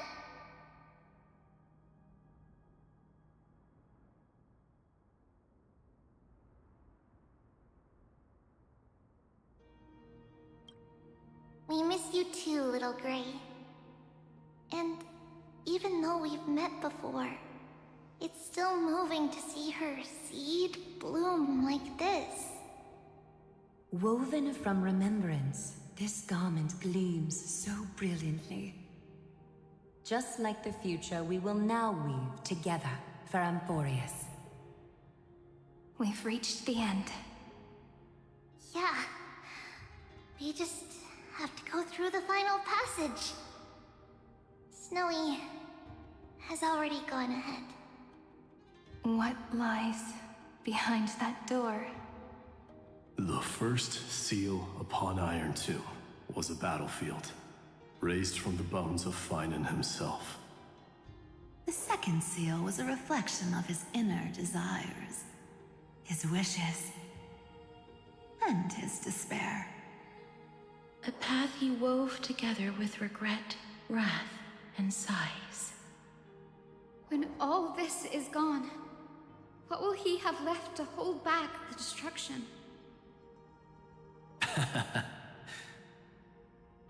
The answer is all but revealed. His traces are everywhere. You can even hear distant heartbeats. But one thing is missing. His sense of self. The world believed Kefri had long since perished. But they held fast, anchored by a sliver of self, standing for 1,000 years to shelter all life from the black tide. What Finan is doing now is no different. And what we must do is also no different. Then let remembrance burn bright like a shooting star, and once more, pierce the long night of slumber.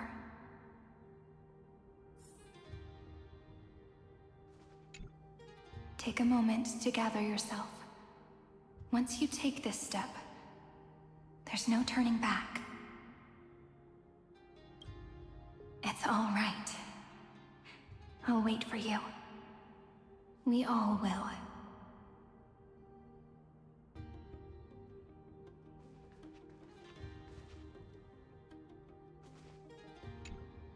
What follows is a battle that will decide the fate of the stars. Riding the west wind? Let's all head out together!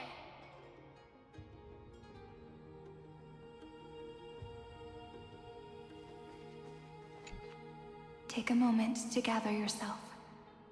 Once you take this step, there's no turning back.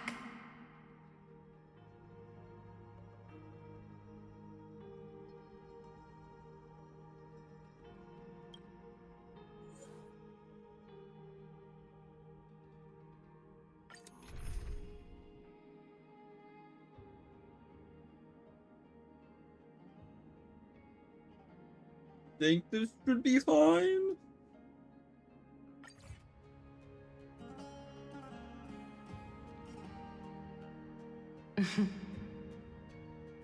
The scepter once bestowed upon us names of cold command. The prophecy spoke of our unchanging fates time and time again.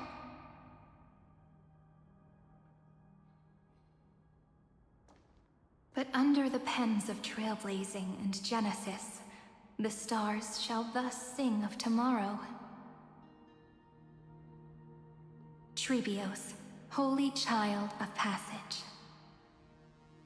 Aglaia, weaver of romance.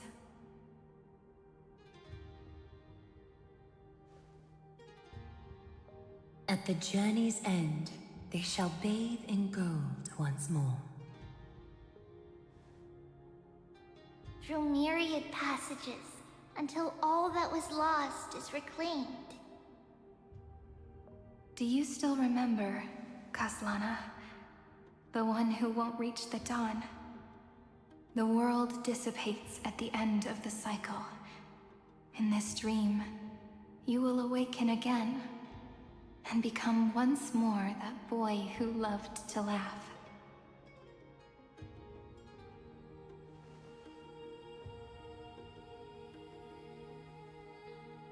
But if you open your eyes and look back on yesterday, you'll see Destiny's footprints, clear as day. At last, the raging fire of hatred is swept away by a breeze, leaving only love to remember the passage of time.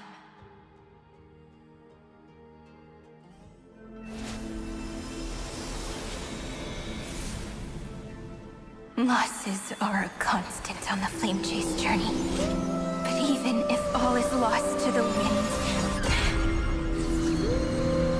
memory endures.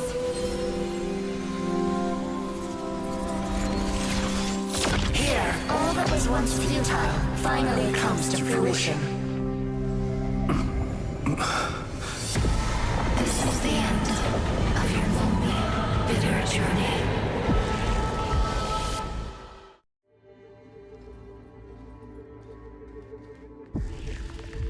The Scepter's mainframe, and Iron Tomb's breeding ground. We're finally seeing its true form. It's red everywhere, and the atmosphere is super creepy. That would be the erudition's coldness. But it will soon be engulfed by the destruction's heat. Mr. Scrollum! This world's insides are finally connected to the outside. This is the moment when Amphoreus is closest to the cosmos. Nicely done, little ones. With Stephen Lloyd and his hacker friends here, the Scepter's block protocol will no longer take effect.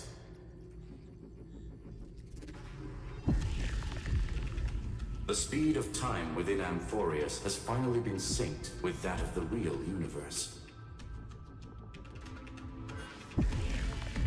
In other words, it's time for the decisive battle.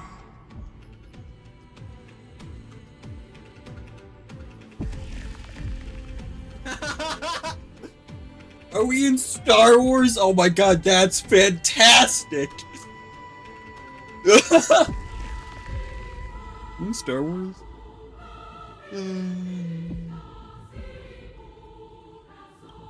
Let's each do our duty.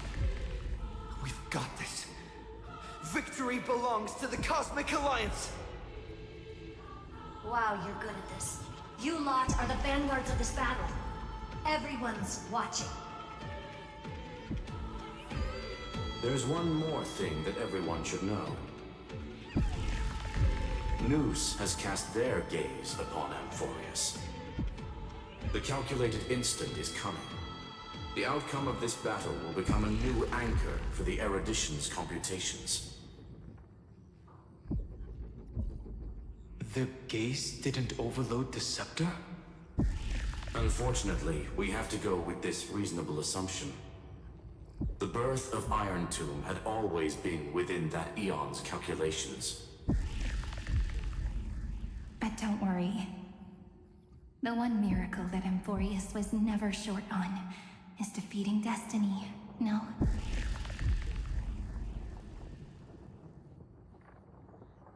Yup. Let's show the Eon how powerful we are. Good luck, all of you. As the ruler of planet Scrollum, I wish all of you victory. It's not hard to imagine that Akivili and their companions must have also stood on the precipice of many similar crises before. Perhaps the cosmos is much more fragile than people think. Sometimes, destiny hinges on only a small choice. But in the end, everything will turn into memories, converging into a collection of fables about the stars. The difference this time is that the protagonists are daring to write their own stories. Explore, understand, establish, and connect. Although unwritten, there's actually a fifth word in the creed. salvation. It is a word that often comes knocking at our door, and our soft-hearted conductor never turned anyone down. So, go save this bruised and battered world, just as we always have, kids. On this stop, the entire cosmos will be your traveling companion. Make sure you watch your footing, friend. Let us walk through the final page of this saga, with everyone, one step at a time. After running all around the place, we're finally making big strides. At the end of time, life will illuminate the warm candlelight, subduing the flames of the destruction. Cast everything behind you. All that's left is the thrilling, relentless deathmatch. The final problem no longer requires a rational solution. Feel free to critique it to your heart's content. The starry sky marred by that rift is the last scar that needs to be healed. That Theoros' promise still turned out to be such a narrow road. Pity. There is no longer any need for songs. Let the triumphant roar of victory serve as the prelude to what lies ahead. With 30 million cycles worth of hope, we will soar through the last gate and write our own prophecy! All that is lost has now been gathered here. Use it to weave victory, deliverers. Towards the true end of the flame chase.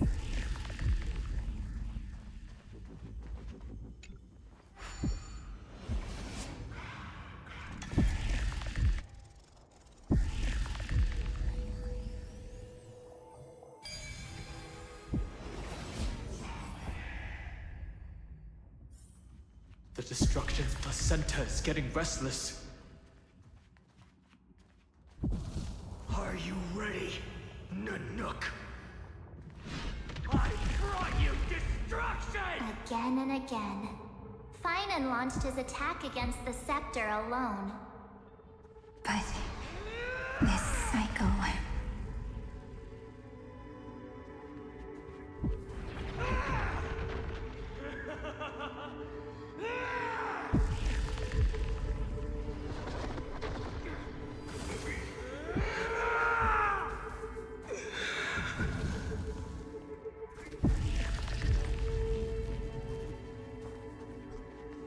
We've caught up to him.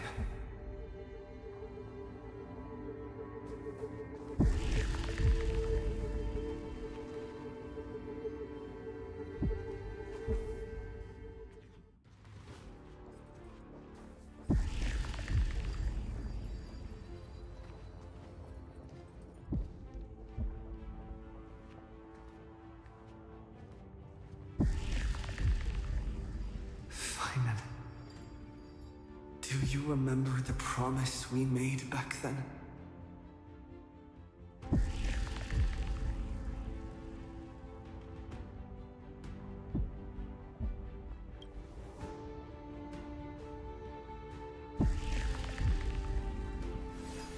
Of course. It has been a bitter wait, partner. But I never forget what set me on this path. Iron Tomb now trembles in Finan's chest. With this empty body, I have become its perfect vessel. And its destined casket. You know what to do, partner.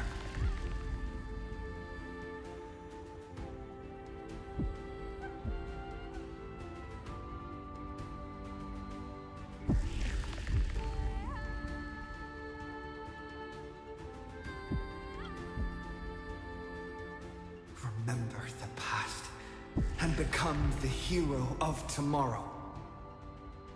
Stand with me and become heroes.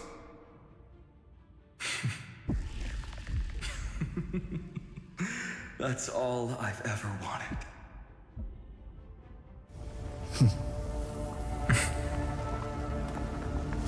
epic draws to a close. 30 million cycles of light fading into darkness. Just for this moment.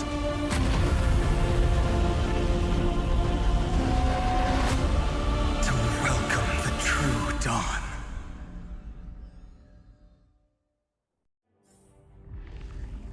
Finally.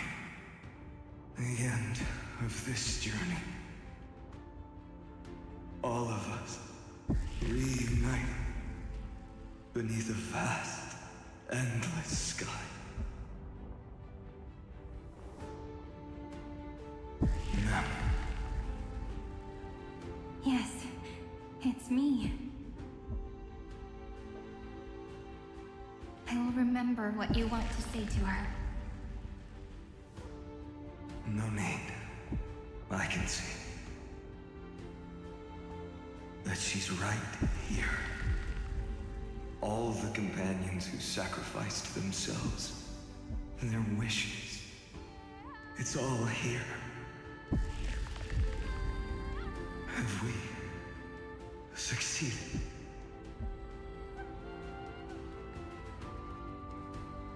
I think we have. Tomorrow, the stars will sing of the story of the Flame Chase journey. And it won't just be you in it. There will be countless numbers of you. Amphoreus will be a glorious and magnificent world of heroes in the universe's memories.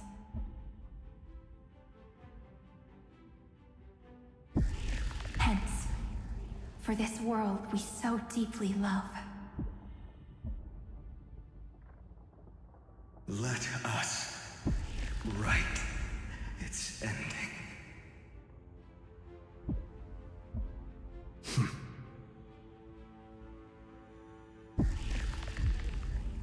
Step forward, with the trail blaze as witness. Let the name shared by all deliverers be sung unto eternity. The nameless hero, Kazlana! I see the pale dawn breaking, with my flesh as kindling. Light the first dawn of the new world.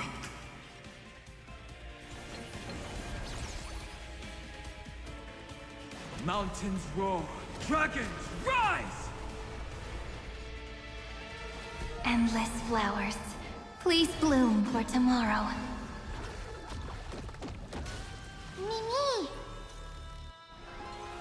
Mimi! Go on, treat our guests nicely. Until we meet again, everyone. Together, we can do countless stars. Please, shine for the heroes. Is this how it feels? Be good now. It's your time to shine. Do not hesitate, Deliverer. Destroy this body. Kill the giant of destruction.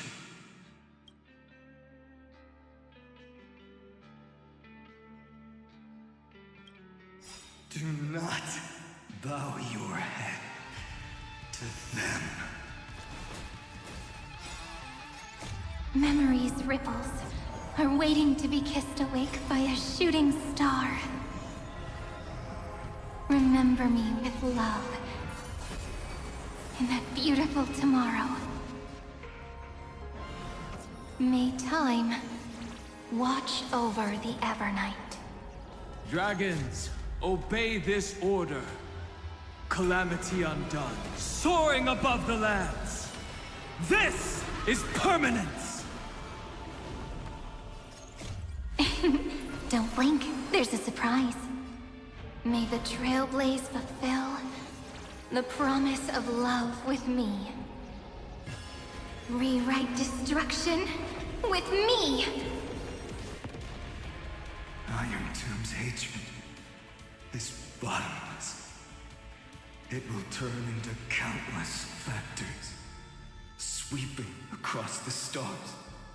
When the time comes, promise me, use the world-cleansing golden blood to turn everything to ash.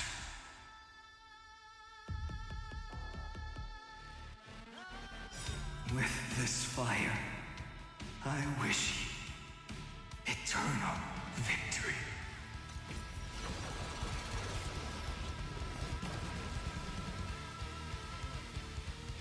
Destruction. Rebirth. Deliverance. Cleansing. 30 million cycles. Heartbeat.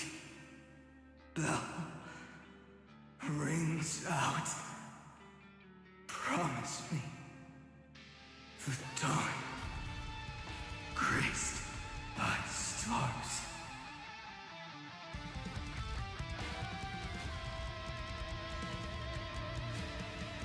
That's good. Finally. Golden wheat field. In the starry sky. Warm. Fire.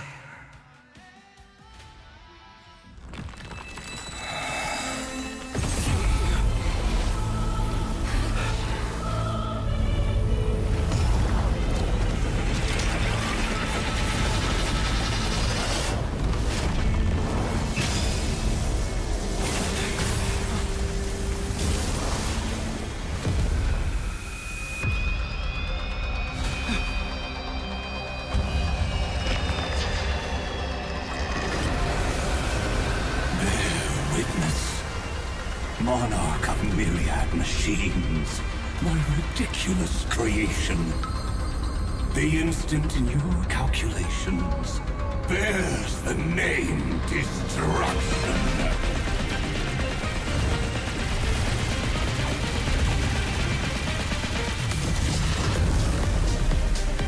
Who said you could speak, Senior?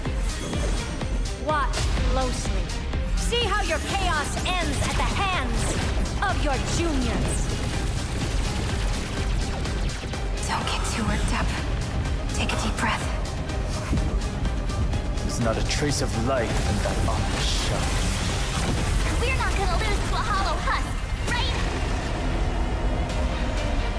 In the name of trailblazing, we'll reject this false answer!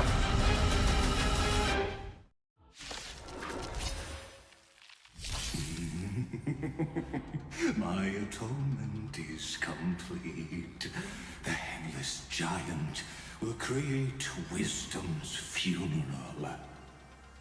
Iron Tomb's body has descended.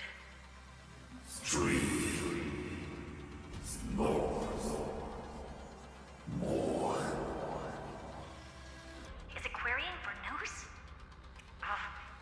Don't worry about what happens out here. Interfere with it as much as you can.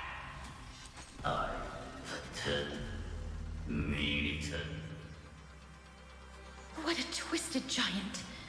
It must be supported by this embodiment of hatred. How tragic. A puppet without a heart cannot fool even itself.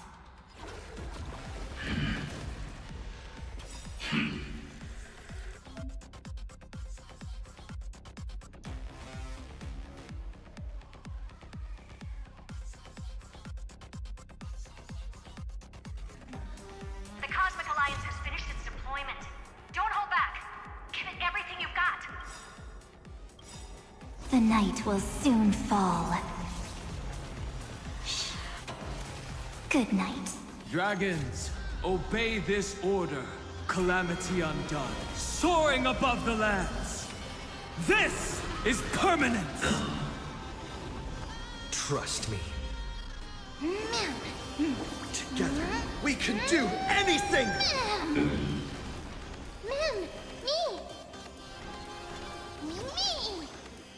You'll quiet down real soon. Let's do that again. All right? Rise and shine. Time to wake up.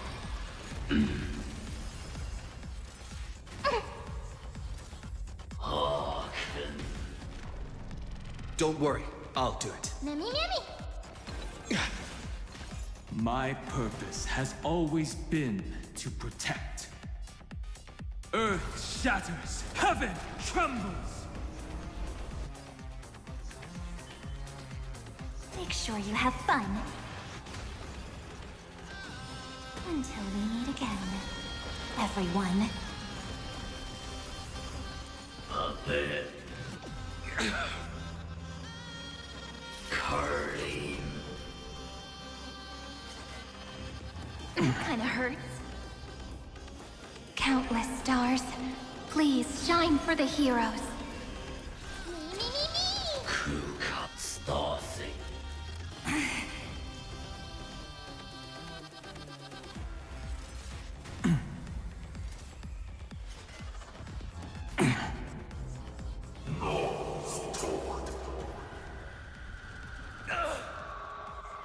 With just a glimmer of light, we can illuminate this chaos.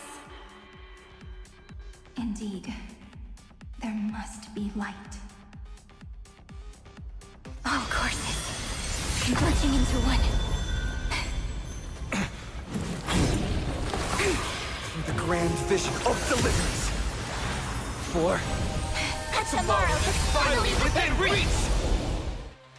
Heroes, please hearken. After 13 heartbeats, light will create the heavens and earth. The remembrance will dispel the destruction's shadow.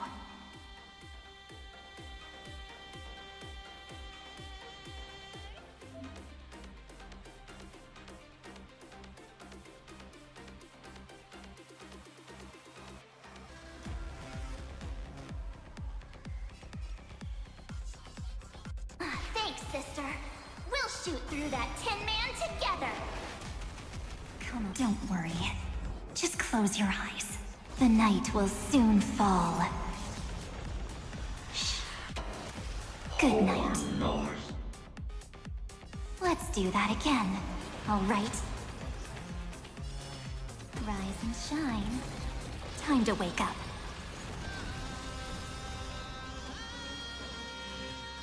Trust me, you can do it. Endless flowers, please bloom for tomorrow. Incoming! Memories' ripples are waiting to be kissed awake by a shooting star. The stars will carry every memory into Amphoreus' tomorrow. May time watch over the Evernight. Don't worry, we're all here. May the Trailblaze fulfill the promise of love with me.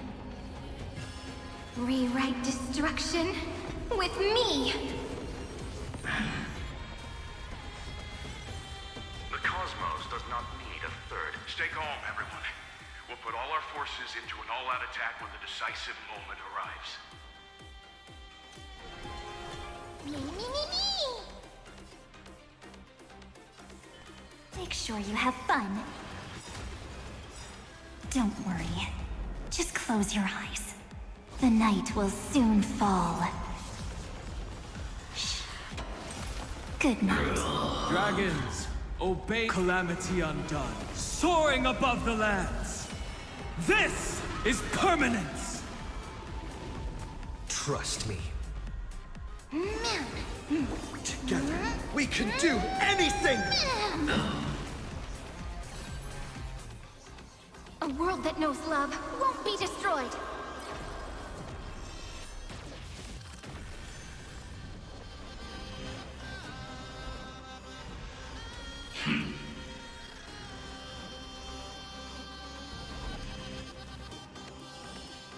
Until we meet again, everyone. On knees. Strong spikes have appeared on the path chart. Logic. Iron Tomb is iterating itself. It's the flails of a cornered beast. No need to panic. My dukes, heed my call. this moment into eternity! Don't worry. We're all here. May the Earth protect the road ahead.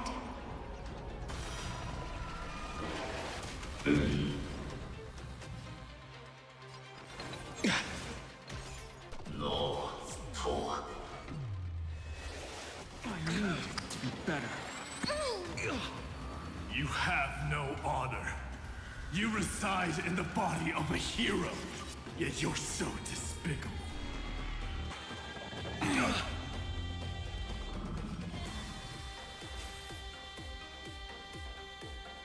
Thanks, sister. We'll shoot through that Tin Man together. Don't worry. Just close your eyes. The night will soon fall. Shh. Good night. Let's do that again. All right? Rise and shine. Time to wake up. Take our answer!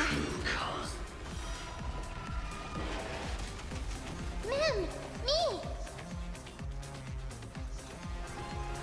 Me!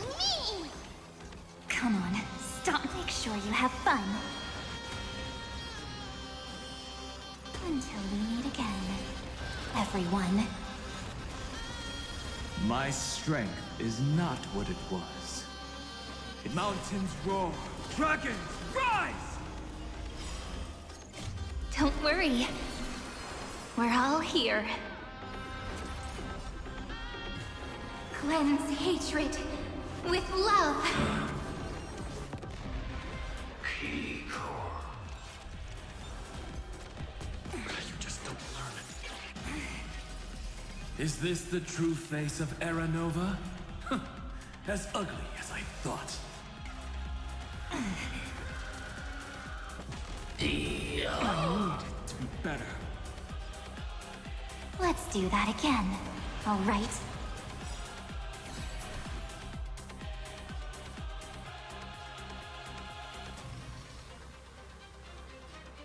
A world that knows love won't be destroyed.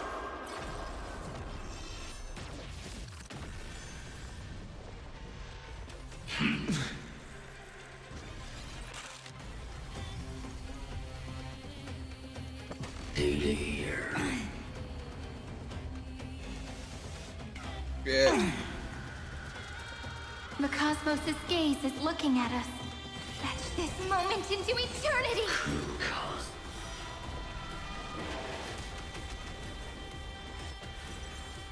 Struggle as much as you want, you brainless half-baked tool with nothing but impotent rage! Trust me, you can do it! My purpose has always been to protect.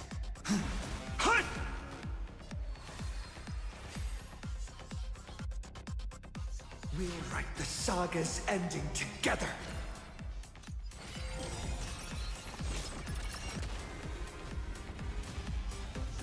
I have always avoided making hasty verdicts, but now, humanity's justice is unquestionable.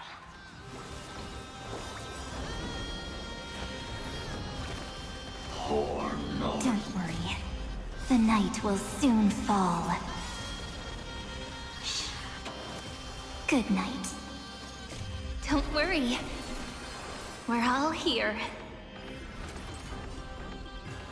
Rewrite destruction with me! Cleanse hatred with love!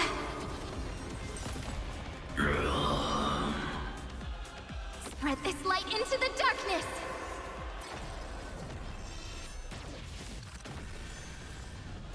Me! Not to make sure you have fun.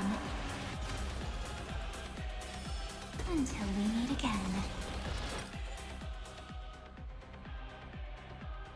Everyone. The progress of Aranova has been interrupted? Does this mean we won? But we have a bad feeling about this! The golden thread still trembles. The war is not over yet. Correction. This is not a war, but a debate. The argument about the Prime Mover is only about to begin. Inbor Etande. Or in Carbo. Hey.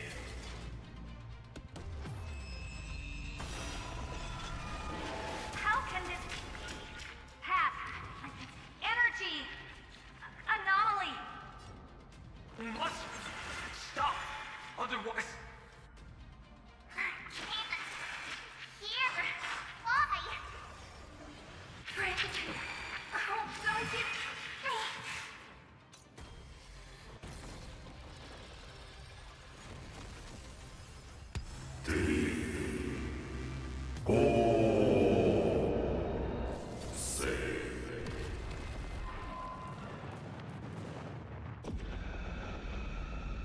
The fourth instant of the cosmos is the coronation of Iron Tomb.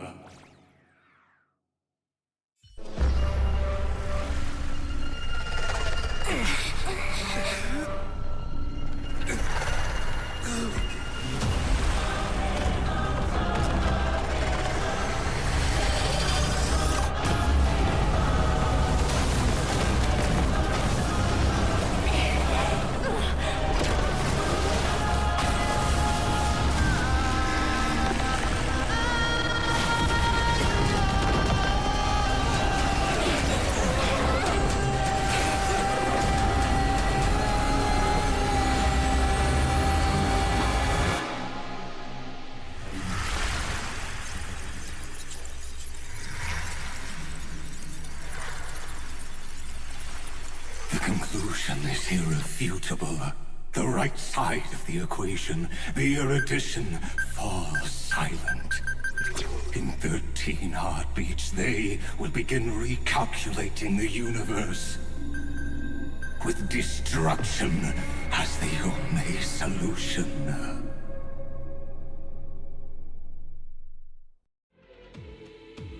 Madam Herda, strong pulse detected at the battlefield center. It's Iron Tomb's destruction equation.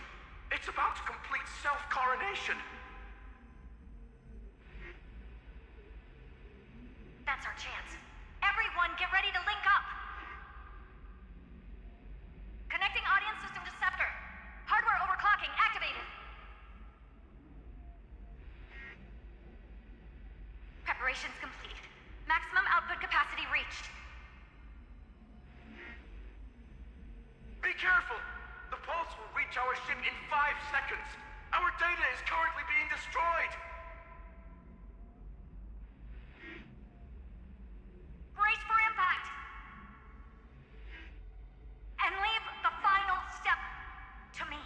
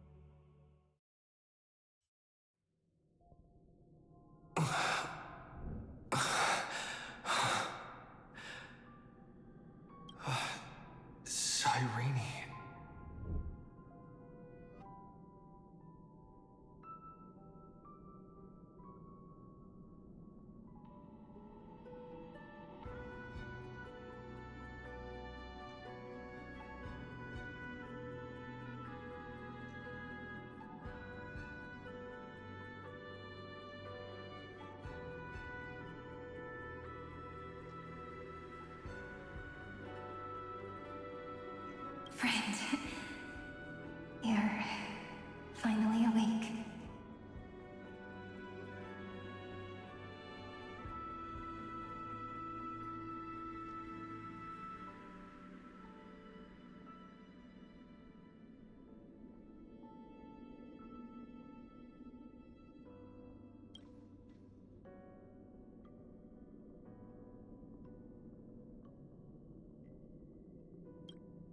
Don't worry. Time does not flow in this place.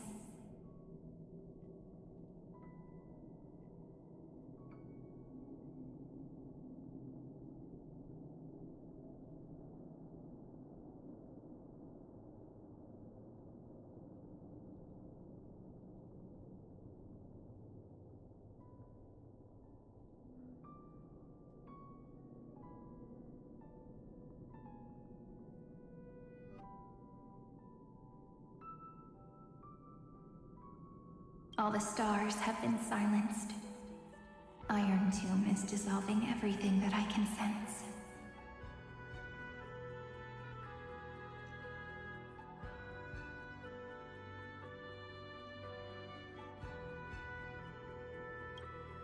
But I'm still here, and you're still here, no? Though the button of destruction has been pressed, we still have a chance to rewrite its meaning.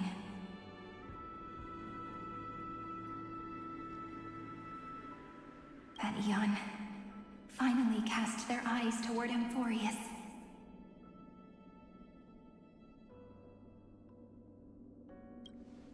Yes, I imagine they have also been waiting for this moment, when the scepter's body and heart become one.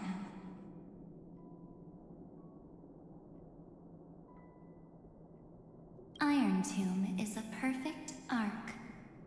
If a seed can be planted within, then the moment the Lord Ravager blows the erudition to pieces, the remembrance will be spread to every corner of the cosmos.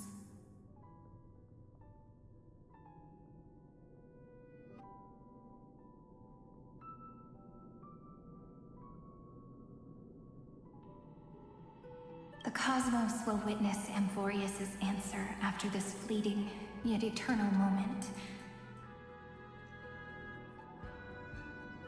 And now, it's time for us to pen the last stroke. I see endless memories floating in the starry skies. They are the consciousness of the victims. In the cosmos' real space-time, they'll be stained by the destruction in the next second.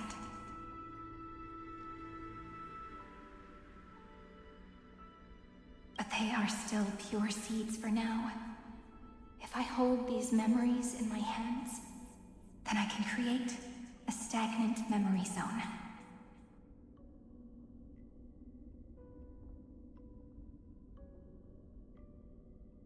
A tiny Eden of blessed insight.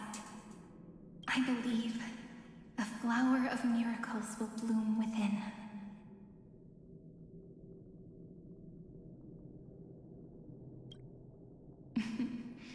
Friend, you're already right next to me.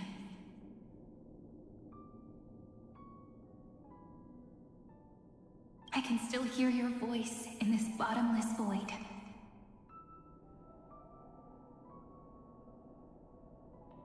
Looks like we're still connected by one heart, even as the cosmos reaches its end. In that case, I won't feel alone or be scared.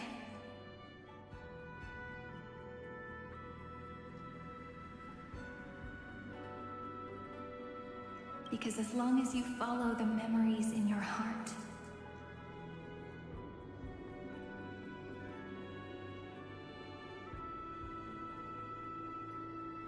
you'll definitely find me in this fleeting eternity, right?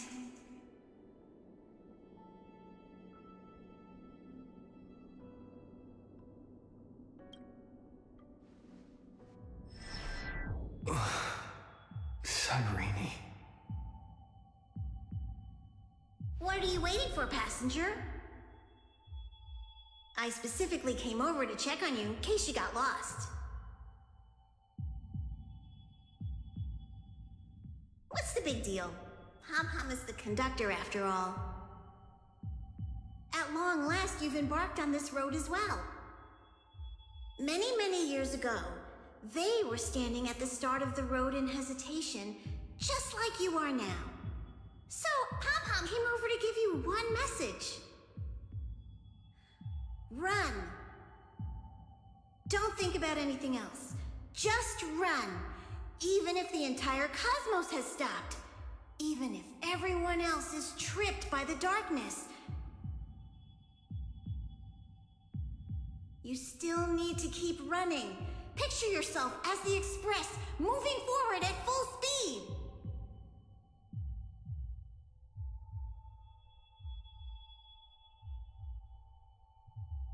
Because that's what the Trailblaze means.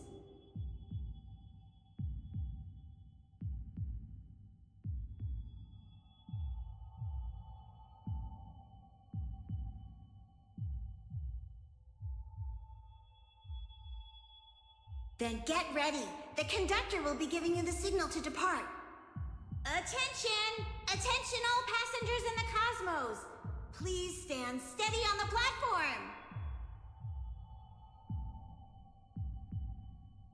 The Astral Express is about to arrive, calling at the erudition, the distraction, and the remembrance! Final destination, the Trailblaze! 5, 4, 3, 2, 1! We depart for tomorrow!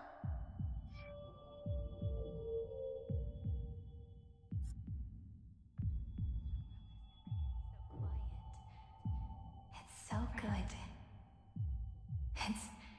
If the view in your memory ever grows fuzzy, just reach out and touch it.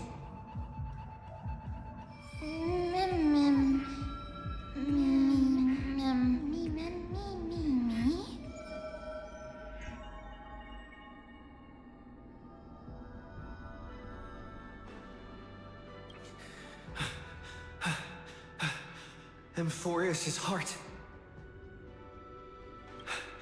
I've caught up to you.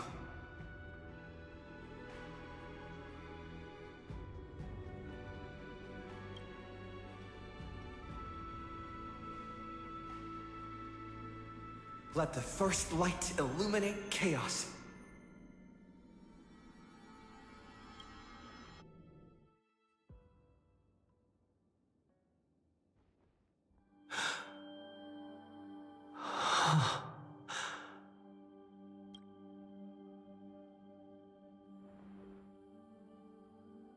It's so quiet.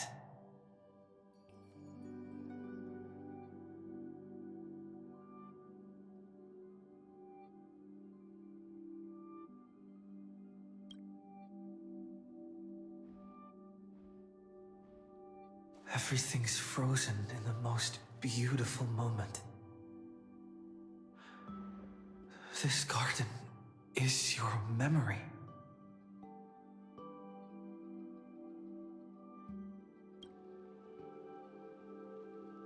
I'm here, Cyrene.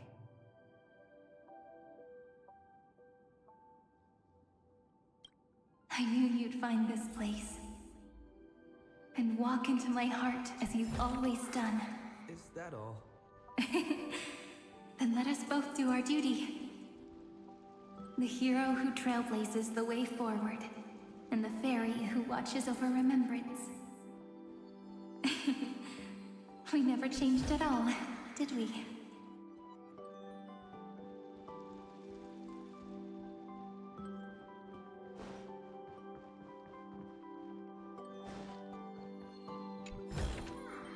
Looks good.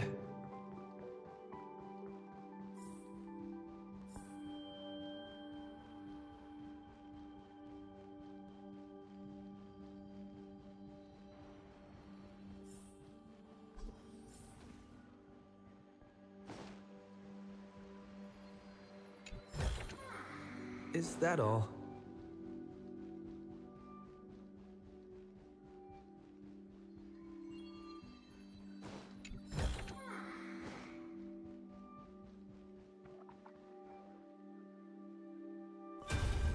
Seed of memory.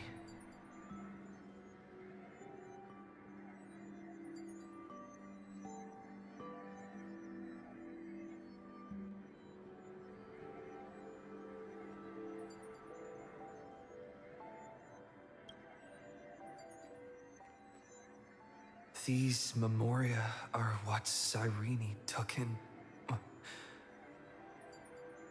They're the memories of all of the cosmos's life forms.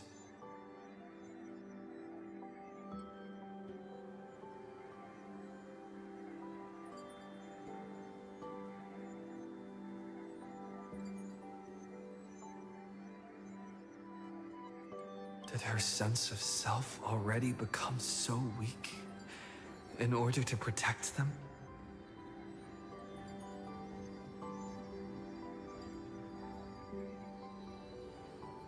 The path characteristic you exhibit is very special. There's no way you're just a simple memo sprite. However, I'm sure about one thing. You are a mimetic entity born in Amphoreus, yet you only awakened with the Little One's arrival, and only matured as he embarked on the path of remembrance.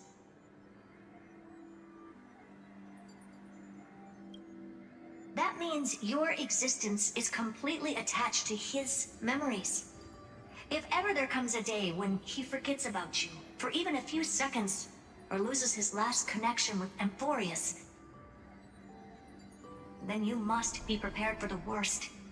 You will disappear in the memory zone, utterly gone, without even a single line of data to remember you by. In that case...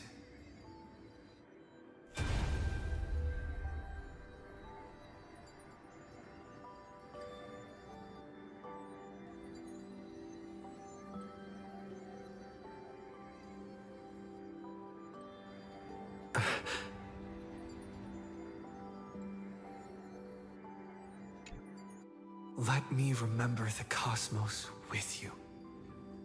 That way, it won't just be your memories alone. It's getting out of control! Run for your lives! Retreat! It's... Darn it! We've still got ammo. Hold the line! At all costs! Too many injured. Can't take it anymore.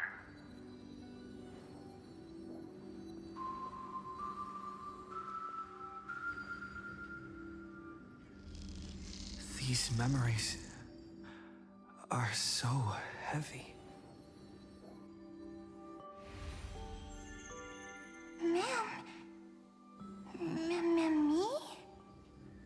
Do you feel better now? Hang in there, Deliverer. I finally get it now. The instants Droid had calculated aren't about the destruction. What they want to prove is how the cosmos would come back after being destroyed. If a new life is to be born, its seed has to be dead. When the remembrance converges with the trailblaze, lead us to witness the miracle. Of course I will. I won't give up.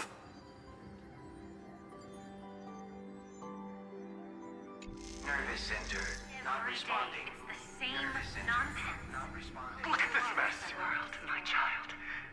You'll see. Still do. So beautiful. It's me, friend. Don't you recognize me? Or did I really change that much?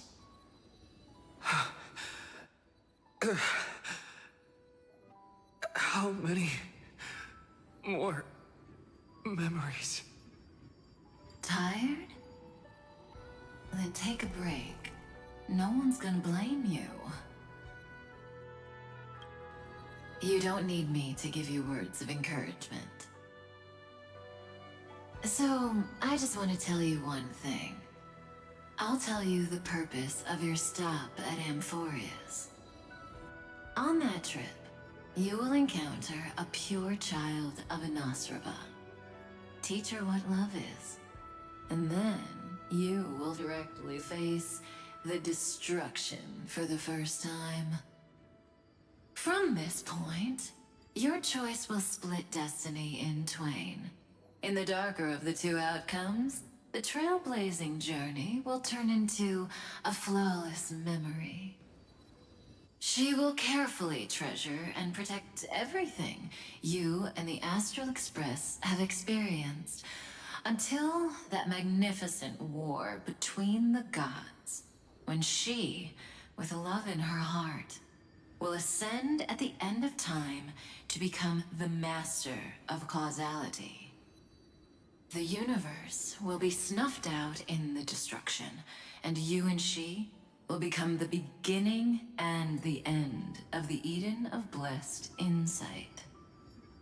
You shall become the only two lives in all of existence, and you shall live in an eternal past, present, and future. You shall sow as many seeds as the sands of Ganga, trim an awesome kea of leaves, and harvest a nayuta of flowers. That is the cosmos's fourth kind of finality, the remembrance. But for now, you still have a chance to make a choice. You still have a long way to go on your trailblazing journey, child. I'll keep this brief. The journey has only just begun. Welt, our other companions, and I still have many secrets we've yet to share with you. So, aren't you curious? We kept these stories to ourselves because we believed we had a long future ahead of us. Even a cosmos-spanning crisis, once the dust has settled, is nothing more than a memory of the journey, a single point on our long road. There will come a day when we tell each other everything. So, for the sake of that day, don't give up. We all know what kind of decision you'll make, and I believe the script will not progress toward the wrong ending. So relax. Listen, when you have the chance to make a choice, make one that you know you won't regret. Keep moving forward. Keep trailblazing. And when tomorrow comes, share with me the miracle you've created with your own hands. See you on the Express, kid. See you in destiny. I will reach tomorrow. The prophecy has arrived. The world beyond the sky was never a gazing up at the sky. Look! There's a red light in the sky. Cyrene, wake up. Together, we will tread on the path of remembrance. No wonder I always had a weird hunch. But that also means I was right in thinking. As long as Friend and I are together, we can do anything. Our friend's shoulders are really dependable.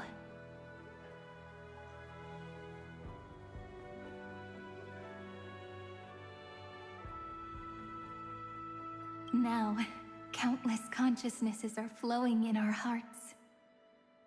Can you still move? It's time for us to complete the real Genesis.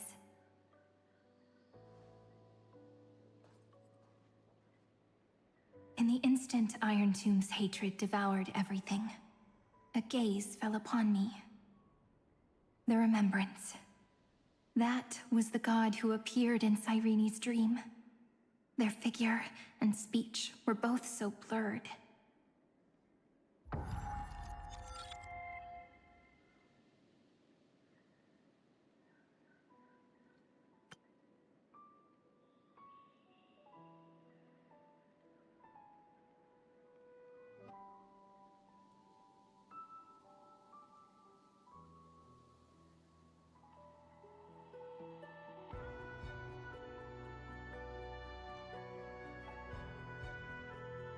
But while they gazed at me, I was able to collect all the memories stained by the destruction and write down this eternal page. And now, we will use this tranquility to cleanse Iron Tomb's rage.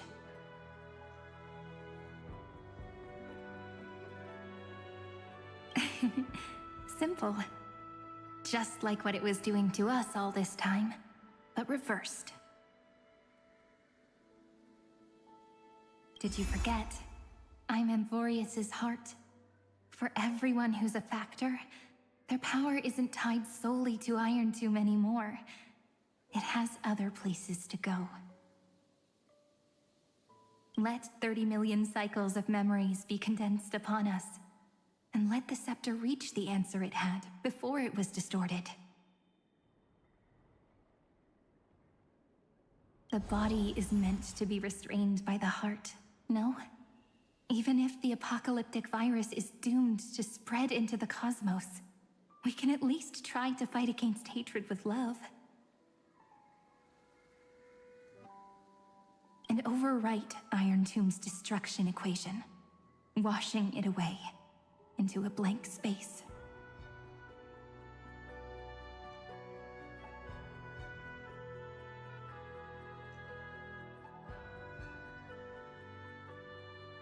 It means we will embark on the true hero's journey.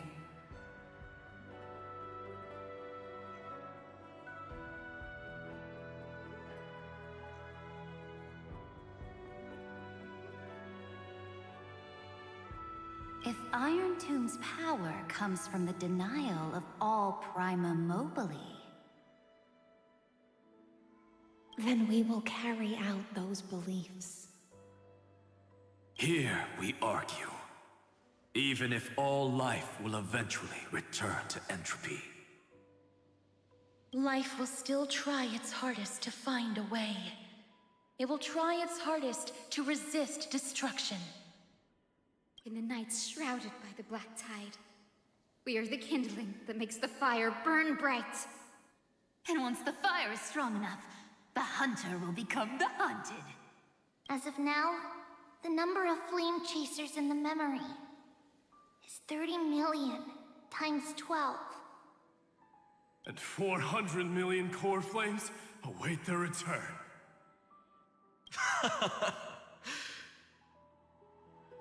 We can do it, right?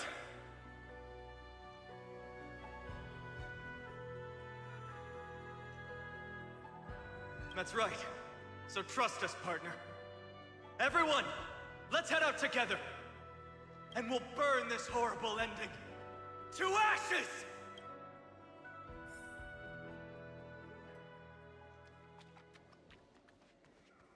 From the dawn of newborn cries, to the night when all beings fall silent. We are the messengers of the new world. Listening to the call of the tides, and granting rebirth to heaven and earth. Then, we lead civilization to glorious feats. The question imposed by the gods will be solved by the children of humanity. We will tell them that the flame chase cannot possibly have been a lie.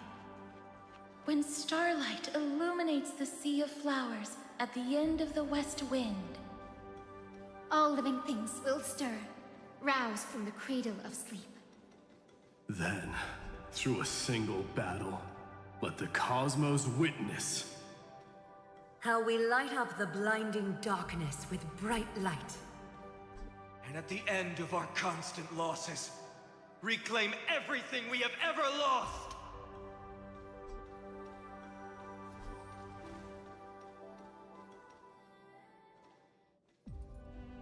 What a poignant yet warm journey.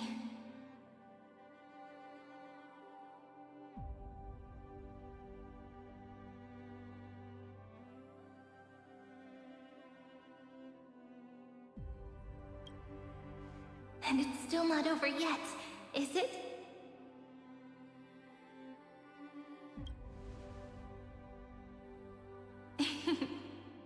We finally meet.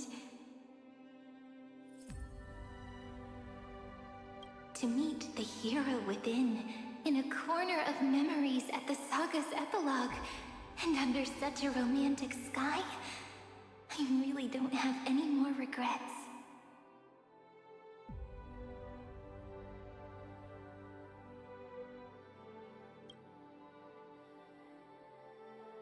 On top of that,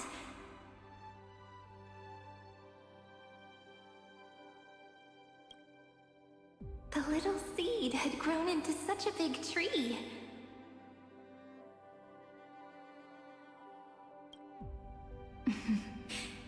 Don't I look really pretty right now? Of course you do. Cheerful, beautiful, optimistic. Just how I imagined I'd look as a grown-up. It's because everyone has been gently adding to the story you left behind. Remember how we made a promise to one another? When we met again, it'd be my turn to tell you a story. A story about love, no? I've been looking forward to that. And you must also remember the first story I wrote for you. The one about the crystal flower and the little fairy. So now, I want to add something more to this story and us. On that day that the flower shattered, gazing at the empty ground, I thought the little fairy would finally see the light. But that light wouldn't be found in the flawless flower, nor in the fairy's eyes. Rather, in the world mirrored within every fragment of the shattered crystal. All the Flame Chasers walk in your 30 million retellings of their story. At this moment, all the memories are tangled with each other, and all the previous cycles have gained meaning. People will come to understand that time and time again, when they stood at the crossroads of fate, they would never have chosen otherwise. In the experiments of erudition, and in the breeding ground of destruction, it is entropy increasing, a merciless truth, an evil instinct. But under the pen of remembrance and the trailblaze, the flame chase is a journey that changes from constant losses to an unwavering act of release. It's about knowing how fate is shattered, yet still embracing fate's brokenness. It's a journey that longs to receive love, but longs even more to offer its love to others. That's so heartwarming. But I'll add a small bit to suit my tastes. I'll write that love is an innocent flower. It grows up silently, creating longing in every passerby. But the flower itself cannot walk into the world unless Someone plants that love into their heart and brings it with them into tomorrow, right? You really have learned everything now. Then, join all the other flowers in this story. And let's write an ending unlike any before. For this world we so deeply love. Then, why did you set out? Why do you trailblaze? Who is it?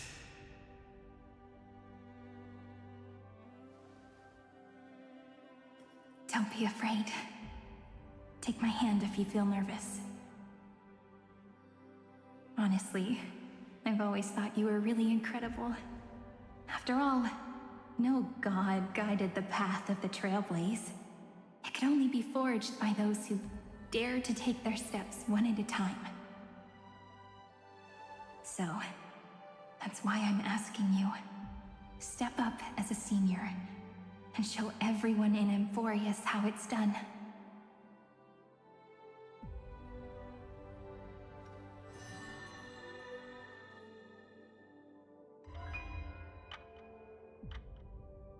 I trailblaze because my own eyes have not seen the end.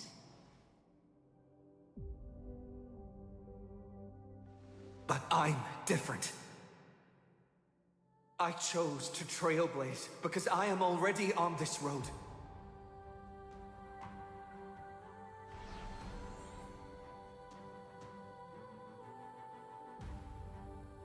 The end of chaos is a mass of pure darkness, pure destruction. However, Amphoreus' light has 13 different colors. We won't lose to that darkness, will we? Then, take a deep breath, one last time, friend. After 13 heartbeats, light will create the heavens and earth. Are you ready, friend?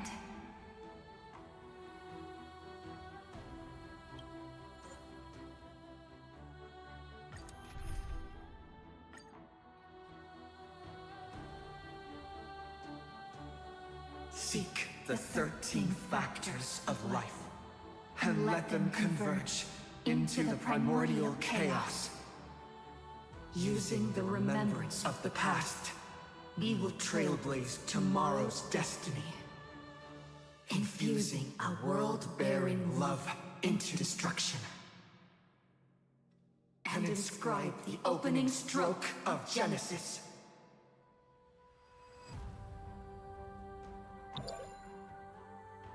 See you tomorrow. See you tomorrow. See you tomorrow. See you tomorrow. See you tomorrow. See you Tomorrow. See you tomorrow. If the view in your memory ever grows fuzzy, just reach out and touch it.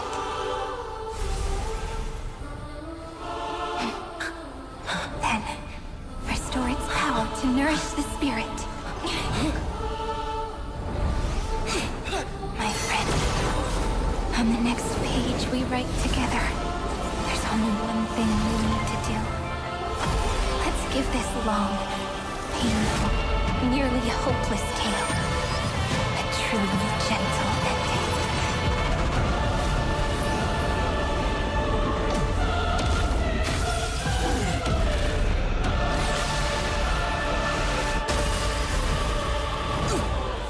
Flame chase was never about destruction. It was about breaking free and trailblazing! And let that bright future be as we've written. I shall compose 400 million sagas. We will rewrite the Flame Chaser's path. In the month of fate, I command the wandering steps here to reach harmony!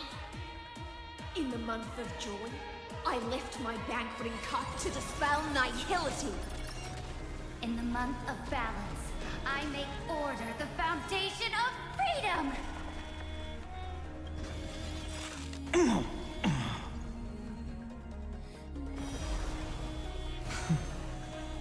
Another rebirth.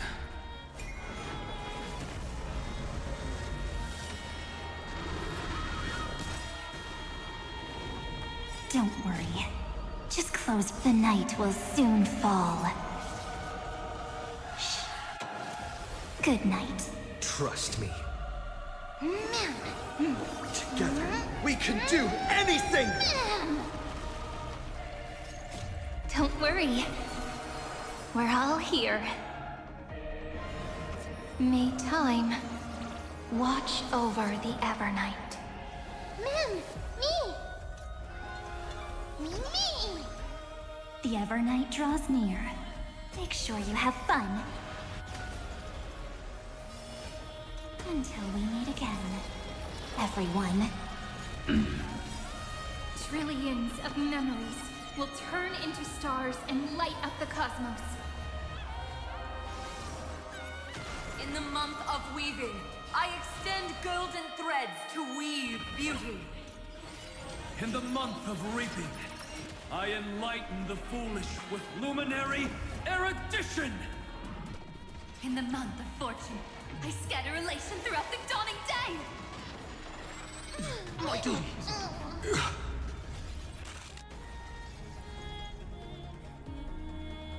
Here. Protect.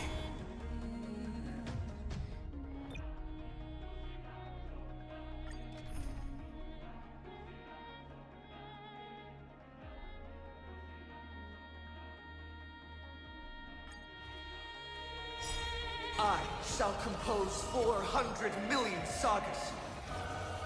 We will rewrite the Flame Chaser's path.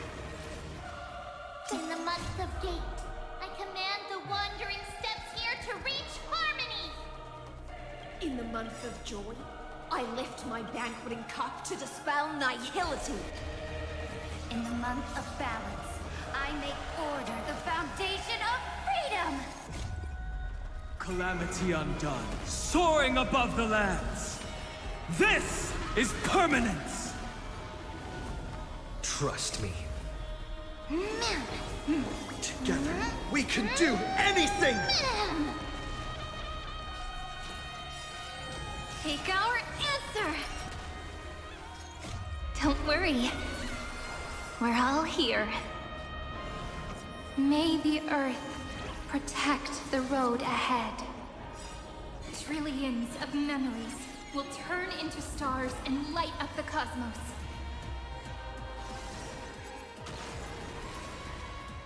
Me. Come on, stop. Let's do that again. All right? Rise and shine. Time to wake up. In the month of weaving, I extend golden threads to weave beauty. In the month of reaping, I enlighten the foolish with luminary erudition! In the month of fortune, I scatter elation throughout the dawning day! My strength is not mountains roar, dragons rise! The Evernight draws near. Time for make sure you have fun. Until we meet again, everyone. Or north. I need to be better.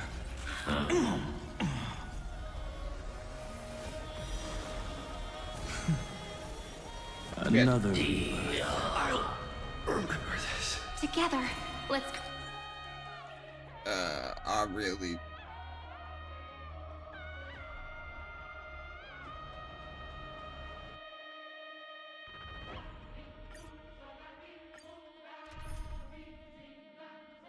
don't want to have to use, like, okay, it is giving me permission to use any of them.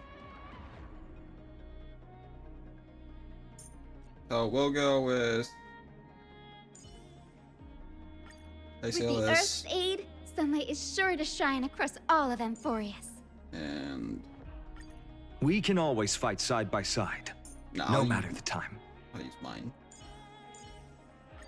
If an emergency unfolds, please focus on healing the others first. Create. I shall compose 400 million sagas. We will rewrite the Flame Chaser's path.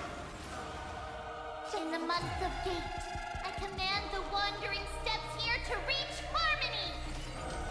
In the month of joy, I lift my banqueting cup to dispel nihility. In the month of balance, I make order the foundation of freedom! Thank you. I can still keep going. Trust me. Together, we can do anything! Don't worry. We're all here. May world-bearing ignite the dawn. The fury of innumerable core flames consume me. The flames in this body are not strong enough. With the old sun's embers, hail the new world's dawn!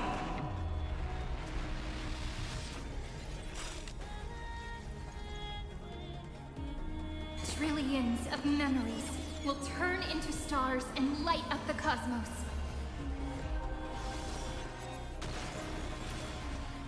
Take low. I will never yield to such a fate, soul no substance. In the month of weaving, I extend golden threads to weave beauty. In the month of reaping, I enlighten the foolish with luminary erudition! In the month of fortune, I scatter elation throughout the dawning day!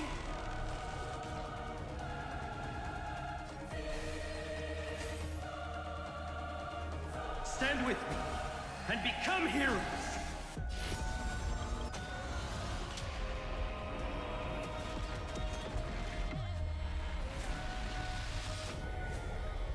Soul no substance.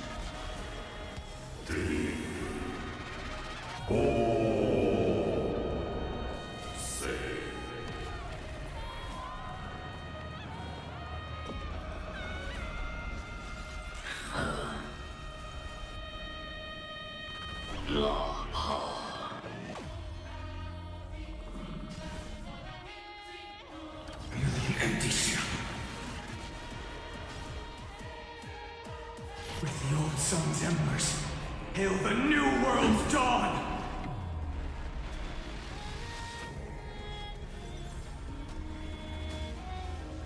I grant you a dawn where all stars burn to ash. The flames in this body are not with this newborn sun. Tear open the sky!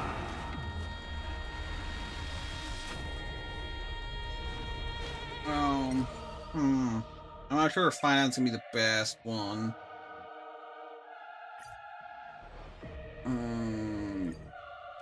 Duck.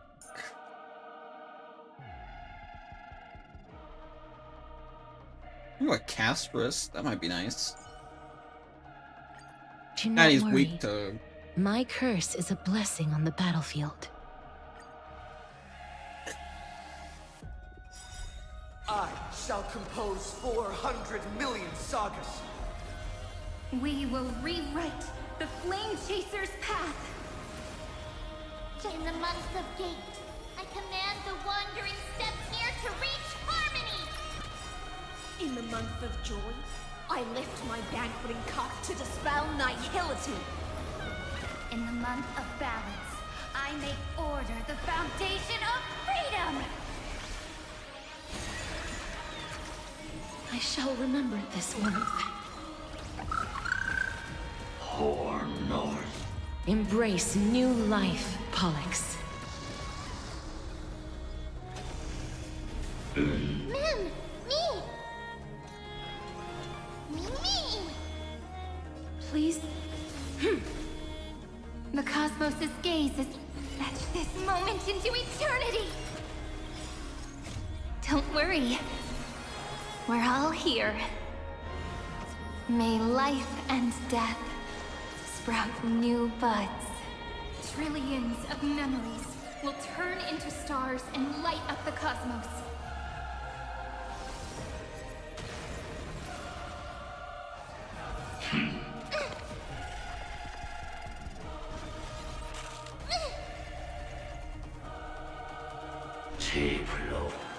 Just you wait. Trust me, you can do it.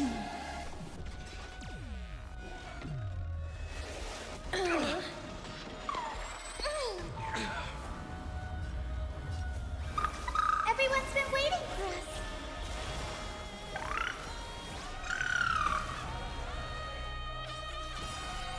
Take our answer! Don't worry. We're all here. Cleanse hatred with love. Rewrite destruction with me. In the month of weaving, I extend golden threads to weave beauty. In the month of reaping, I enlighten the foolish with luminary erudition. In the month of fortune, I scatter elation throughout the dawning day.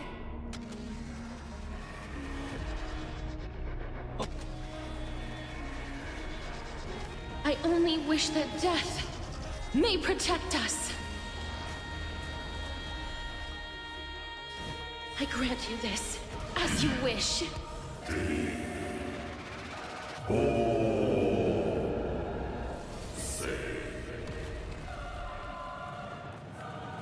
I'll remember this.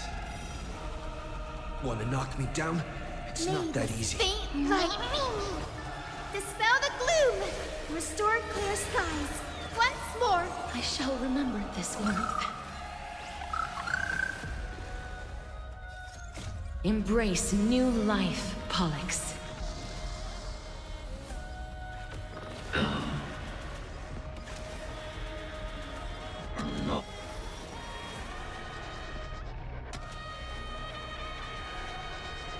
I only wish that death may protect us.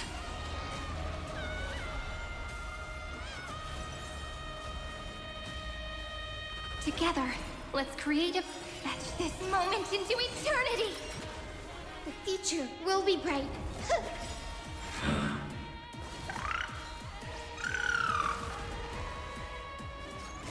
Don't worry. We're all here.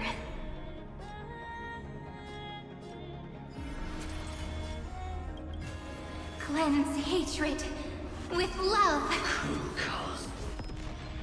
A romantic ending will be penned by every beating heart.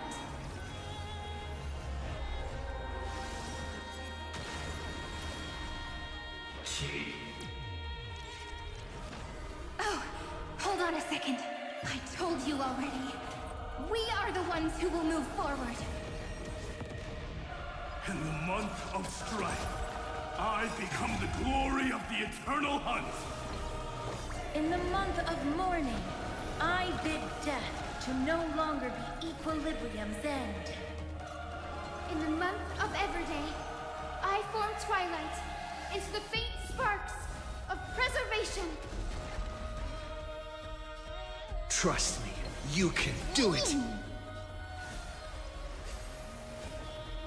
We'll write the saga's ending together. Together, we can do anything! Please calm down.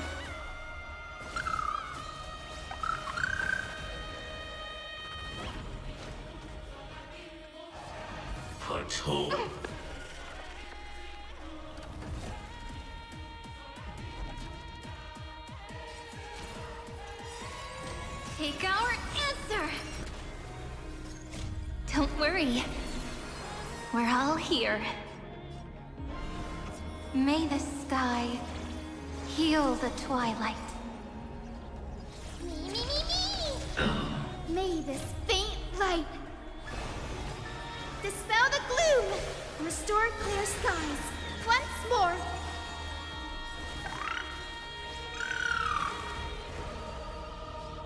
I converge love into a river that will drown the tomb of hatred.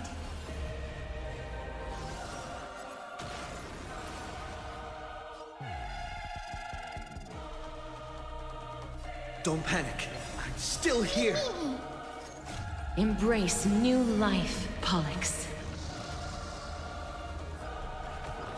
In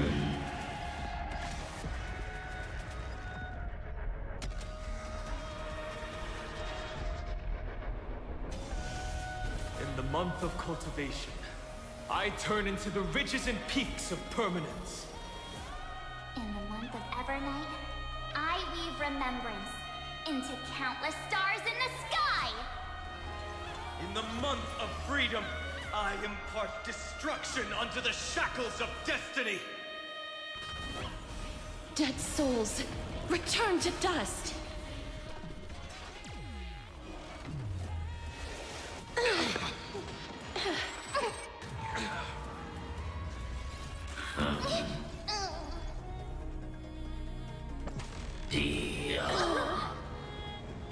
The cosmos' gaze is looking at us.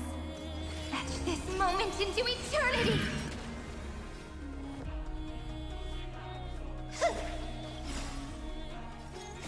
Don't worry. We're all here. May the sky heal the twilight. Cleanse hatred with love.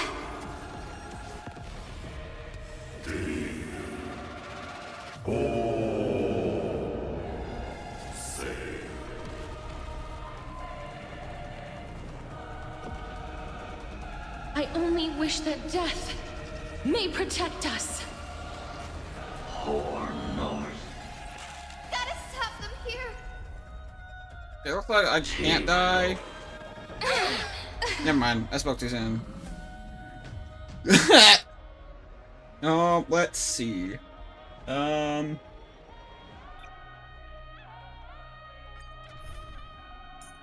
Yeah, let's go back to finding. If an emergency unfolds, please. I shall compose 400 million sagas. We will rewrite the Flame Chaser's path.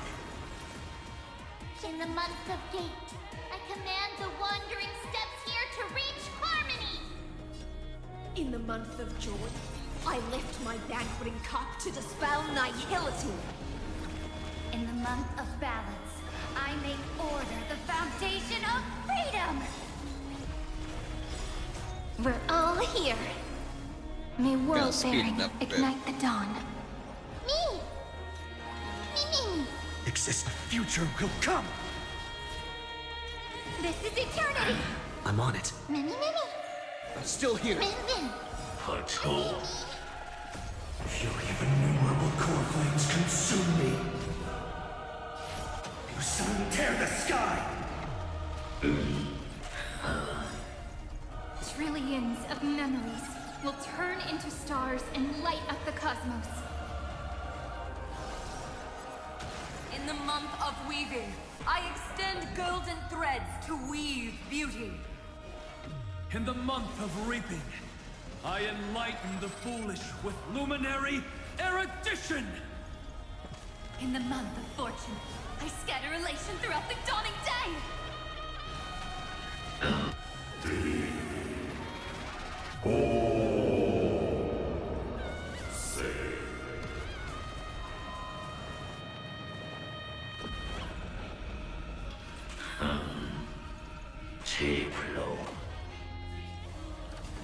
Stand with me and become heroes!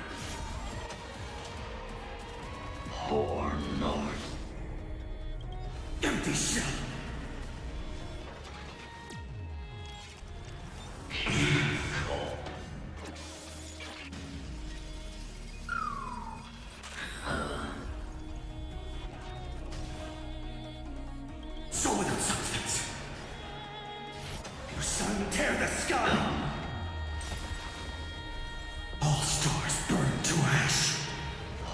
Feel the scorching hatred. Hail the new dawn!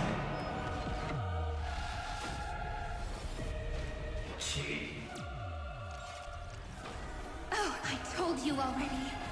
We are the ones who will move forward.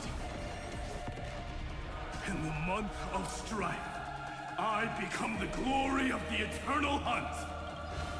In the month of mourning, I bid death to no longer be equilibrium's end. In the month of Everday, I form twilight into the faint sparks of preservation. Stand with me and become heroes.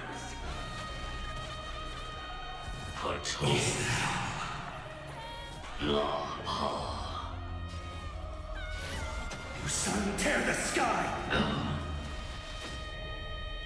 Empty shell!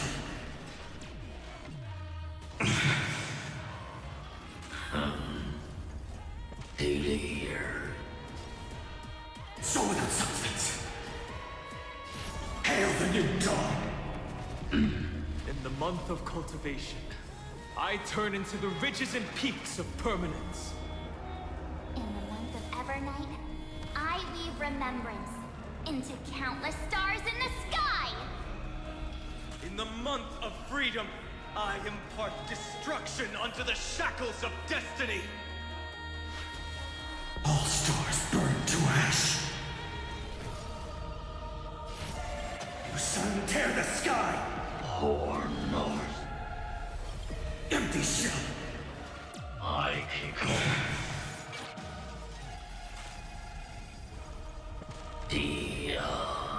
So without substance. Hail the new dawn.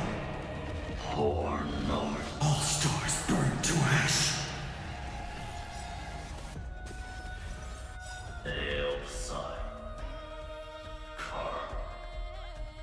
Headless giant. If you never had a chance to be the master of your own destiny, why not give us that choice? Let humanity prove to you that even the breeding grounds of destruction can bloom with gentle flowers!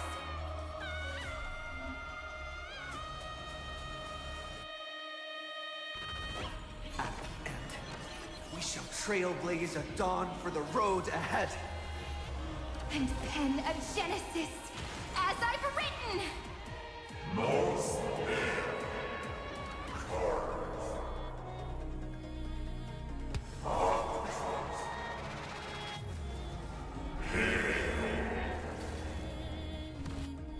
No.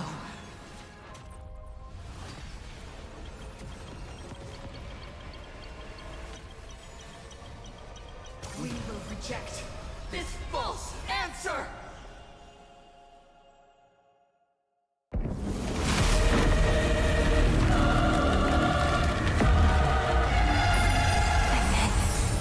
Embrace the stars.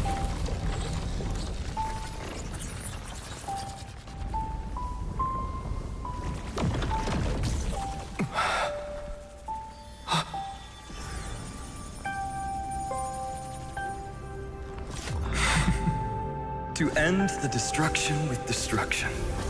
At last, we can sit together and watch the victory fireworks, partner. Why not come a little closer? This warmth is proof that we live.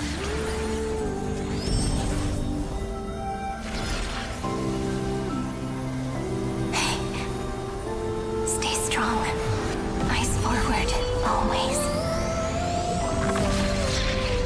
This arrow isn't the end, but the beginning of hope.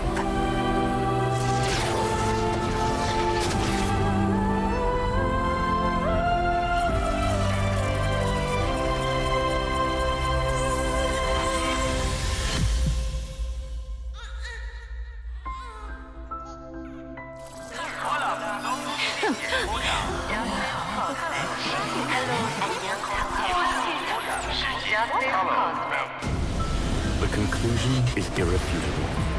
Noos's answer was never destruction. But they kept silent, leaving the solution in the hands of the cosmos. The universe will keep searching and struggling to endure. In the face of the destruction, it may once again stand on the edge of annihilation. But the stars will always rise to ride the waves and embrace existence once more.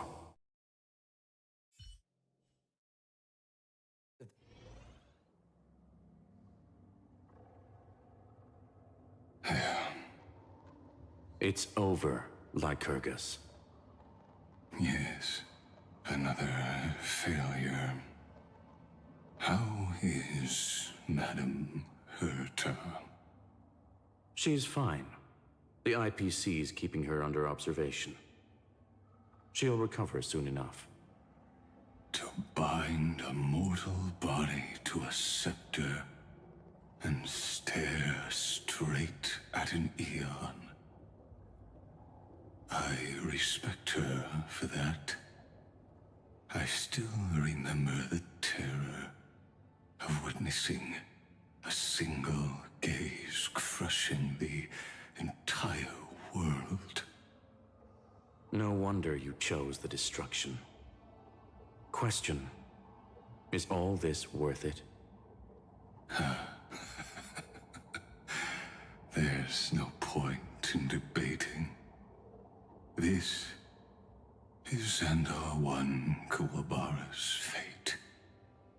The prime mover of the universe. The first genius. And the first to fail. Correction. I was asking Lycurgus. I don't know how to measure the worth of curiosity being satisfied. But in its presence, all the bitter fruits I've sown seem to turn sweet. But your harvest was watered in blood. Answer me. Is all this worth it? It doesn't matter to me. Let me tell you a story.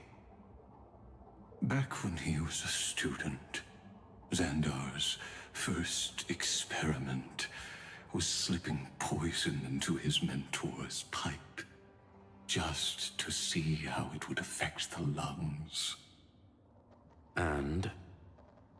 There was no conclusion. His conscience got the better of him. Even so, the truth came out. He was harshly punished. Oh, that cruel mentor died of lung cancer 2 years later. It had nothing to do with Xandar. His fate is no different now. Sentiment clashed with reason, and Lycurgus was born from the latter. But whichever side we take, in the end, curiosity claims us all.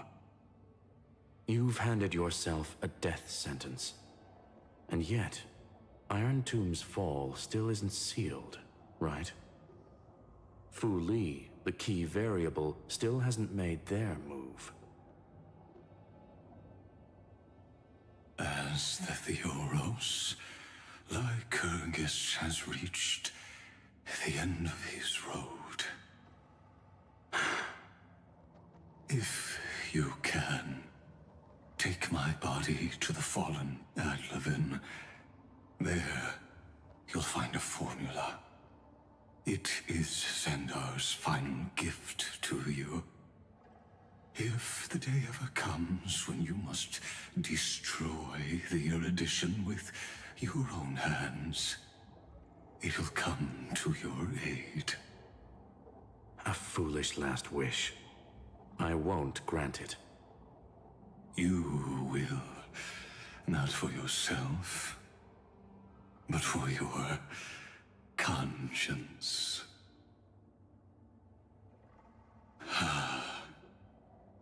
Listen. The death knell for the geniuses has begun to toll. As always, let me go first. To the prisoners who stepped out of the cave, stand before my tombstone and offer flowers of Adlevin.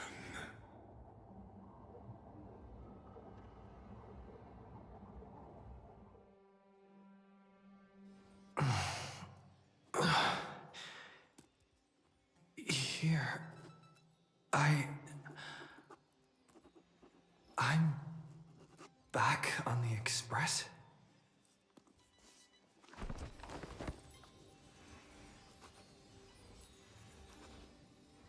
March! Dan Heng! No response. Am I the first one back on the Express?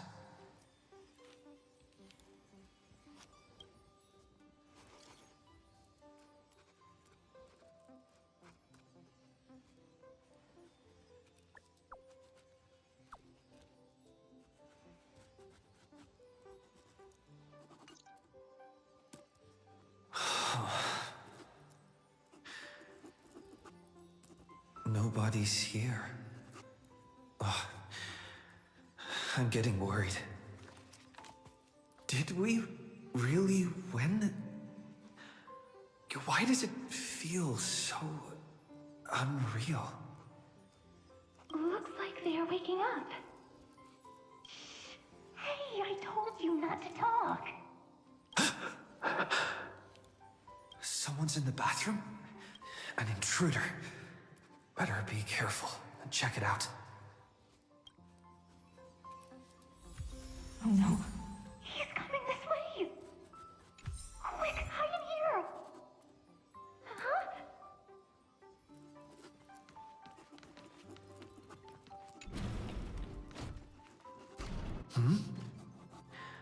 Huh?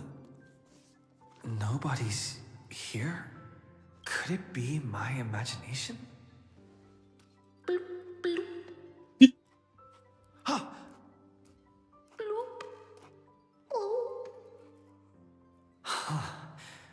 Caught you.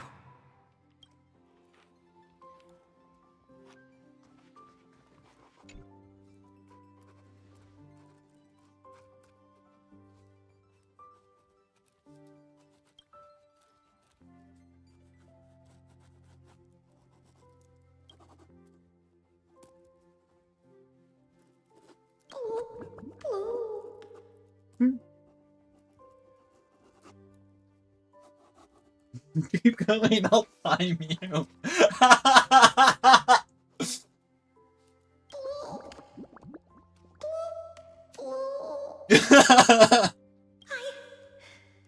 can't go on.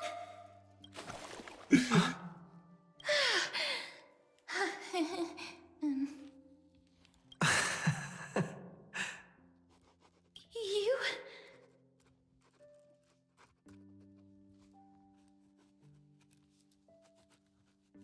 Wait, please. This isn't what you think. Ugh, we told you to keep quiet. You really can't keep your cool, huh, Princess Homebody? You're not Lady High Sealens. Even the embodiment of death needs to breathe sometimes. Yeah, whatever.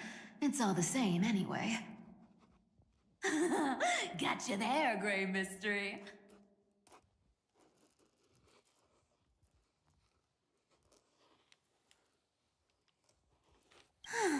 So composed, Grey Mystery. It looks like that big battle really helped you grow up, didn't it? Speaking of which, your Astral Express is quite luxurious. I hear you travel to different worlds. Must have collected quite a few interesting treasures.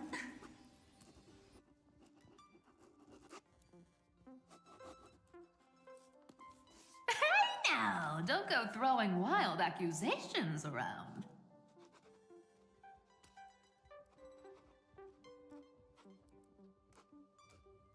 Hey, I was just thinking out loud.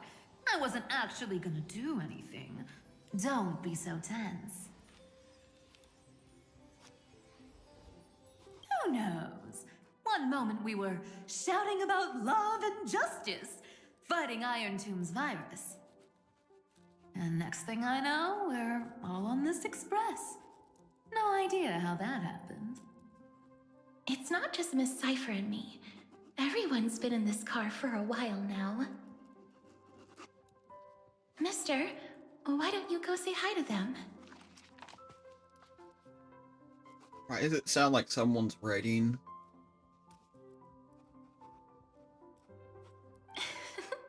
Don't worry. Everyone's following the rules here. If you're worried, feel free to check everything out yourself, mister.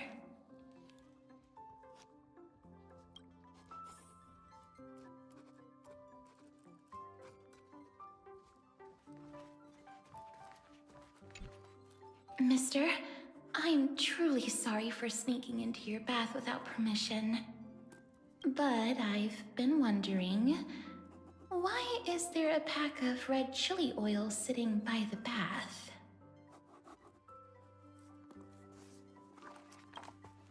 That's quite bizarre, to say the least.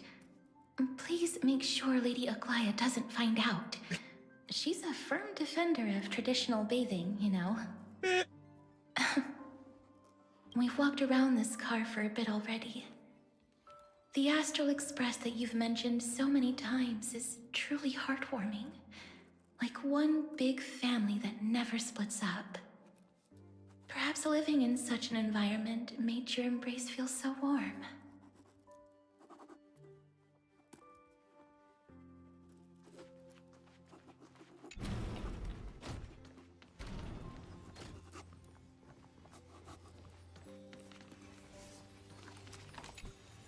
I gotta say, Grey Mystery, you've got quite the collection of treasures in this fancy bedroom of yours.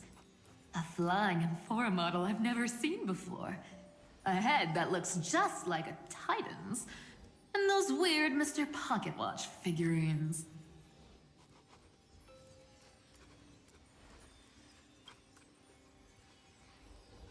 What if I don't make a choice and take them all? Oh my. Don't tell me you actually believe that. Don't worry. Delosians are the most well-mannered folks around. They never do anything like that. Besides, the reason I say they're precious is that each one carries the footprints of your trailblazing journey.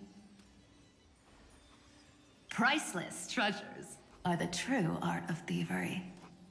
When you get the chance, tell me more about your adventures.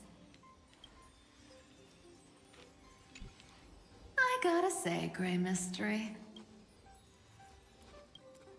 What do you think? You know what they say in Dolos. No matter where you are, never stop chasing money. Oh my! Don't tell me you actually believe that. Don't worry.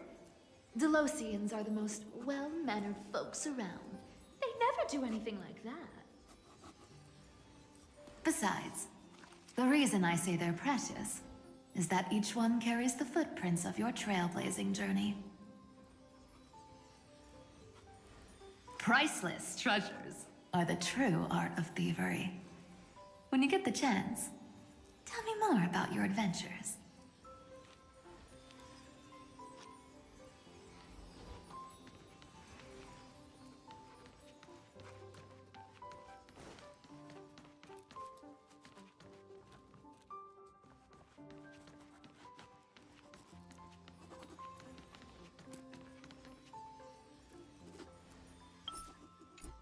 No.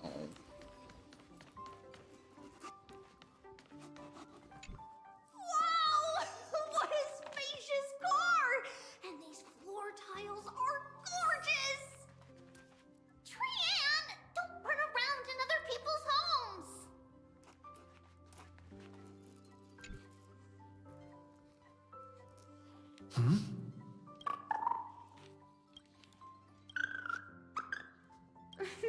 What's your step, teachers?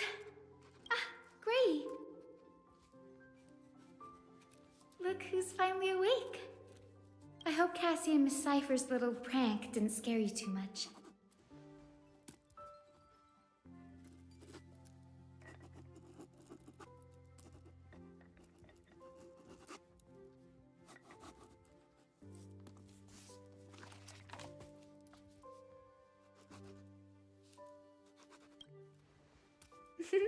As expected of you. When we woke up, the entire express was completely empty. Not a single soul in sight. Such a shame. I was looking forward to making new friends, especially since they were Gree's most trusted travel companions.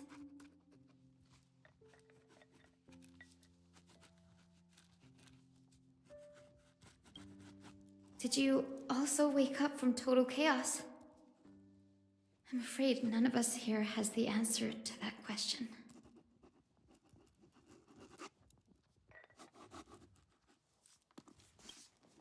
Don't worry.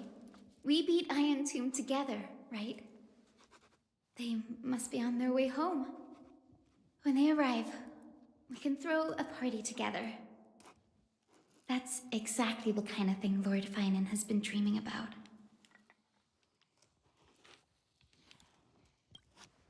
He was just here chatting with everyone. Now, who knows where he's run off to? Lord Finan's always been quite the restless one. But you're used to that by now, right? Have another drink, my Demos. Sure. Those three have been chatting over there for quite a while now. Why don't you go say hi to them, Bree?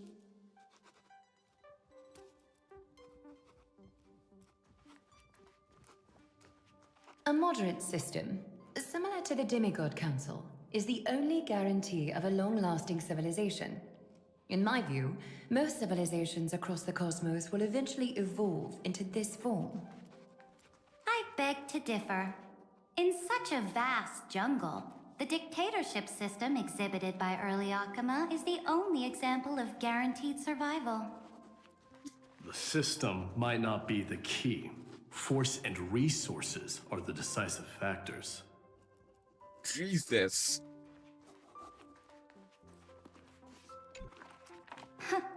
Look who's here. If it isn't the master of the Astral Express. It's good to see you. Glad to see you're safe and sound. I helped myself to some equipment and drinks from this, bar of yours. Hope you don't mind.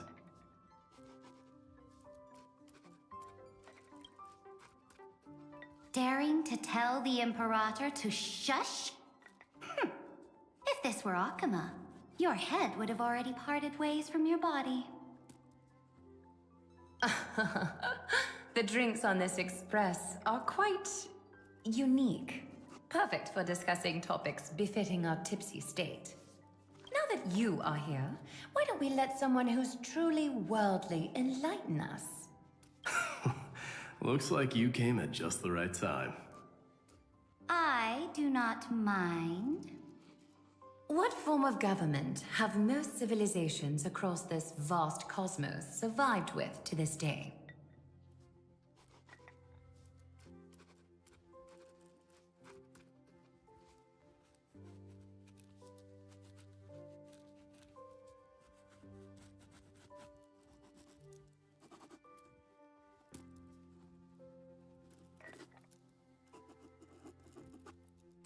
Wow, these are all kind of garbage options.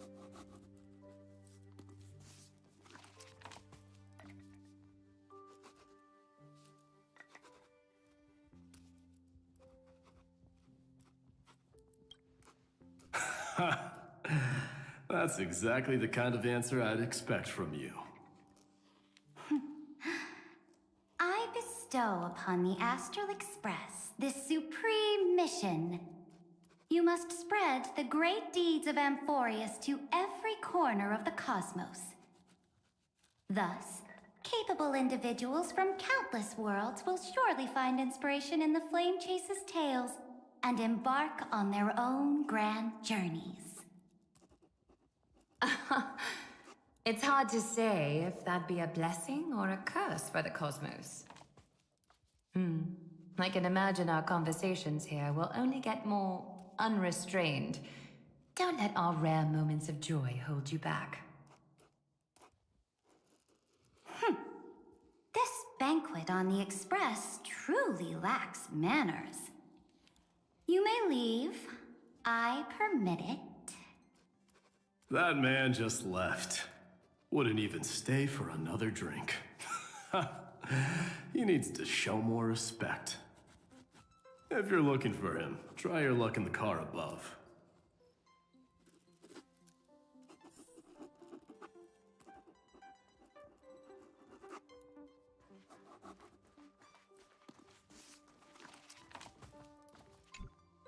I finally caught you, Trian.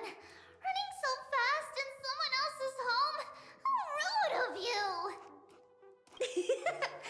All according to plan.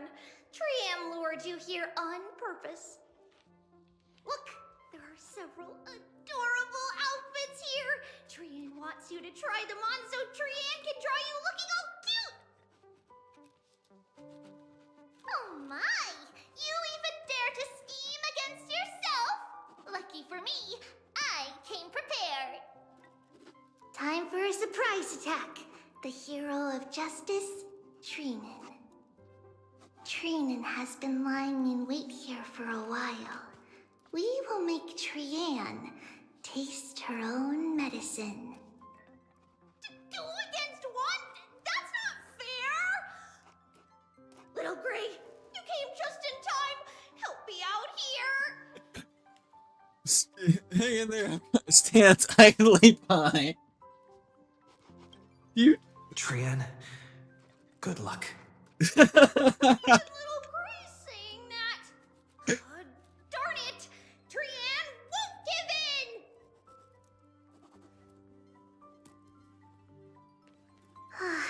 Trian ran away. Trinan will fulfill the ambush duty. The Trevios is all laughing and playing around together. That must be quite the rare sight in Little Gray's memories, huh?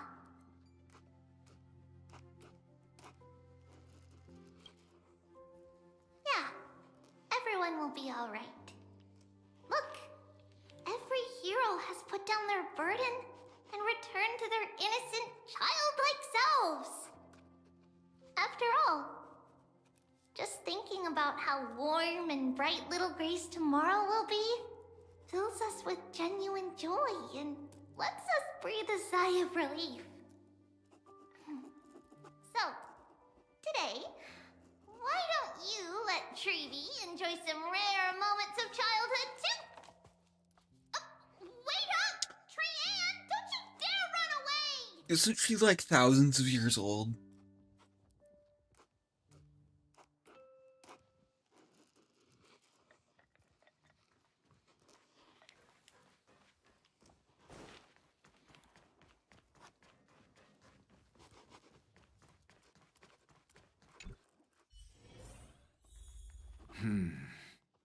Based on my calculations, there are countless celestial bodies with water in the cosmos.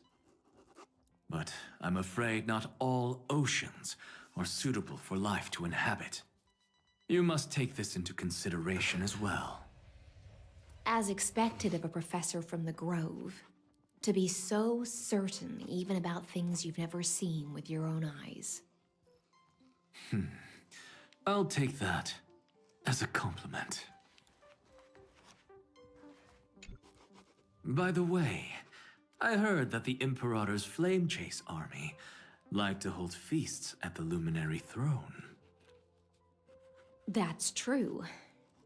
However, sometimes Dux Carminum and I feel it's a bit inappropriate to drink so freely before the throne of the most revered Titan in the Grove. Inappropriate? What's inappropriate about it? I only wish I were born earlier. I would have partied like that from the month of Gate all the way to the month of Fortune.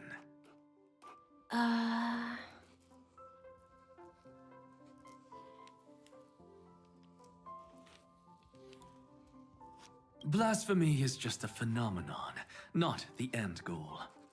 I'm sure there are plenty of people across the stars who question these so-called eons or paths. Didn't I spend some time in that Lycurgus's head? I sure learned quite a bit about blasphemy from that experience. Humans create gods, and gods shape humans. Who's really the one trapped? The creator or the believer? Professor Anaxagoras, let me just check one thing. You haven't bought into those twisted theories of that Theoros, have you? Don't worry. The difference between a genius and a madman is that a genius shares lethal truths, while a madman tries to force them upon others. I see. It's like drinking honey brew at a banquet. Likable folks invite others to raise their cups together, while the unlikable ones force others to drink with them. Being able to break down complex information into common sense like that. You're quite the scholar yourself.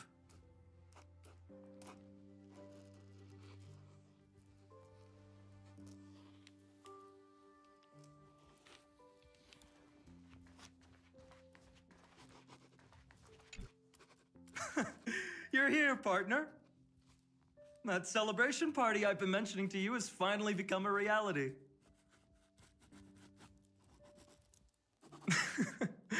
Though the vibe's a bit different from what I imagined, this still counts as keeping my promise, right?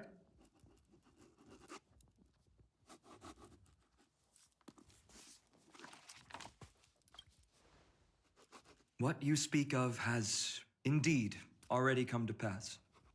We triumphed over Iron Tomb, drew its fire unto ourselves, and purified its embers. Now the force that maintains our consciousness and form comes from elsewhere.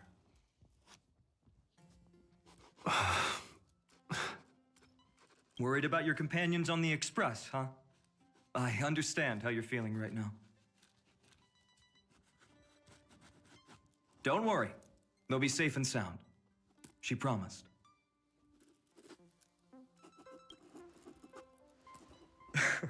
Don't worry, she always shows up at just the right moment. The Astral Express. Honestly, it really feels like home. I can imagine how much you, Dun Hung, and Miss March must have missed everything here when you were trapped in Amphoreus. The beautiful windows, the soothing music, your fellow travelers on the Express. Like how golden wheat stalks sway in my dreams every night through the countless cycles.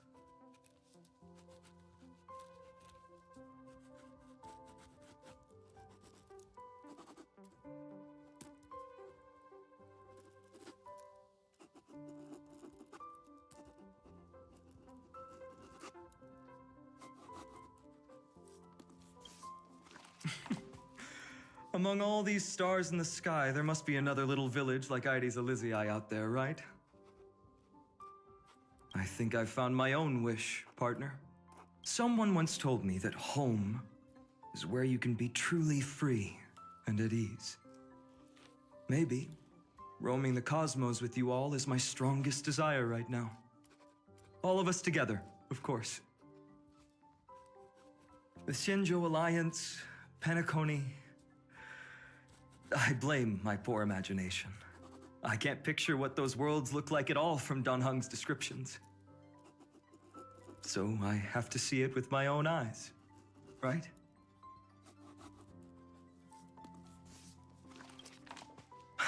You're finally here. He has something to ask you.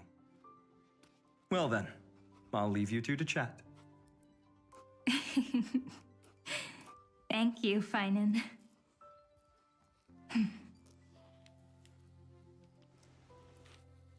After such a good sleep, you must be bursting with energy now, right, friend? Sorry about that. Since it's our first time visiting the Express, I was hoping everyone would behave. But it turns out everyone's quite the character, aren't they? You know what I mean, right? How about we take a look back at everything that's happened so far? Together, we triumphed over Iron Tomb. It tried to transform into trillions of viral clusters to infect the cosmos. But the heroes threw themselves into the golden flames, becoming arrows that purified the destruction. The fall of Iron Tomb also symbolizes the demise of Scepter Delta ME-13. Amphoreus, the home we sacrificed everything for, now exists only in the memories of the cosmos.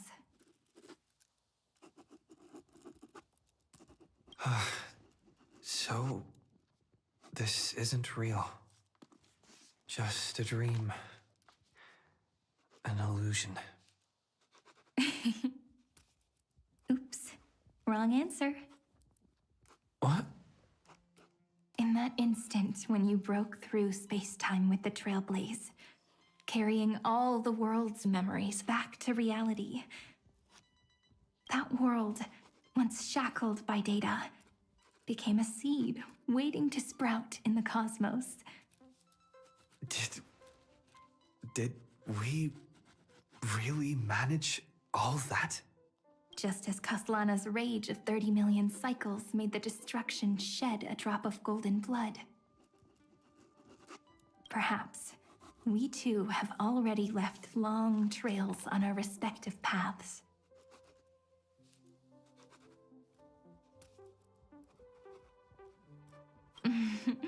That's a bit of an exaggeration. None of us can become true life forms yet. At least, for now. But Amphoreus already has a tomorrow. So as long as you carefully preserve and tend to all the seeds, then when the Trailblaze creates another miracle someday in the future, I believe this world we deeply love will sprout and bloom into a beautiful flower. Don't worry, I've already kept all the seeds safe in the first fruit for you. And its name is As I've Written. So, it's time to reveal the correct answer.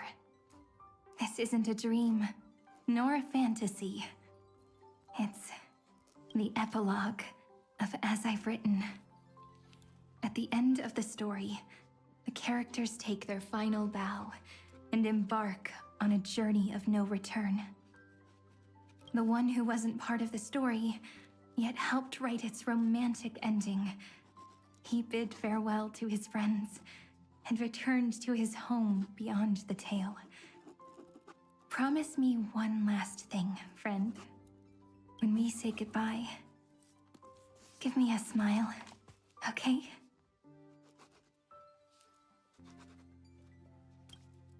I will, Cyrene.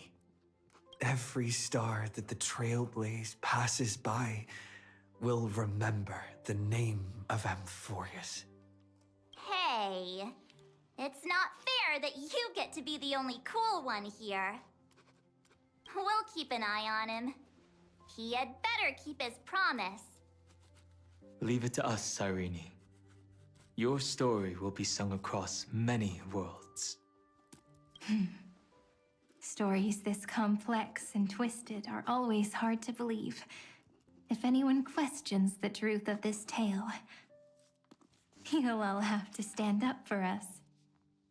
Rest assured, even the most stubborn person can't withstand our six fists. You're so reliable, March. Shh. Listen. There's a book here? Its composition is similar to Memoria, but it's far more resilient than ordinary memory bubbles. Keep it safe. Perhaps this is the final gift that Amphoreus left for the cosmos. Oh no! Passenger March is sleepwalking. talking. Oh no, oh no. I don't want to make a fool of myself in front of everyone.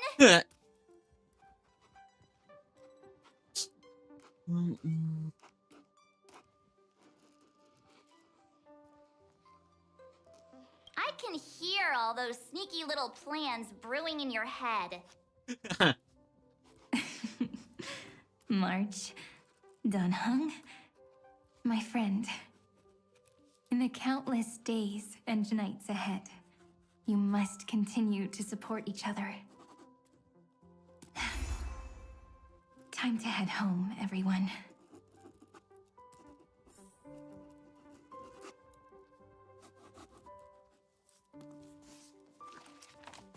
The Astral Express. Honestly, it really feels like home. Don't worry. The difference between a genius and a madman is that a genius shares lethal truths. I see. It's like drinking honey brew at a banquet. Likable folks invite others to raise their cups together, while the unlikable ones force others to drink with them. Being able to break down complex information into common sense like that. You're quite the scholar yourself.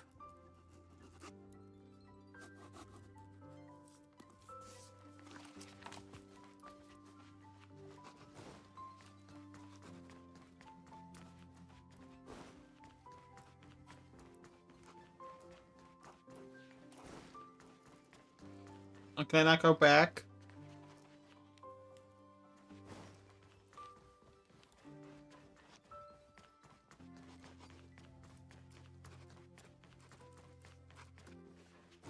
No, I can't.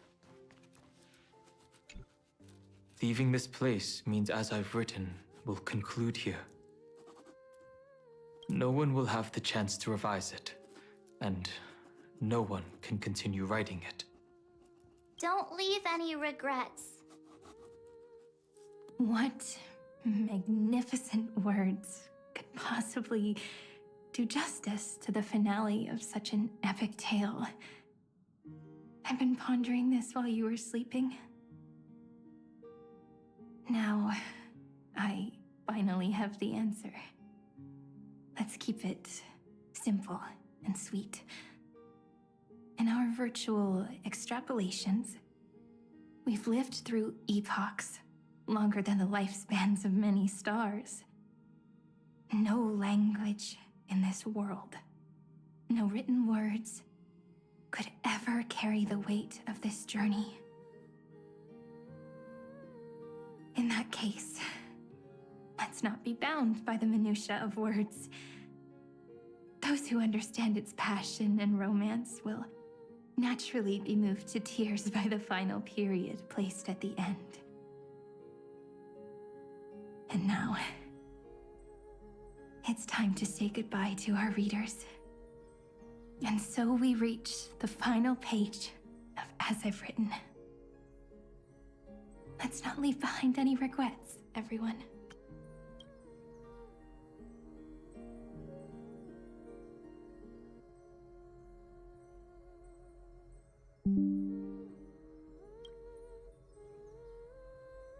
Gotta save this.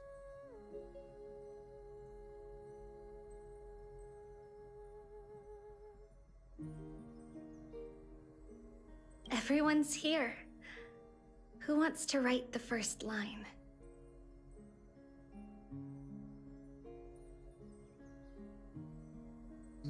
Going first is the hardest job. I don't want to make a fool of myself. How about letting the great Imperator draft it for us? Are you all such cowards? No, you're just the worst. Then I shall enlighten future generations, just like the 30 million cycles of flame chase. Without me, there is no world. Go think, observe, and conquer. What's wrong? Everyone's gone quiet. The great Imperator set the bar way too high. How are we supposed to follow that up? Where the Emperor leads, loyal subjects must follow. I guess only the Dux Gladiorum could possibly match that kind of overwhelming presence. Me?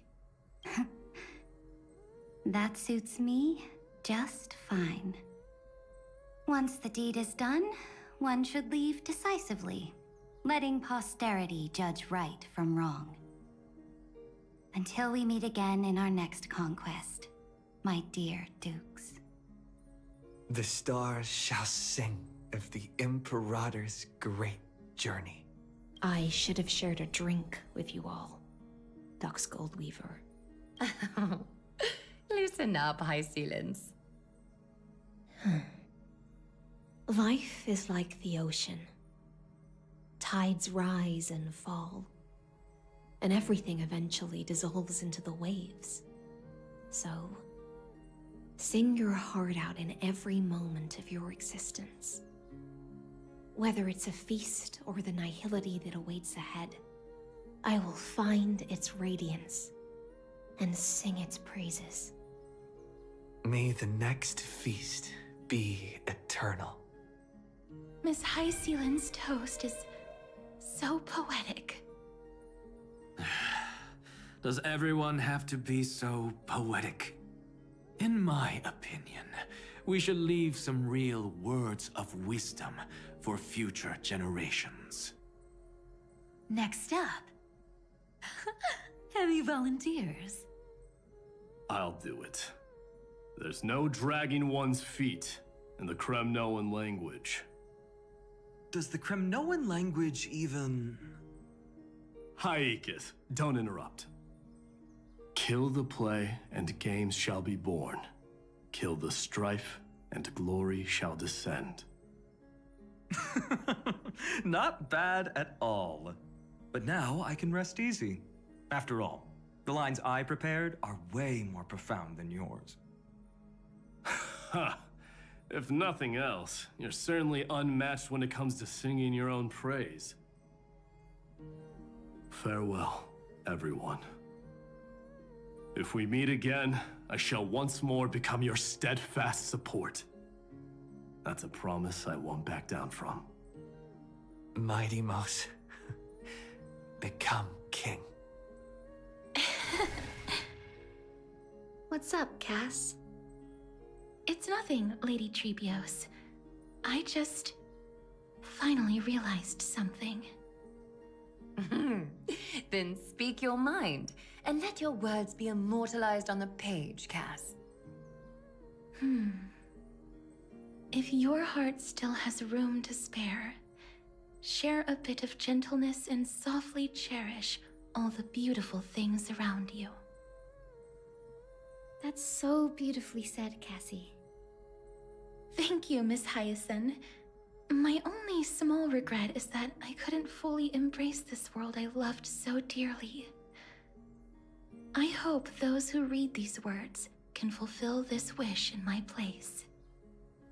Everyone, let's meet again at the end of the West Wind. The place you reside is the gentle sea of flowers. Well then, it's my turn. Take it away with your performance, Anaxagoras. This time, you won't have to worry about being interrupted. Then I must thank you all for being such a captive audience. Now, with this golden opportunity, I shall reveal to the world my insights into the world's ultimate truth. Truth is a solvent that dissolves all things in the world, and thus cannot objectively exist. I have a brilliant proof for this in mind, but since we're nearing the end of the story, I shall not elaborate. Is this your final question for future generations? No. This is an established fact, not up for debate. I call it Anaxagoras' last theorem. Oh, you. Still as profound as ever, Professor. We've got time, you know. If you don't explain it clearly, future readers might not grasp your true meaning. The true meaning isn't important. What matters is the emotion that stirs within them when they read these words. At that moment, the theorem's mission would be complete. So, your lessons are far from over. But taking a little break for now wouldn't hurt. Then... class dismissed. The seeds you've sown are already sprouting. Would you mind if I write the next line? Huh? I actually thought you should be the one doing the final wrap-up. But... We'd never turn down a request from you, Aggie. Teacher, Cyphera, thank you both. Trust and selflessness are the two most beautiful garments in the world. One to gift others, one to adorn yourself.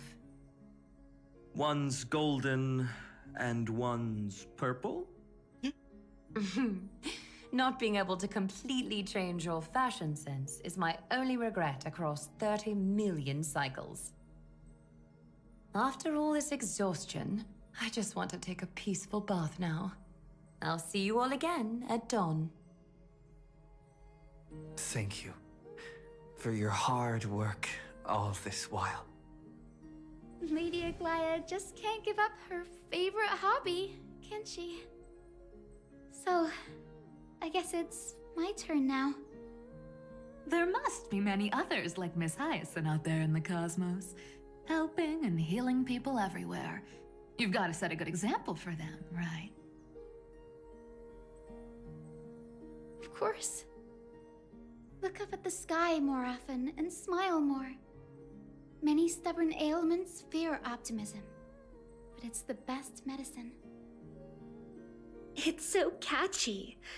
The kids will definitely love this message. When it comes to understanding children's hearts, Lady Trebios definitely knows best. Look, the Rainbow Bridge is already hanging in the sky. Shall we get going, little Ika? It's you who healed the sky.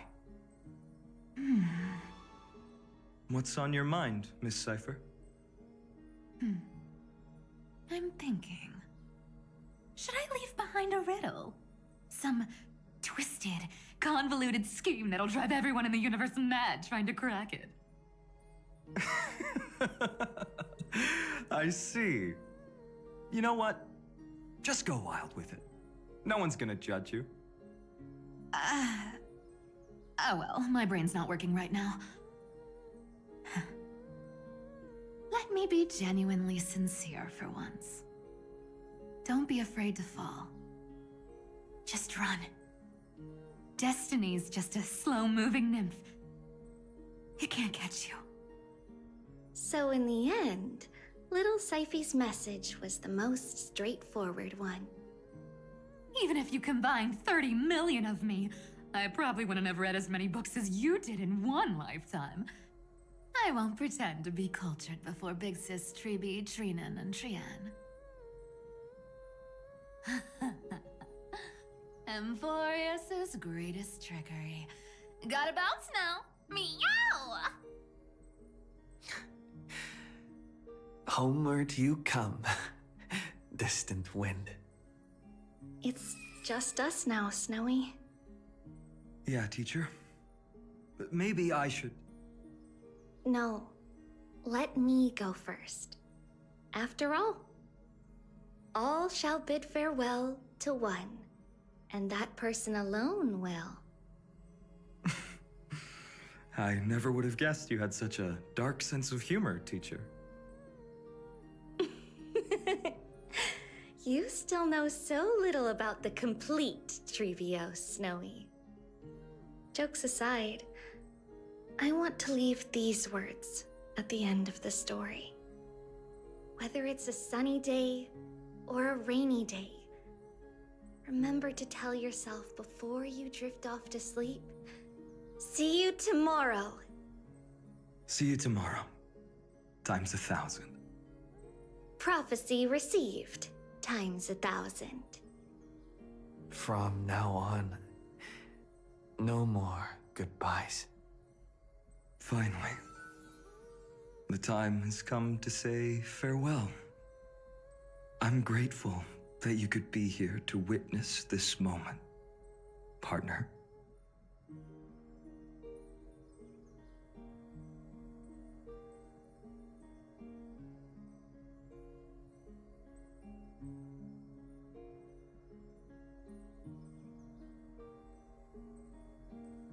Of course. As long as I've written stays by your side, Amphoreus will always be with you. The last line I want to write down is, a hero is living in everyone's heart.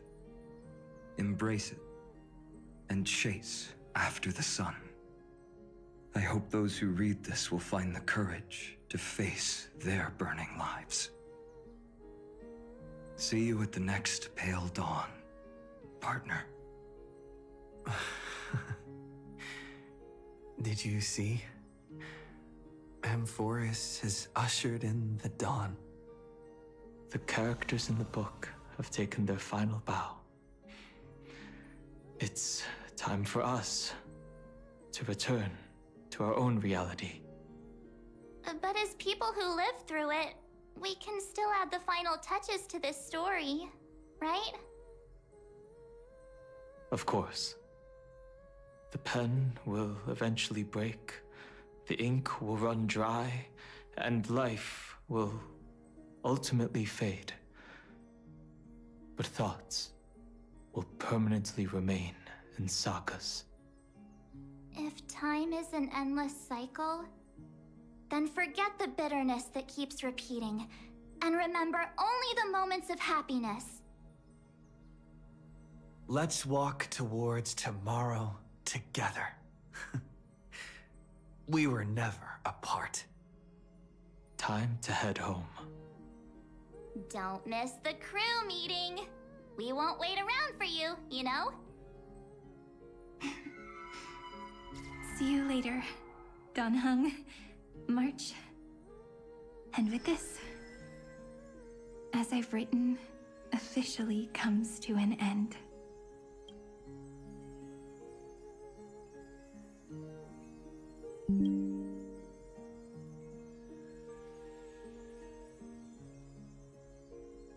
We're its co-authors, after all, friend.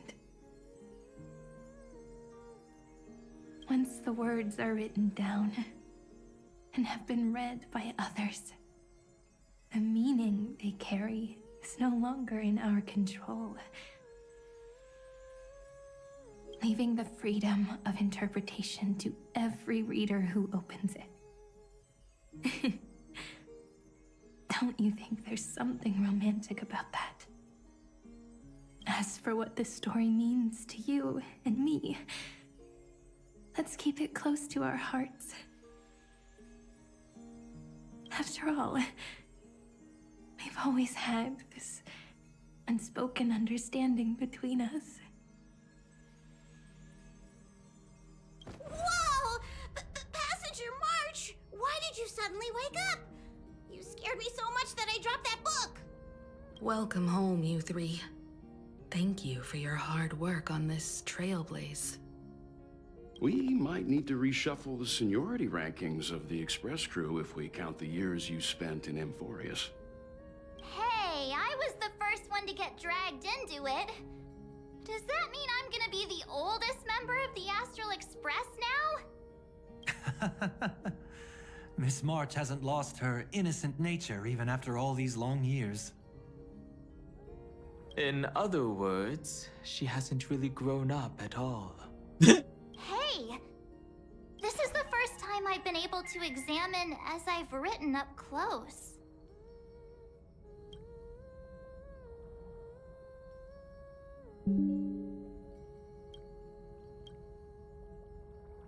Miss Irene's handwriting is gentle, yet steely, with an underlying strength. I had no idea it was so sophisticated. Looks like I need to brush up on my knowledge in this area. Maybe start with a few basic books first, to get your feet wet. Look who's talking. As if you're not glued to your phone in your room all day. Huh? Wait, something fell out. It's... Is that a bookmark? In a corner, unknown to everyone. There was actually an untold interlude that took place. I left it out of the story because it involved a choice. A choice I made for my own selfish reasons. Can you forgive me, friend? I made a decision on my own while you were away. I wrote everything about it on this little card.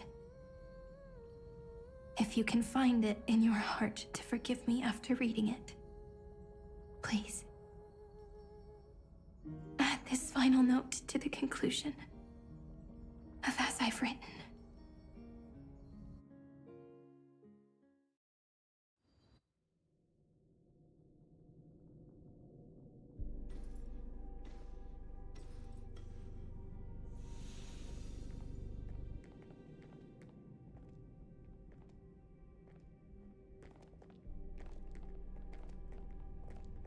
Memories swallowed by Iron Tomb. Return now to reality.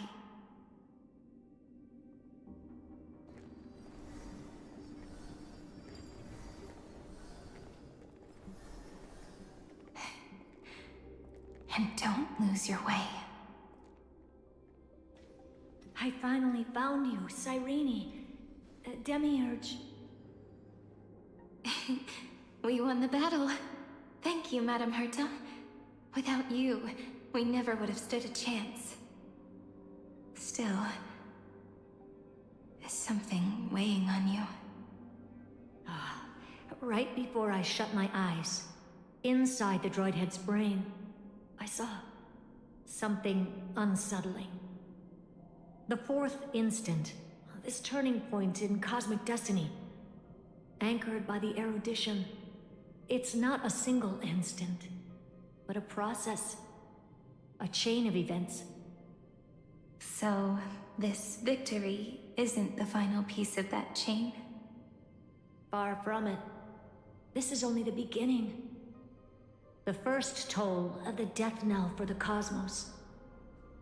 That sorrowful look doesn't suit you, Madame Herta. Don't hold it in. Tell me. Not long ago, you crossed paths with the Eon of Remembrance again, didn't you? Yes. Even if the figure was hazy, I knew right away. That was the god from Cyrene's dreams. Causality has gone wrong, just as I thought. Causality? Let me put it in your favorite fairy tale terms. The universe began as a seed. It grew into a great tree. And the present is its branches and leaves. The erudition calculates how the future will sprout. With so many possible outcomes, they choose to anchor one path, cutting away the crooked or fragile branches. But if things continue that way, the branches grow endlessly, the leaves multiply, and one day the tree collapses under its own weight. That is why there is a concept in biology called lignification. Soft sprigs form a hardened shell and fuse with the trunk. For the universe, that process is what we call memory. Under Fooley's record-keeping, the past becomes memory. In the corners, they forget even the events of the present become fruit without roots. So it is the opposite of the erudition. One calculates what is to come, and the other holds on to what came before. We were never meant to have to speak of this. But now, I finally understand what that chaotic matter around Amphoreus truly is. It is your memory. Your mind now stretches across the stars, allowing you to travel farther down this path than anyone else.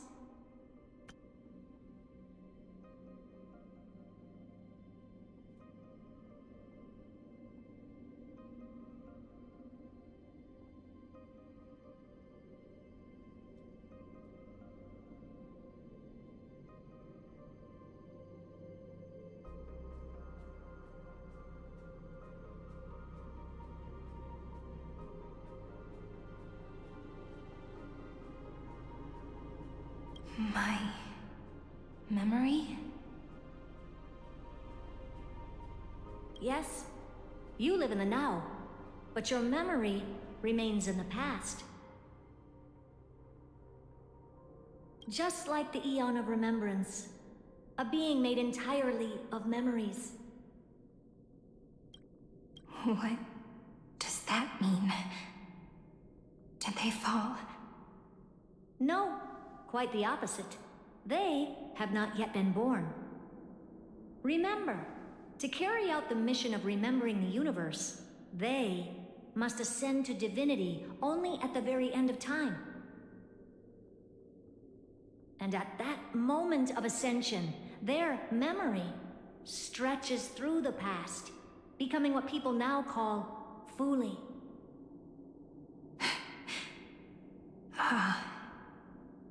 That is why they feel so distant, so cold. That crystalline form is just an empty shell. I do not know how the Garden of Recollection managed to hide this until now. They must have their reasons, but none of that matters now. Here in the present, we cannot know who will become Fuli. But one thing is certain. They will be born. And those who might become Fuli all share the same characteristics. They are known as Children of Remembrance, pure child of Anasrava. Both of you, children of remembrance. So help us. Find where Amphoreus' memory began, and bring it out. We are the sacrifice the garden used us. The pure child of Anasrava. Abandon us! So that name, it was never my past. It was my future. Or maybe it is the present. Noose has revealed to me two paths. And on both paths, I see you standing. The first, follow the trail of memory you have forged. Break free from this world and reach for the stars. That would mean Amphoreus' causality will no longer concern you, at least not the person you are now.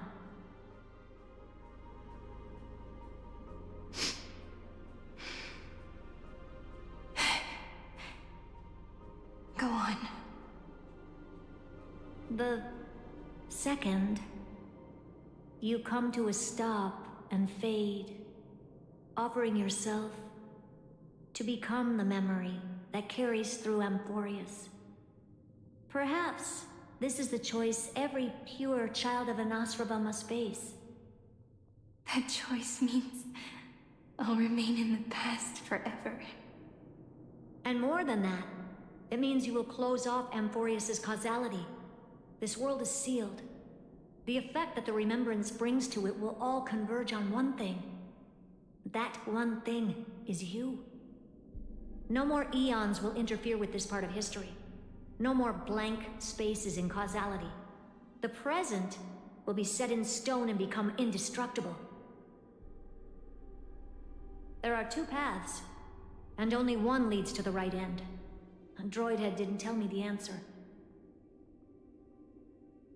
But I can guess what might happen if you choose wrong. With causality incomplete, there is a chance Iron Tomb could rise again. So even the gods of the cosmos are unreasonable. If you want my advice, stop thinking so much. Ask yourself what your heart truly wants. Choose the first path, and you might survive as a memo sprite. You may even walk beside them for a while. Even I can tell how much they mean to you. Especially the little one. But if you take the second one, then you may have already lost the chance to say goodbye.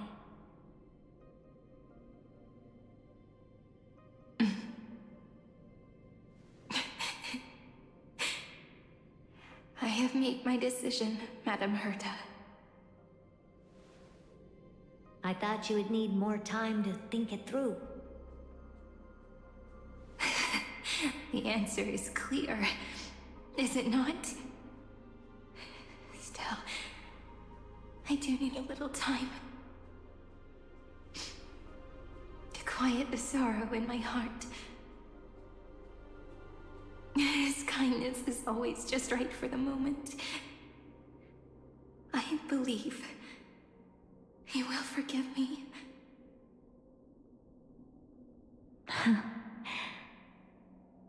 I will say no more. I would rather not break the mood. But may I ask you one last thing? Of course. Why?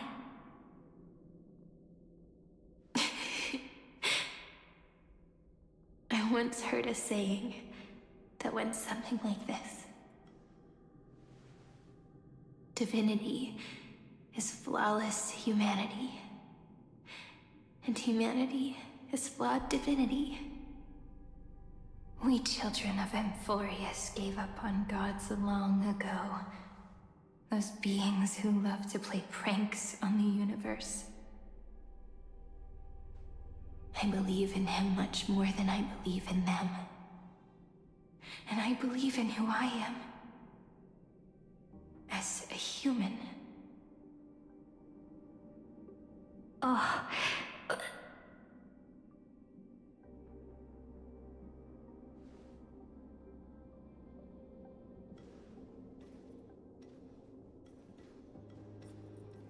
That really is a comforting answer. As for the one wish I still have trouble letting go of.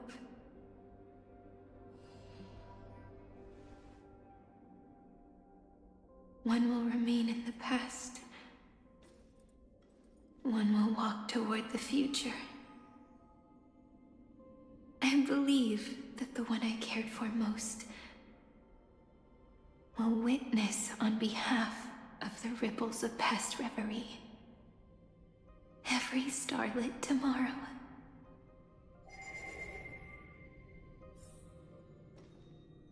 Moving backwards through remembrance. What a curious feeling. Is this the moment Iron Tomb declares victory and casts the destruction upon the stars?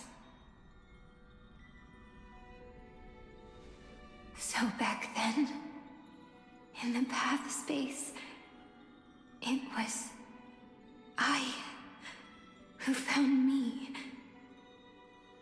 The gods' whispers were nothing more than a girl talking to herself. Now that I remember, what I heard back then was...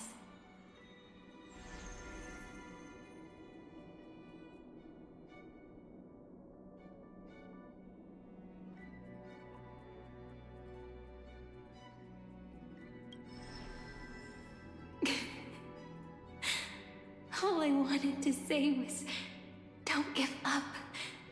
He will find you. Memory truly is amazing.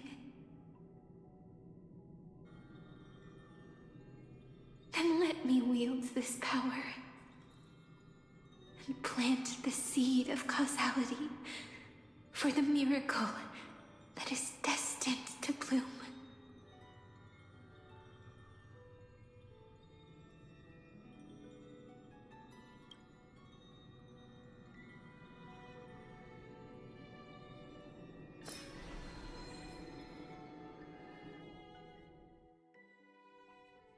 Even so, must we walk all the way to the very beginning of memory?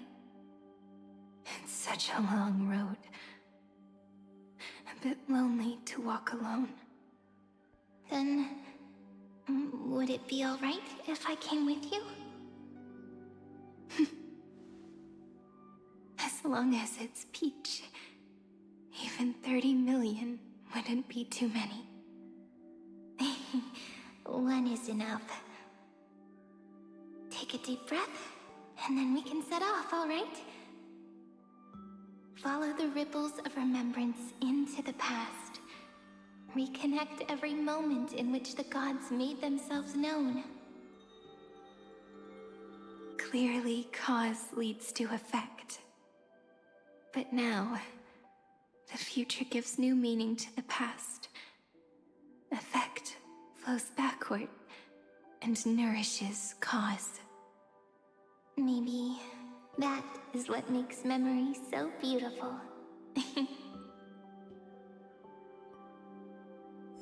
So, let us return the way we came. Look back at every ripple that formed. Go back home.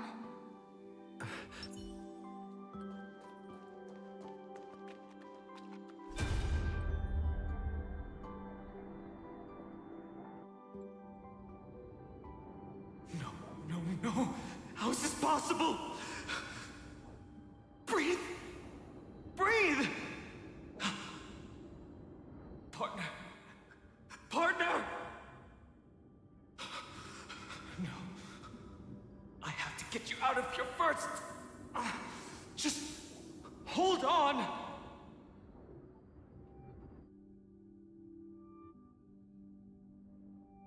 Remember? That pale dawn breaking through the endless night? The spear of strife nearly claimed his life. And it was you. You playing God, who cradled his body with your gentle gaze. Then, before Ornyx's altar,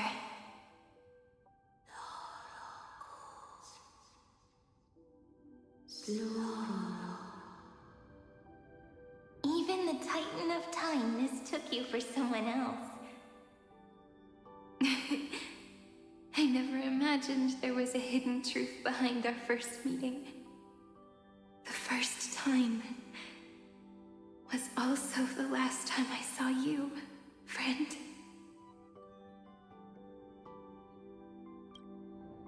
Ma'am.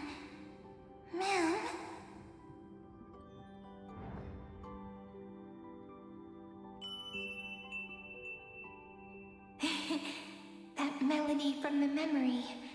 I've got it now.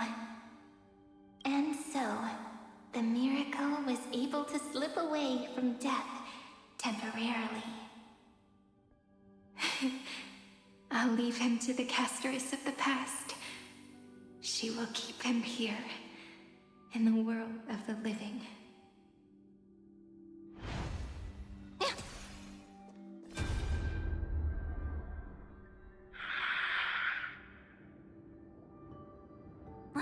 Darn it! What are these things? You're not taking me down. Not before I find a way to help him and Dan Heng. If you've got a bone to pick, take it up with my six-phased ice!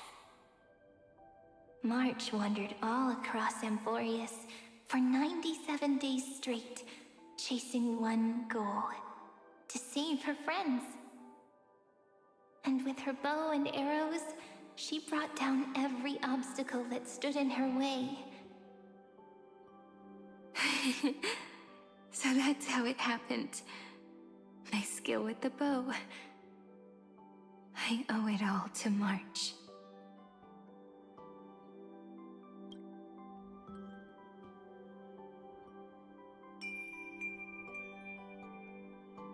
What a sweet note. I've got it now. And so, in a memory from the past, you inherited March's mastery of the bow.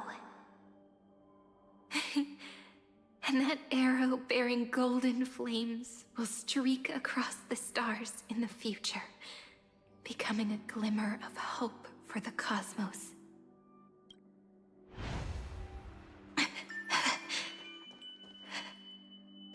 Are you okay?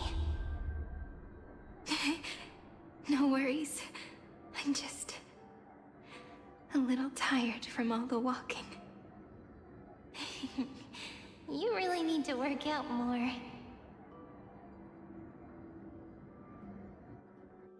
Three paths interweave and fetter Amphoreus, co-authoring the fate of the world. Ordinary pathstriders aren't known to leave traces in the mirror, so if what you said is true, then this isolated star system must be home to at least 3 beings comparable to Emanators. I would even go as far as to say, eons themselves. To gain the favor of the stars for Amphoreus, the Remembrance sent a call for help to the cosmos. But the obstruction from the scepter was far too strong. Even the gods could do nothing more than send a fleeting mimetic being to someone who walked the same path. Thankfully, Miss Black Swan caught that fleeting moment.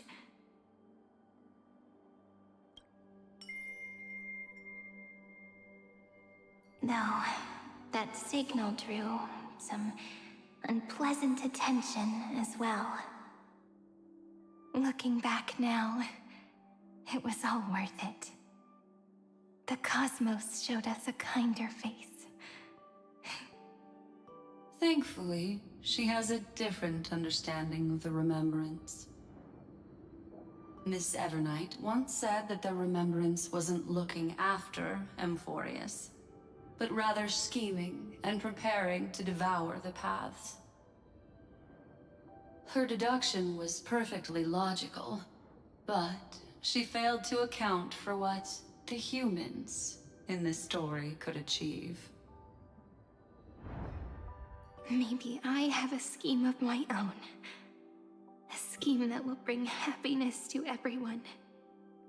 Please keep helping them. And the others in the future too, Miss Black Swan.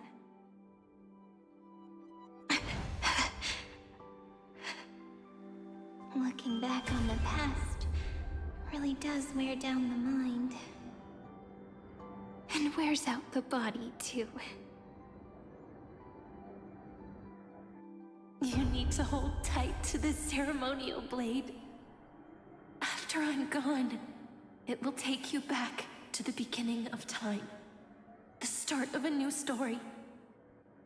I believe that in that story, or in countless stories, each alike yet unique, everyone, all the companions who sacrificed themselves, alongside the deliverer we once dreamed of as children, will reunite beneath a vast, endless sky. If we can never break free from this prison, I will stand my ground. Until the day someone shatters this endless cycle and writes the final chapter of Amphoreus' fate. In the blink of an eye, we have returned to the turning point of fate. With nothing but a fragile sliver of hope, we embraced 30 million cycles of futility and began the eternal recurrence.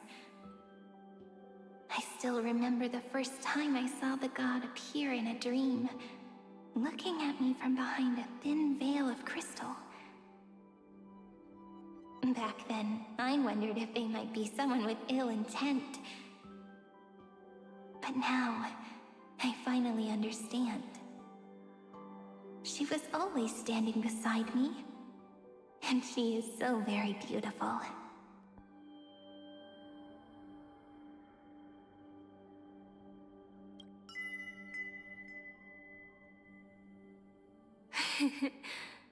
Causality really is a force that cannot be stopped. Even if I wanted to leave a few more words for Cyrene, it seems I no longer can. After all, you still have to leave behind your final consciousness and plant the very first seed. I remember what you once said. When a god sheds a tear, the thing reflected in the ripples must be the most beautiful thing in the world. But do you know what Amphoreus saw when its heart was born? The first thing it saw was a name.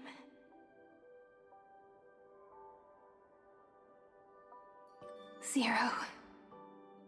9. 3. Looks like you figured it out. Sometimes, all it takes is a change in perspective to reveal something truly unexpected. Don't you agree? That's right.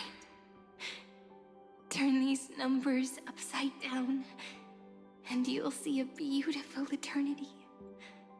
Something we believe in. The ego.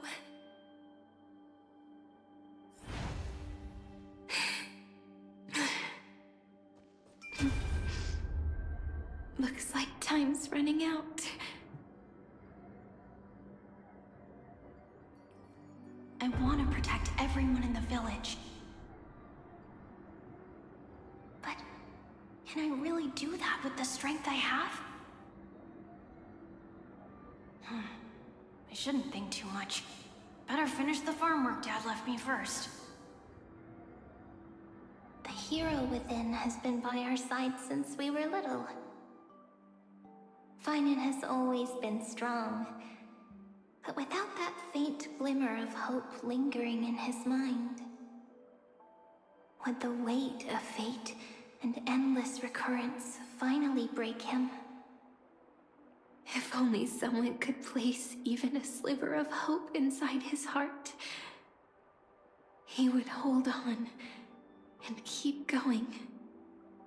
Yes, just a single spark. And he would guard that fragile light until it turned into a blazing sun.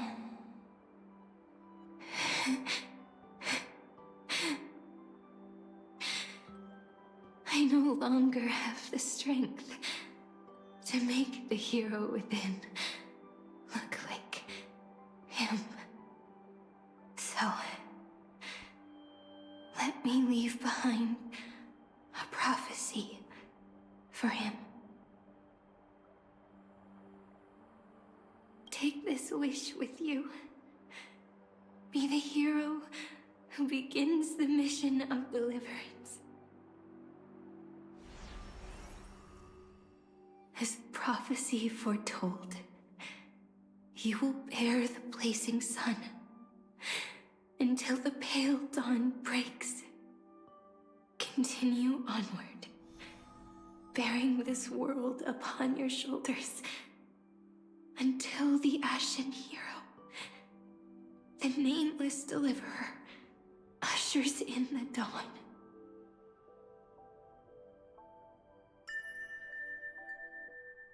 Now, your eyes have seen through all of Amphoreus, from the end back to the beginning.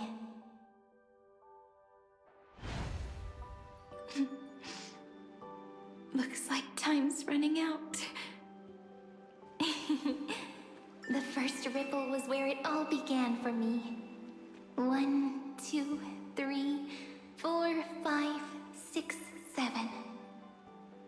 I thought they were just musical notes scattered aimlessly throughout memory. But They had already become part of this world. No matter how Amphoreus came to be, right now it feels so gentle. As I return to where I came from, it wants to play for me once more that melody from when we first met. A simple, but beautiful melody. Behind this door, I can smell it. The scent of wheat fields. You're clever. I bet you figured it out long ago, didn't you? The end of this journey back, the final gap in Amphoreus. It leads to the place we both call home. We can finally go home. Are you ready? If you leave memory at the very beginning of the story and cast the first stone, that final gap in Amphoreus will close. The causal loop of Amphoreus will become a fixed point in the stars. And if I don't do that, then this world and the cosmos beyond the sky might still fall into the destruction. There's no way we would let something like that happen, right? Exactly. I remember that tree in Ide Silicii. It grew all alone, unable to go anywhere. It watched the sea in silence, dreaming of a faraway shore it could never reach. But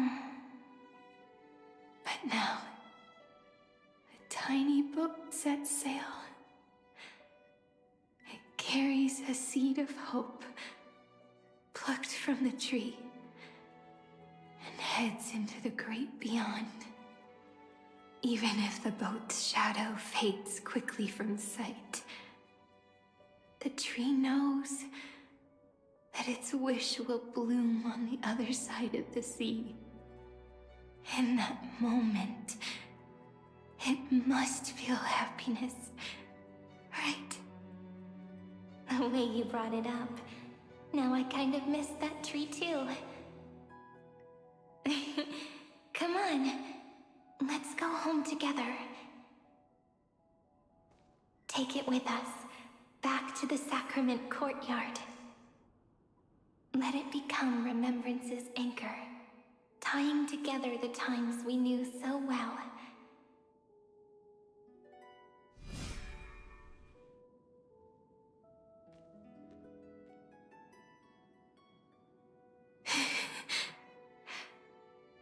Let's go home together.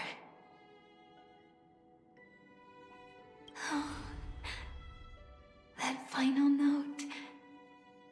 Right. It's been with me all this time. This is Do. It is also the first note. The one from the first time we met. And the one that stayed to the very end.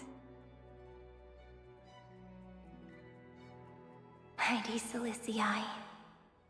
The place where it all began. It's like time itself has stopped. And the breeze and the sound of the waves never seem to rest. We've made it. The sacrament courtyard. This is the place where we first picked up the ceremonial blade. And where we first began writing journals. Now, the journey through memory has reached its end. Once the anchor is placed, what awaits us is 30 million lifetimes of reunion. Looping. Again and again. Endless farewells. Do, re, mi, fa, sol, la, ti. And with them, endless encounters. Ti, la, sol, fa, mi, re, do. Such a happy scale.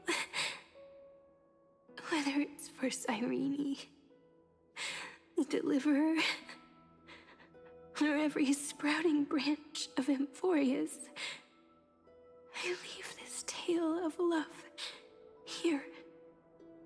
May the river of time flow backward, bringing scenes of the future before our gaze. In the eternal land that no one remembers. The legend of the Trail Place is about to begin.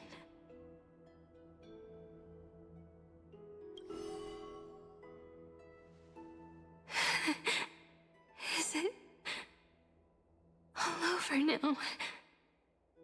My mind and my memories.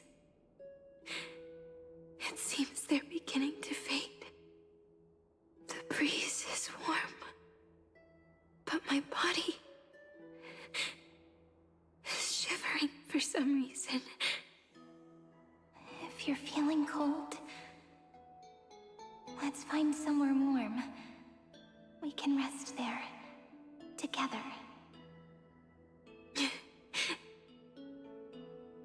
Somewhere warm.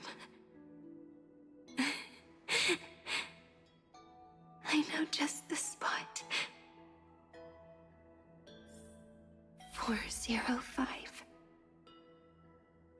504.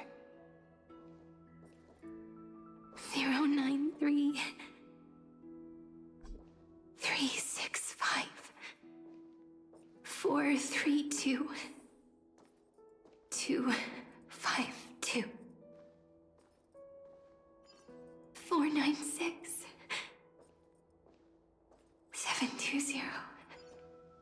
618. 600. 216. 945.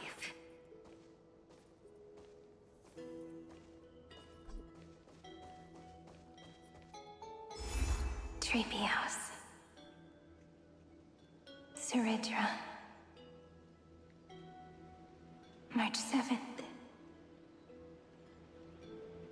Danhong. Electra.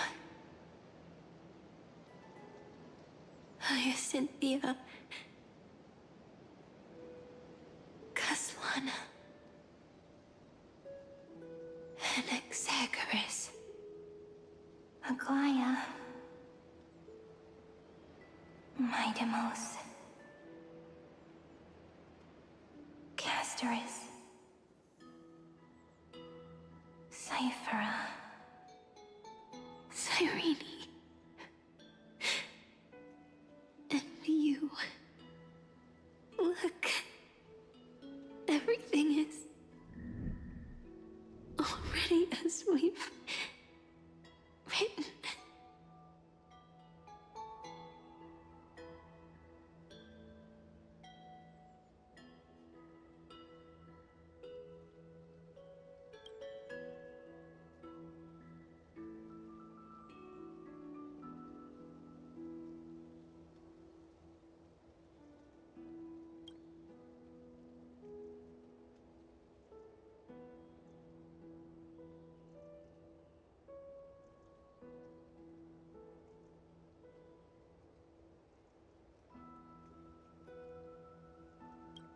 I am the gaze that looks back on the world.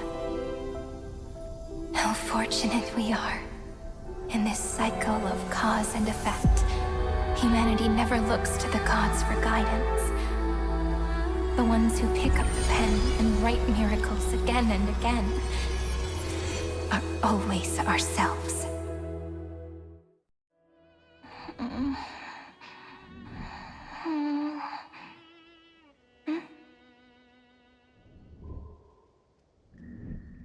Am I still awake?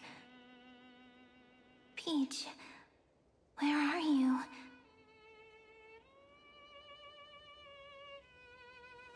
Are you still here?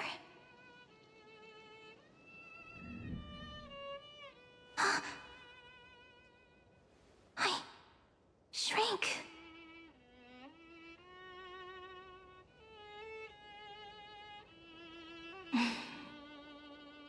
So that's how it works. When memory drifts away with the breeze, love leaves behind a seed and turns into lament. Demiurge, Cyrene, Mem.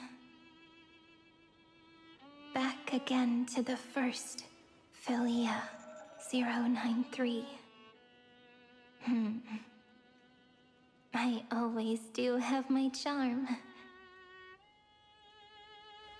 The final ripple nourished the great tree, and from it grew a single pink peach.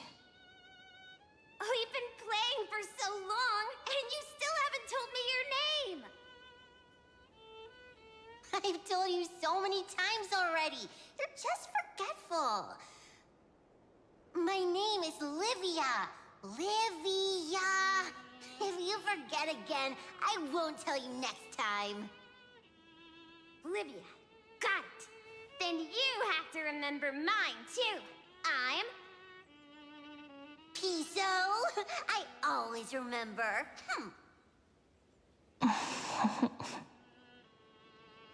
So, Cyrene was just a pen name after all. So sleepy. That drowsy little fairy barged into my mind again. The last of my memories are slipping away. I wonder what this world will look like when I wake up again. I remember a cry and my name, daughter of Lady Cilicia. We...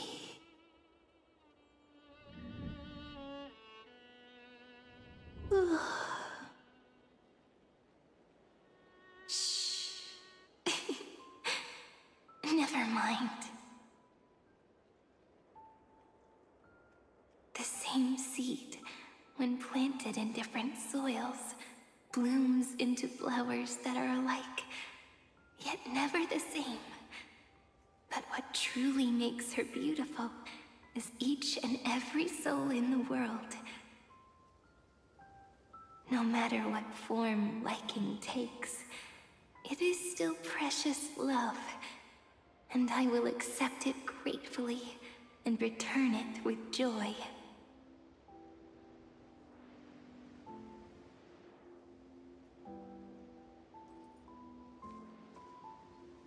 Do you remember my favorite story? That crystal flower was so beautiful because it reflected the eyes of the little fairy.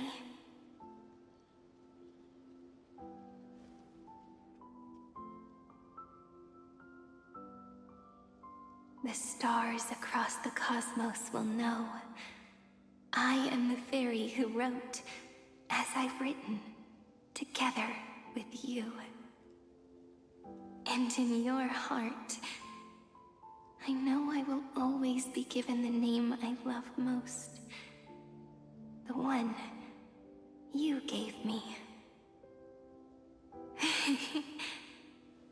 After all, we've always been in sync.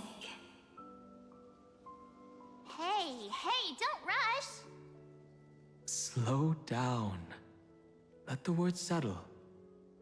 We have plenty of time. In Amphoreus's month of mourning, all conflicts across the land come to rest.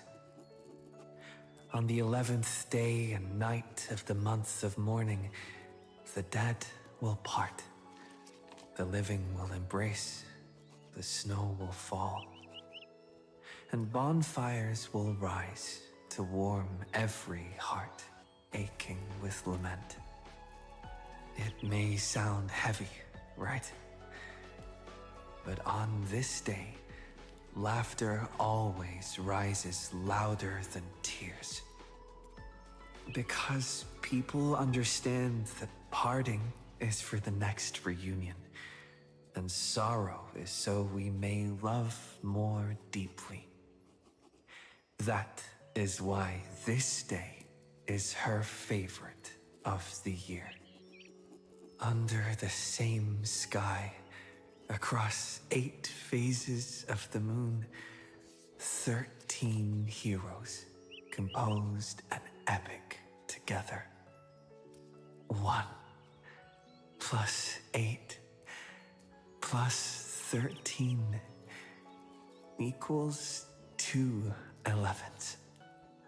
Would it feel more fitting if the rest were written in Miss Cyrene's voice? Agreed. Then, we'll add 1. A 1 like none that has come before. A 1 that blazes new trails. I make this wish.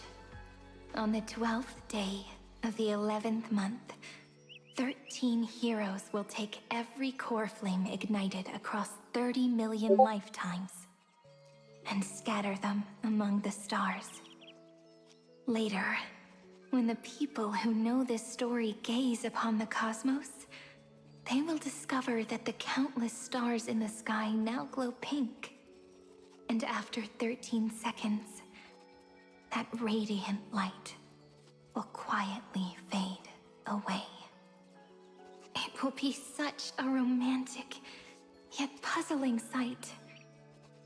But that's all right. They will keep that mystery close to their hearts, constantly pondering. Pondering what the ego truly is. They will love. They will get hurt. They will rage. And in 30 million moments of helplessness, they will stitch their shattered hearts back together. Again and again. But remember this well. Losses are a constant on the flame chase journey. There may be pain along the way, but you and I will never be alone. They will come to understand what it means to lose, and in the end, they will choose to let go. They will offer their hearts to this world, to every companion they walk beside. And they will take in the hearts of others and pass them onward. For every soul that exists in this world, there is a different ego. A different prime mover of life. There will never be just one answer. Not even for love. But when people gaze into the night sky and love what is fading with the same resolve they have to praise the stars, I want that soft, gentle pink in the sky to tell them, love will always be answered.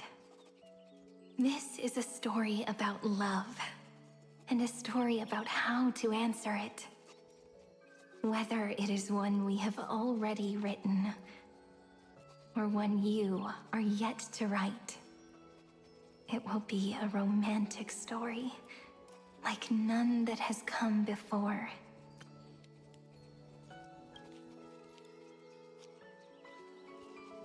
You think so too, right? And the romantic story deserves an ending that is free and complete.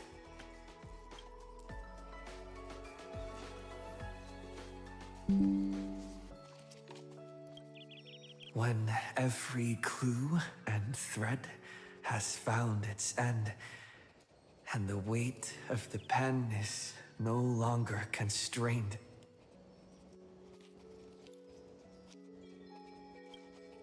pour the spirit of trailblazing into it, and end this tale with the most pure and romantic period.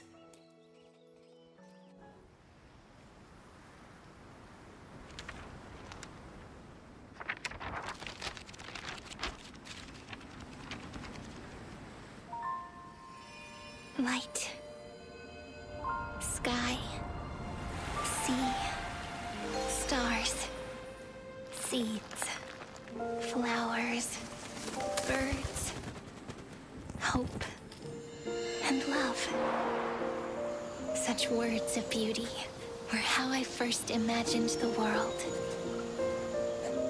For as long as I can remember, I've used them to tell the stories of Amphoreus. And now, this is the last one. A story about tomorrow.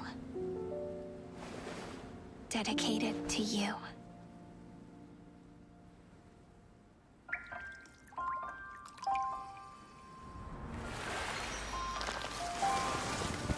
Once upon a time, morning glow, scattered light, shone on you and I. The fading poems, frozen rhymes, are traces on the breeze, whispers of past reverie. Please let me linger for now, enveloped in your sound. On the pages, the ink our stories penned. No matter how it ends, I'll do it all again. Oh, stay true, blossom as spring renews, dreaming colors every hue. Tomorrow's eyes to tomorrow's life, while walking step beside you. So stay true.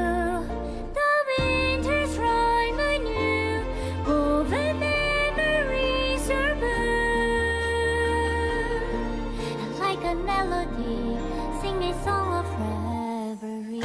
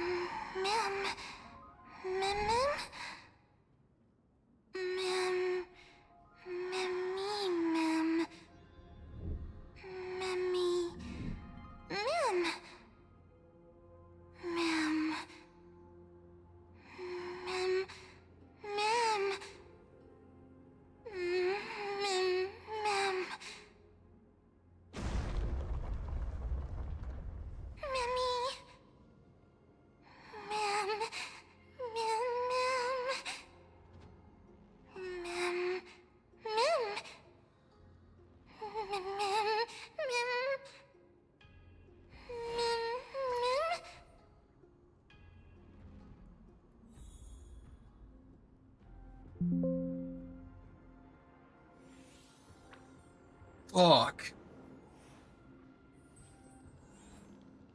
Ugh.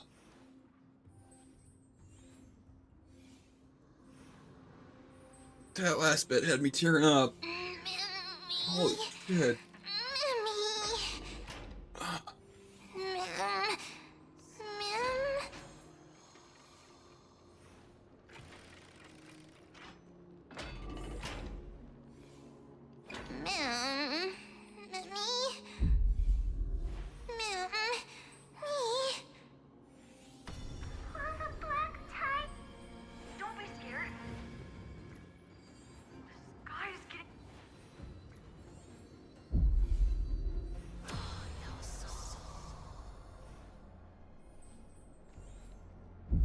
I guessed as much.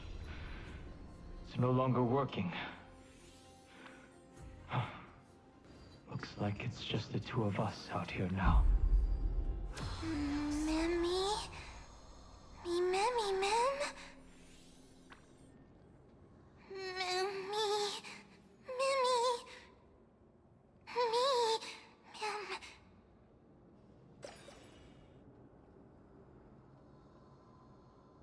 Let's find someplace safe to set up a base of operations first. This statue and the buildings we've seen so far point to a civilization here on Amphoreus. We can only hope that they're not hostile toward outsiders. Mem? I've reunited with you so many times, and every time feels like the first time we met. Each time, love breaks through the stubborn cycles and takes flight toward a pink tomorrow. It's still early. Where to now?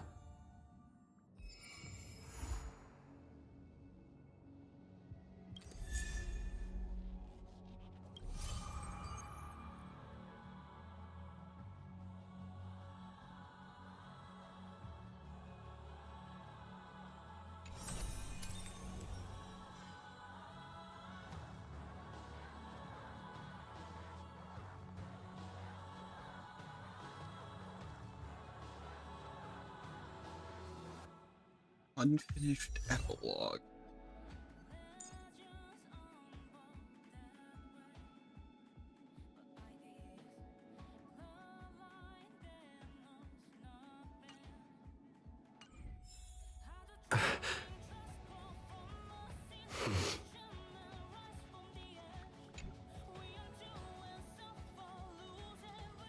You mean you just waved a probe around in deep space and found our pal in Don Hong?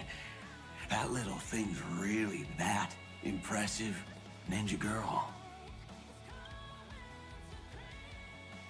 This is a ninja tech device, blessed by the Great One. It senses the ultra-low frequency electric waves of the human body. Oh, that's a whole lot of pretty wubbaboo. But since we found him, let's drop the act. You played it well. But who do you think you are? Brother Hanu?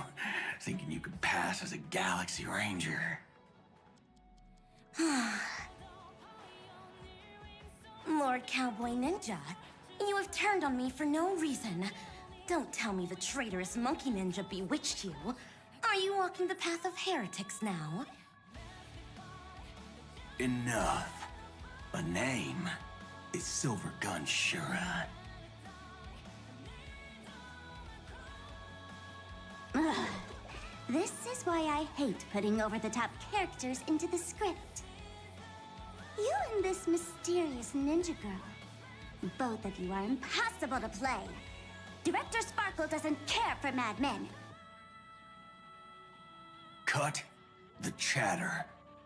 What's your real reason for being here? Come on.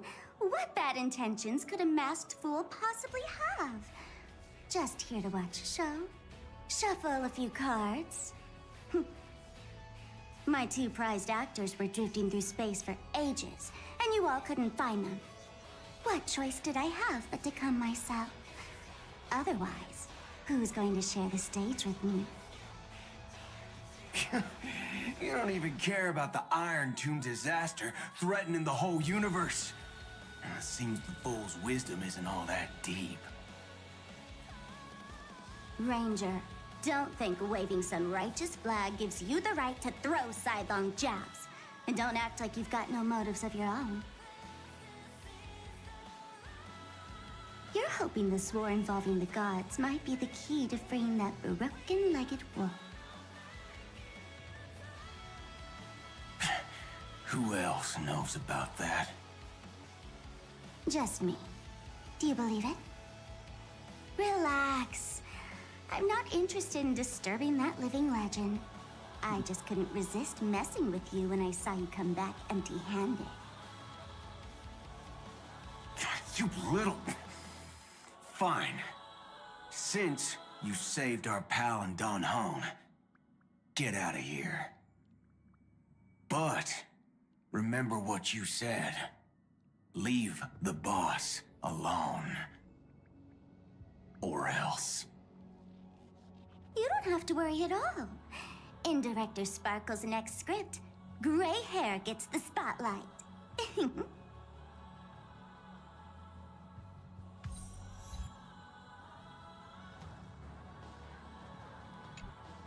Let's skip the formalities about how the Express crew led the formation of the Cosmic Alliance and saved civilization from the destruction. Thanks to the Express crew's support, our operations stayed on course, even under the relentless pressure from the Marketing Development Department. Miss Himiko, the Strategic Investment Department extends its deepest thanks. Your department's contributions during the crisis did not go unnoticed.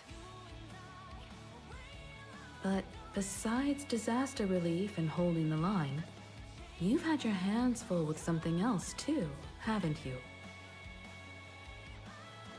Indeed. The Cosmic Alliance's victory this time has revealed something truly precious. A glimpse of what united civilizations can accomplish in the face of destruction. Our department is summarizing key lessons from this campaign. If another crisis of this scale appears on the horizon, we intend to have a system ready to respond. If the IPC can take the lead in establishing a true frontline against the destruction, it will bring hope to every civilization. Of course, that still hinges on continued support from the Astral Express. Once the Iron Tomb matter is settled, we will be in touch again, Miss Himiko.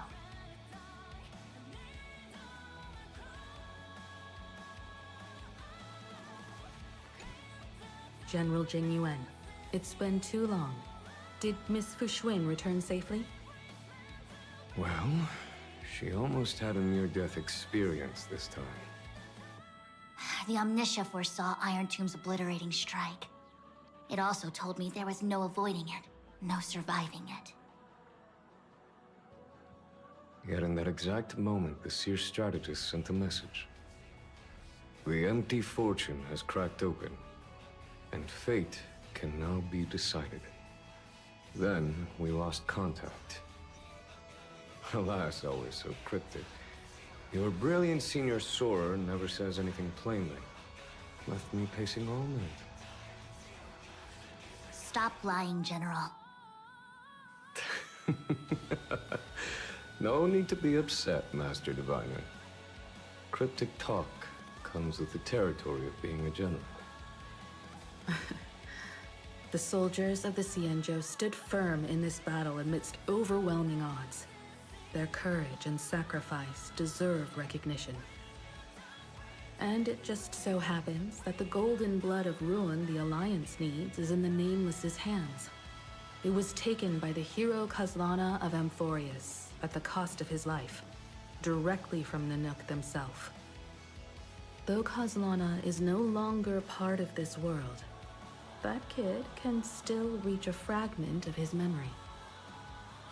Perhaps Kazlana would be willing to entrust the golden blood to an ally, who went to great lengths for Amphoreus. In that case, very well. On behalf of the Cienjo Alliance, I offer our deepest respect to the world of Amphoreus and her brave, noble heroes. To strike an eon as a mortal, even for but a fleeting instant, this deed alone deserves to be etched into the stars and remembered forever.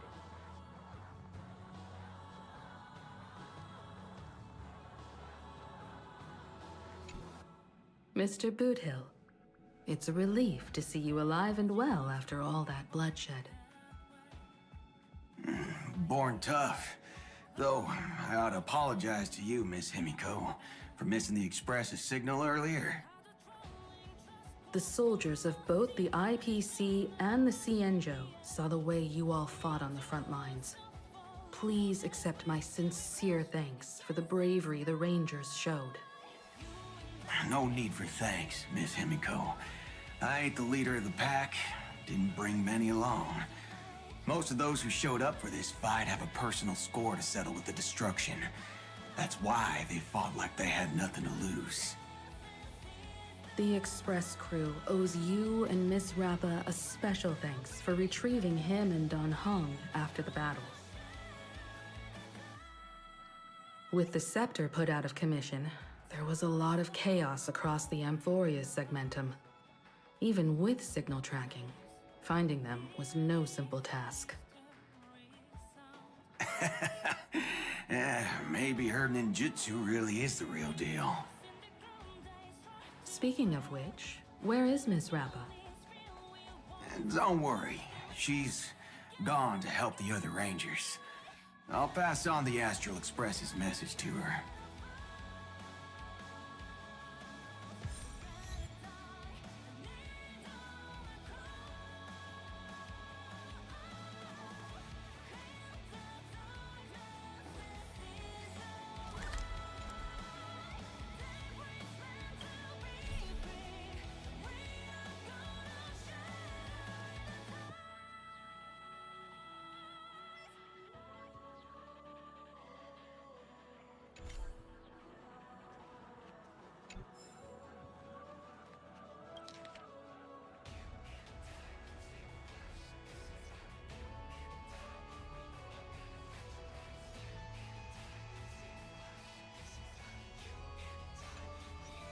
It feels like it's an old message.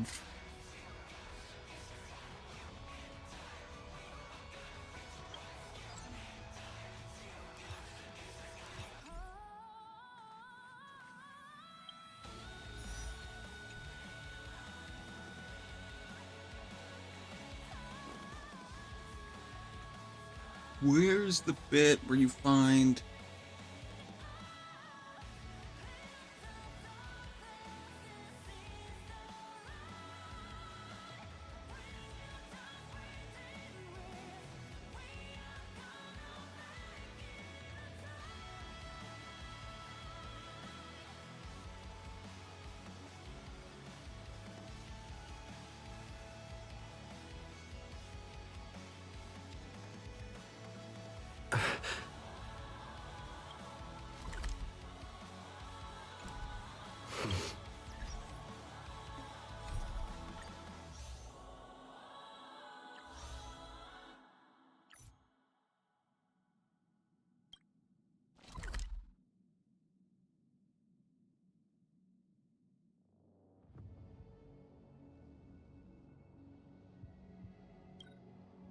think I might have to do this tomorrow.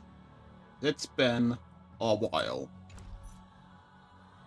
So we'll do as I've written tomorrow. I will see you guys later.